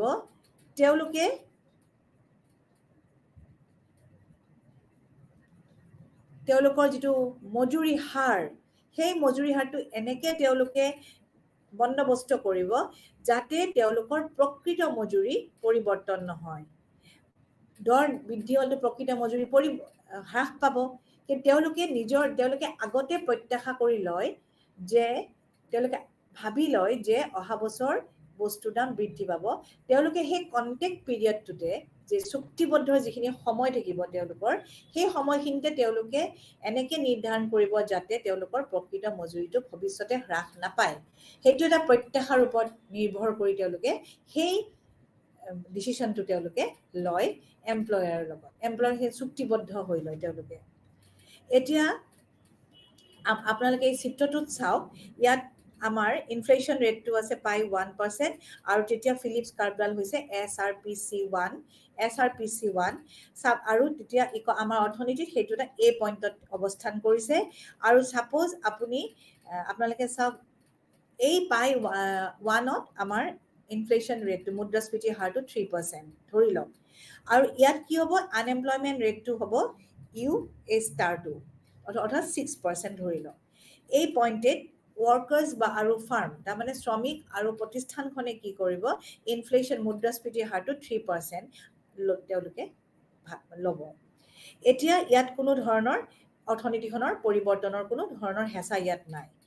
কিন্তু কি হ'ব, ইয়াত এটা পচিবিলিটি থাকিব ট্ৰেড অফৰ, যে এটাৰ বিনিময়ত আন এটা লাভ কৰা। তেতিয়া কি হ'ব, ইনফ্লেশ্যন আৰু আনএমপ্লয়মেণ্ট ইয়াৰ ওপৰত আহি যাব, ট্ৰেড অফ হ'ব। তেতিয়া কি হ'ব, যদি আমাৰ ইনফ্লেশ্যন হাৰটো বাঢ়ি যায় তেতিয়া আমাৰ প্ৰকৃত মজুৰিটো কমি যায়। সেইটোতো আমি আগতে এই বিষয়ে আমি আলোচনা কৰিছোঁ। আৰু কিন্তু কণ্টেক্টৰ কাৰণে আমি যে কণ্টেক্টত আছোঁ, এটা কণ্টেক্ট লেভেলত আছোঁ উইথ মানে আপোনাৰ ইয়াৰ লগত, আপোনাৰ এমপ্লয়াৰৰ লগত, সেইটো কাৰণে আমাৰ নমিনেল মুদ্ৰা মজুৰিটো কমি নাযায়, প্ৰকৃত মজুৰি হাৰটো কমি যাব। তেতিয়া কি হ'ব, প্ৰতিষ্ঠানখনে বহুত বেছি শ্ৰমিক নিয়োগ কৰিব, আৰু তাৰ দ্বাৰা কি হ'ব, নিবনুৱা সমস্যাটো হ্ৰাস পাব। এতিয়া আমি ধৰি লওঁ, যদি চৰকাৰে কিবা ৰাজস্ব নীতি বা মানিটৰী নীতি, এই মুদ্ৰা নীতি যদি আপোনাৰ এপ্লাই কৰে, তেতিয়া কি হ'ব, ধৰি লওক ৰাজস্ব নীতি তেওঁলোকে এপ্লাই কৰিছে, তেতিয়া কি হ'ব, আমাৰ চৰকাৰী ব্যয় বাঢ়িব বা কৰৰ হাৰ হ্ৰাস পাব। সেই সময়ত কি হ'ব, আমাৰ যিটো মুঠ চাহিদাটো বৃদ্ধি পাব, আৰু মুঠ চাহিদা বৃদ্ধি পোৱাৰ লগে লগে বস্তু সামগ্ৰীৰ দাম বাঢ়িব, অৰ্থাৎ মুদ্ৰাস্ফীতি হাৰ বৃদ্ধি পাব। আৰু তেতিয়া কি হ'ব, আৰু ধৰি লওক যদি চৰকাৰে আমাৰ বেংকে মানিটৰী পলিচি মুদ্ৰা নীতি যদি ইউজ কৰে, পাৰ্চিউ কৰে, তেতিয়া কি হ'ব, মানি চাপ্লাই বাঢ়িব বা কমিব। আৰু যেতিয়া মানি চাপ্লাই বাঢ়িব, সেইটোৱে কি কৰিব,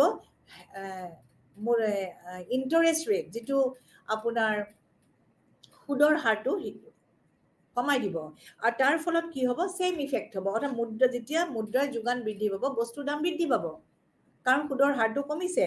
গতিকে সেই সময়ত আমাৰ বিনিয়োগ বৃদ্ধি পাব, আৰু বিনিয়োগ বৃদ্ধি পালে আমাৰ যিটো আপোনাৰ শ্ৰমিকৰ চাহিদাটো বৃদ্ধি পাব, আৰু তেতিয়াই কি হ'ব, ইনফ্লেশ্যন মুদ্ৰাস্ফীতিৰ হাৰটো ওপৰলৈ 5 to 6%লৈকে বৃদ্ধি হ'ব, আৰু তেতিয়াৰ লগে লগে আমাৰ এই যিটো নিবনুৱা সমস্যা, নিবনুৱাৰ হাৰটো কমি পেলাই U2লৈকে বৃদ্ধি পাব, হ্ৰাস পাব।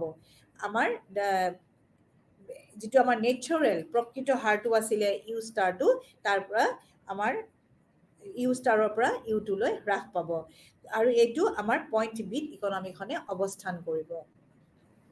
এতিয়া এই ভাৰসাম্য অৱস্থা বিত কি হ'ব, এইটো কিন্তু অস্থায়ী। এই বি বিন্দুটো বহুত সময়লৈকে ই কণ্টিনিউ নকৰে।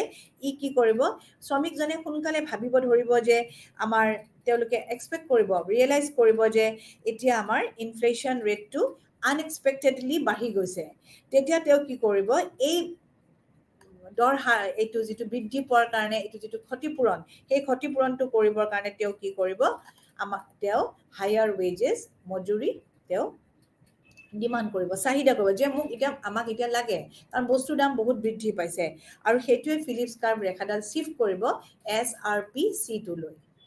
SRPC2লৈ, আৰু তেতিয়া আমাৰ অৰ্থনীতিখনে ভাৰসাম্য অৱস্থা চিত অৱস্থান কৰিব, আৰু তেতিয়াই মুদ্ৰাস্ফীতি বৃদ্ধি পাব, কাৰণ ৱেজ বাঢ়ি যাব, লগে লগে মুদ্ৰাস্ফীতি বৃদ্ধি পাব, আৰু মুদ্ৰাস্ফীতি গৈ পেলাই অৱস্থান কৰিব 3, আৰু তেতিয়া আনএমপ্লয়মেণ্ট ৰেটটো আৰু বাঢ়ি গৈ পেলাই U*লৈকে গুচি যাব। এইটো হ'ল ফিলিপছ কাৰ্ভ আণ্ডাৰ এডেপ্টিভ এক্সপেক্টেশ্যনছ, অৰ্থাৎ এডেপ্টিভ এক্সপেক্টেশ্যনত আমাৰ ফিলিপছ কাৰ্ভ ৰেখাডালৰ অৱস্থান বা আকৃতি। এই U3-ত আমাৰ কি হ'ব, ইনফ্লেশ্যন যিটো আমাৰ মুদ্ৰাস্ফীতি হাৰ যথেষ্ট বেছি হাই, আৰু তেতিয়া গভৰ্ণমেণ্টে কি কৰিব, এই যিটো গভৰ্ণমেণ্টে এটা ষ্টেপ ল'ব, এটেম্প ল'ব যে আমাৰ আনএমপ্লয়মেণ্ট ৰেটটো নেচাৰেল যিটো ৰেট ইউ ষ্টাৰৰ পৰা কমাই আনিবলৈ গভৰ্ণমেণ্টে চেষ্টা কৰিব, চৰকাৰে চেষ্টা কৰিব, আৰু তেতিয়া কি হ'ব, লগে লগে এই ইনফ্লেশ্যন ৰেটটো বা এইটো আমাৰ মুদ্ৰাস্ফীতিৰ হাৰটো বৃদ্ধি পাব ধৰিব। আৰু এই যিটো আমাৰ প্ৰকৃত মুদ্ৰাস্ফীতিৰ হাৰ, সেইটোক কিন্তু আচলতে অভিহিত কৰে আমাৰ নন এক্সিলাৰেটিং ইনফ্লেশ্যন ৰেট অফ আনএমপ্লয়মেণ্ট বুলি। আৰু তাৰমানে এই যিটো আমাৰ নেচাৰেল ৰেট ইউ ষ্টাৰটো আমাৰ এটা প্ৰকৃত হাৰ, নিবনুৱাৰ প্ৰকৃত হাৰ, এইটোত কি হ'ব বা স্বাভাৱিক হাৰ, ইয়াত কি হ'ব, আমাৰ মুদ্ৰাস্ফীতিটো আমাৰ আচলতে দৃঢ় হ'ব লাগে, ষ্টেবল হ'ব লাগে। আৰু যেতিয়া নেচাৰেল ইউ ষ্টাৰৰ পৰা, অৰ্থাৎ এই স্বাভাৱিক অৱস্থাৰ পৰা যেতিয়া আঁতৰি আহিব মুদ্ৰাস্ফীতি নিবনুৱা, তেতিয়া নিবনুৱাটো কি হ'ব, ইউটোলৈকে গতি কৰিব, অৰ্থাৎ তাৰ পৰা হ্ৰাস পাব। আৰু তেতিয়াই কি হ'ব, আমাৰ ইনফ্লেশ্যন ৰেটটো হয় বাঢ়িব, নহয় কমিব। গতিকে আমাৰ এই স্বাভাৱিক অৱস্থাত নিবনুৱাৰ হাৰটো থকাটো জৰুৰী, নহ'লে ইনফ্লেশ্যন বা ডিফ্লেশ্যন মুদ্ৰাস্ফীতি কমা বা বঢ়া দুটা আৰম্ভ হৈ যায়।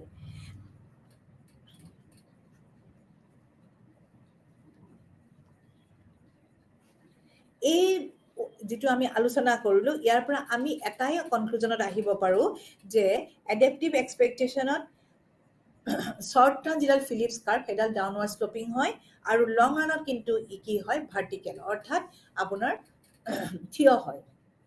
আৰু শ্বৰ্ট টাৰ্মত, হ্ৰস্বকালত ই সদায় তলফালে নামি অহা হয়। আৰু এই লং ৰানত যে এডাল আপোনাৰ থিয় হৈ থাকিলে, ইয়াৰ কাৰণ এইটোৱেই যে ইয়াত কোনো ধৰণৰ ট্ৰেড অফ নাথাকে, মুদ্ৰাস্ফীতি আৰু নিবনুৱাৰ মাজত কোনো ধৰণৰ সাল সলনি নহয়, অৰ্থাৎ এটাৰ সলনি এটা আমি ইউজ কৰিব নোৱাৰোঁ, ট্ৰেড অফ নহয়, সেইটো কাৰণে ই কি হৈ থাকে, ভাৰ্টিকেল হৈ থাকে, অৰ্থাৎ ই থিয় হৈ থাকে। আৰু যিটো শ্বৰ্ট টাৰ্মত আমি ট্ৰেড অফ হয় কাৰণে ই কি হয়, তলফালে নামি আহে, বাওঁফালৰ পৰা সোঁফাললৈ নামি আহে। এইটো হ্ৰস্বকাল আৰু এইটো দীৰ্ঘ। LRPC এইডাল ৰেখা দীৰ্ঘকালৰ কাৰণে প্ৰযোজ্য, আৰু SRPCটো হ্ৰস্বকালৰ কাৰণে প্ৰযোজ্য।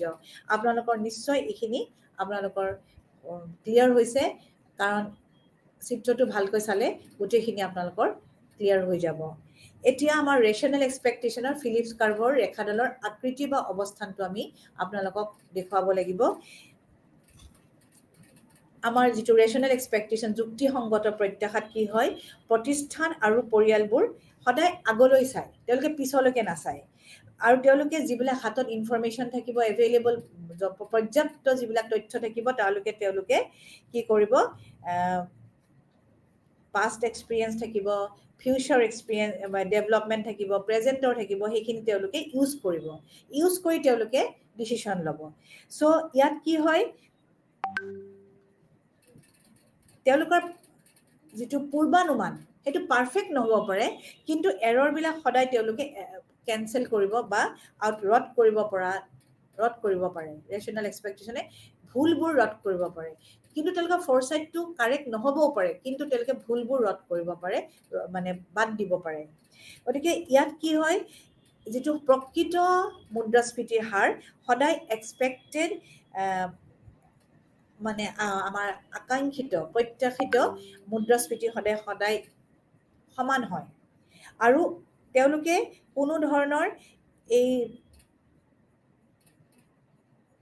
যিটো আপোনাৰ মজুৰি যিটো নিৰ্ধাৰণ কৰাৰ ক্ষেত্ৰত তেওঁলোকে কোনো ধৰণৰ ভুল কমিটমেণ্ট তেওঁলোকে নকৰে।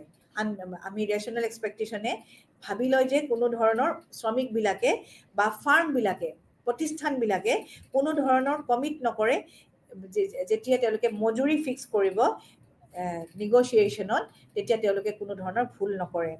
আৰু ইয়াত কোনো ধৰণৰ ট্ৰেড অফ নহ'ব, মুদ্ৰাস্ফীতি আৰু নিবনুৱাৰ মাজত কোনো ধৰণৰ ট্ৰেড অফ নহয়, যুক্তিসংগত এই আমাৰ ৰেচনেল এক্সপেক্টেশ্যনৰ যুক্তিসংগত প্ৰত্যাশাৰ ধৰি লয় যে ইয়াত কোনো ধৰণৰ ট্ৰেড অফ নহ'ব মুদ্ৰাস্ফীতি আৰু নিবনুৱা সমস্যাৰ মাজত। আৰু যিটো আমাৰ নিবনুৱা সমস্যাৰ হাৰ, সেইটো সদায় নেচাৰেল, স্বাভাৱিক অৱস্থাত থাকে বুলি তেওঁলোকে ধৰি লয়, যে স্বাভাৱিক অৱস্থাতে আমাৰ নিবনুৱা সমস্যাটো অৱস্থান কৰে। গতিকে ধৰি লওক আপুনি আমাৰ নিবনুৱা সমস্যা অৰ্থনীতিত এটা স্বাভাৱিক অৱস্থাতে আছে, আৰু যেতিয়া ফাৰ্ম প্ৰতিষ্ঠান আৰু আপোনাৰ শ্ৰমিকসকলে এটা প্ৰত্যাশা কৰিছে যে ইনফ্লেশ্যন ৰেটটো, মুদ্ৰাস্ফীতিৰ হাৰটো পাই 1E, 1 টো ছাফিক্সন, আৰু গভৰ্ণমেণ্টে যদি সেই সময়ত এখন পলিচি ইউজ কৰে যাৰ ফলত আমাৰ ডিমাণ্ডটো যদি বৃদ্ধি পায়, তেতিয়া আমাৰ কি হ'ব, ডিমাণ্ড বৃদ্ধি পোৱাৰ লগে লগে আমাৰ মুদ্ৰাস্ফীতি বৃদ্ধি পাব। আৰু তেতিয়া কি হ'ব, যদি এই পলিচিখনে এক্সপেক্ট কৰে, আশা কৰে যে ইকনমিক এজেণ্ট, যিবিলাক আমাৰ অৰ্থনৈতিক যিবিলাক এজেণ্ট থাকে, তেওঁলোকে কি কৰিব, ইনফ্লেশ্যন ৰেটটো তেওঁলোকে ফেক্টৰ কৰিব, মানে সিদ্ধান্ত গ্ৰহণৰ ক্ষেত্ৰত তেওঁলোকে এইটো ব্যৱহাৰ কৰিব। আৰু যদি পলিচিখনে আনএক্সপেক্টেড হয়, অনাকাংক্ষিত হয়, তেতিয়া কি হ'ব, ইয়াৰ এটা ডিজায়াৰ্ড আশাগত এটা ইফেক্ট থাকিব, আৰু সেই ইফেক্টটোৱে কি কৰিব, আমাৰ নিবনুৱা সমস্যাটো হ্ৰাস কৰাত সহায় কৰিব। আৰু সেইটো এটা ইম্পৰ্টেণ্ট ইছ্যু এটা লৈ আহিব। আৰু কি ইছ্যু লৈ আহিব, যে এই যে চৰকাৰী পলিচিবিলাক, এই যে গভৰ্ণমেণ্ট পলিচিবিলাক, এই ৰেচনেল এক্সপেক্টেশ্যনত কিমান ইফেক্টিভ হয়, কিমান কাৰ্যকৰী হয়, এই বিষয়ে আমি জানিব পাৰিম যদি আমি এই ৰেচনেল এক্সপেক্টেশ্যনৰ সহায়ত আমি এই বস্তুটো চৰকাৰী পলিচিৰ কাৰ্যকাৰিতাৰ ওপৰত আমি এটা প্ৰশ্ন তুলিব পাৰিম, যে কিমান চৰকাৰী পলিচিবিলাক ইফেক্টিভ হ'ব, এই ৰেচনেল এক্সপেক্টেশ্যনৰ সহায়ত আমি তাক দেখুৱাব পাৰিম। যে যদি গভৰ্ণমেণ্টে পলিচি এখন লৈ আহে, এখন যি পলিচি, ফিস্কেল পলিচি, মানিটাৰী পলিচি কিমান এফেক্টেড হ'ব ডিচিশ্যন বা নীতি নিৰ্ধাৰণৰ ক্ষেত্ৰত বা সিদ্ধান্ত গ্ৰহণৰ ক্ষেত্ৰত আমাৰ এটা প্ৰশ্ন উদয় হ'ব। আৰু যদি গভৰ্ণমেণ্ট পলিচিখন যদি আশাগত হয়, যদি এক্সপেক্টেড হয়, আমি ভাবামতে হয়, তেতিয়া কোনো ধৰণৰ প্ৰভাৱ বিস্তাৰ নকৰে। কিন্তু যদি প্ৰত্যাশা মতে আমাৰ যদি গভৰ্ণমেণ্ট পলিচিখন যদি নহয়, তেতিয়া আমাৰ মুদ্ৰাস্ফীতি বা আমাৰ নিবনুৱা সমস্যা হ্ৰাসৰ ক্ষেত্ৰত কি ধৰণৰ প্ৰভাৱ বিস্তাৰ কৰে, সেই বিষয়ে আমাৰ এটা প্ৰশ্ন উদয় হ'ব। গতিকে এই ফিলিপছ কাৰ্ভ, ৰেচনেল এক্সপেক্টেশ্যনৰ ফিলিপছ কাৰ্ভৰ যিটো ধাৰণা, সেই ধাৰণাটো কোনো ধৰণৰ অতীতৰ ধাৰণাৰ ওপৰত তেওঁলোকে হাতত অতীতৰ, পূৰ্বৰ, ভৱিষ্যতৰ, প্ৰেজেণ্ট, বৰ্তমানৰ তথ্য হাতত লৈ তেওঁলোকে আগবাঢ়ে, আৰু সেইমতে তেওঁলোকে ডিচিশ্যন বা নিৰ্ধাৰণ কৰিব পাৰে, তেওঁলোকে যিকোনো সিদ্ধান্ত গ্ৰহণ কৰিব পাৰে। আৰু তাৰ উপৰিও তেওঁলোকে একচুৱেল ইনফ্লেশ্যন ৰেটটো এক্সপেক্টেড ইনফ্লেশ্যনৰ লগত তেওঁলোকে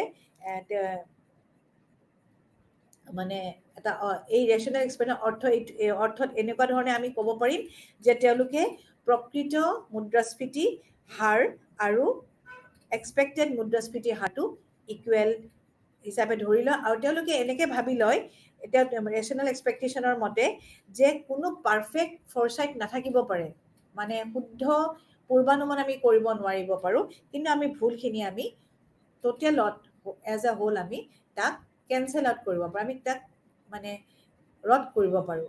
এইটো ৰেচনেল এক্সপেক্টেশ্যনৰ ধাৰণাই দেখুৱায়। গতিকে ৰেচনেল এক্সপেক্টেশ্যন আৰু এডেপ্টিভ এক্সপেক্টেশ্যন, যিটো পাষ্টৰ ওপৰত ৰেচনেল এক্সপেক্টেশ্যনটো যুক্তিসংগত আমাৰ যিটো ওপৰত নিৰ্ভৰ কৰে, কেনেকৈ আমাৰ এডেপ্টিভ এক্সপেক্টেশ্যনে ভৱিষ্যতৰ ভুলবিলাকৰ ওপৰত তেওঁলোকে পূৰ্বানুমান কৰি পেলাই কেনেকৈ কাৰেক্ট কৰে বা শুদ্ধ কৰে, এই বিষয়ে আমি বিশদভাৱে আলোচনা কৰিলোঁ।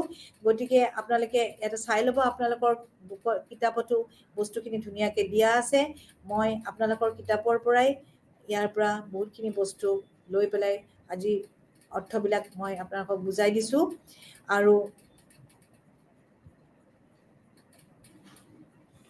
এই যিবিলাক ইকুৱেশ্যন মই দেখালোঁ, এই ইকুৱেশ্যনবিলাকো আপোনালোকৰ কিতাপতে এভেইলেবল পাব, আৰু এই চিত্ৰটো আপোনালোকৰ কিতাপতে পাব।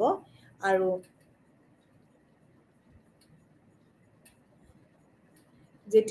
যেতিয়াই এডাপ্টিভ এক্সপেক্টেশ্যনে আৰু এটা বস্তু কৈছিলে যে ফ'ৰকাষ্ট সদায় শুদ্ধ সংশোধন কৰাটো প্ৰয়োজন।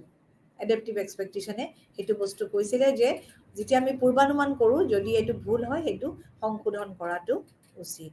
গতিকে ফিলিপছ কাৰ্ভৰ যিটো আমাৰ লেচন আমি পঢ়িলোঁ, ফিলিপছ কাৰ্ভৰ পৰা আনএমপ্লয়মেণ্ট, নিবনুৱাৰ পৰা আমাৰ এডাপ্টিভ ৰেচনেল এক্সপেক্টেশ্যন, এই চেপ্টাৰটো আপোনালোকৰ আজি এই চেপ্টাৰটো কমপ্লিট হৈছে। গতিকে এই চেপ্টাৰটো আপোনালোকৰ আমি কেনেকৈ মুদ্ৰাস্ফীতি গণনা কৰোঁ সেই বিষয়ে আপোনালোকে জানিব লাগিব। ফিলিপছ কাৰ্ভৰ এই চেপ্টাৰটোত আনএমপ্লয়মেণ্ট আৰু ইনফ্লেশ্যন এইখিনি আপোনালোকে ভালকৈ পঢ়ি জানিব লাগিব। লগতে নেচাৰেল ৰেট অফ আনএমপ্লয়মেণ্ট, স্বাভাৱিক বা প্ৰকৃত নিবনুৱাৰ হাৰ, আৰু এক্সপেক্টেশ্যনছ ইন ইকনমিক্স, অৰ্থবিজ্ঞানত প্ৰত্যাশা ভূমিকা বা প্ৰত্যাশা, কেনেকৈ আমি ইয়াক বিভিন্ন নীতি নিৰ্ধাৰণত আমি সহায় কৰোঁ, কেনেকৈ আমি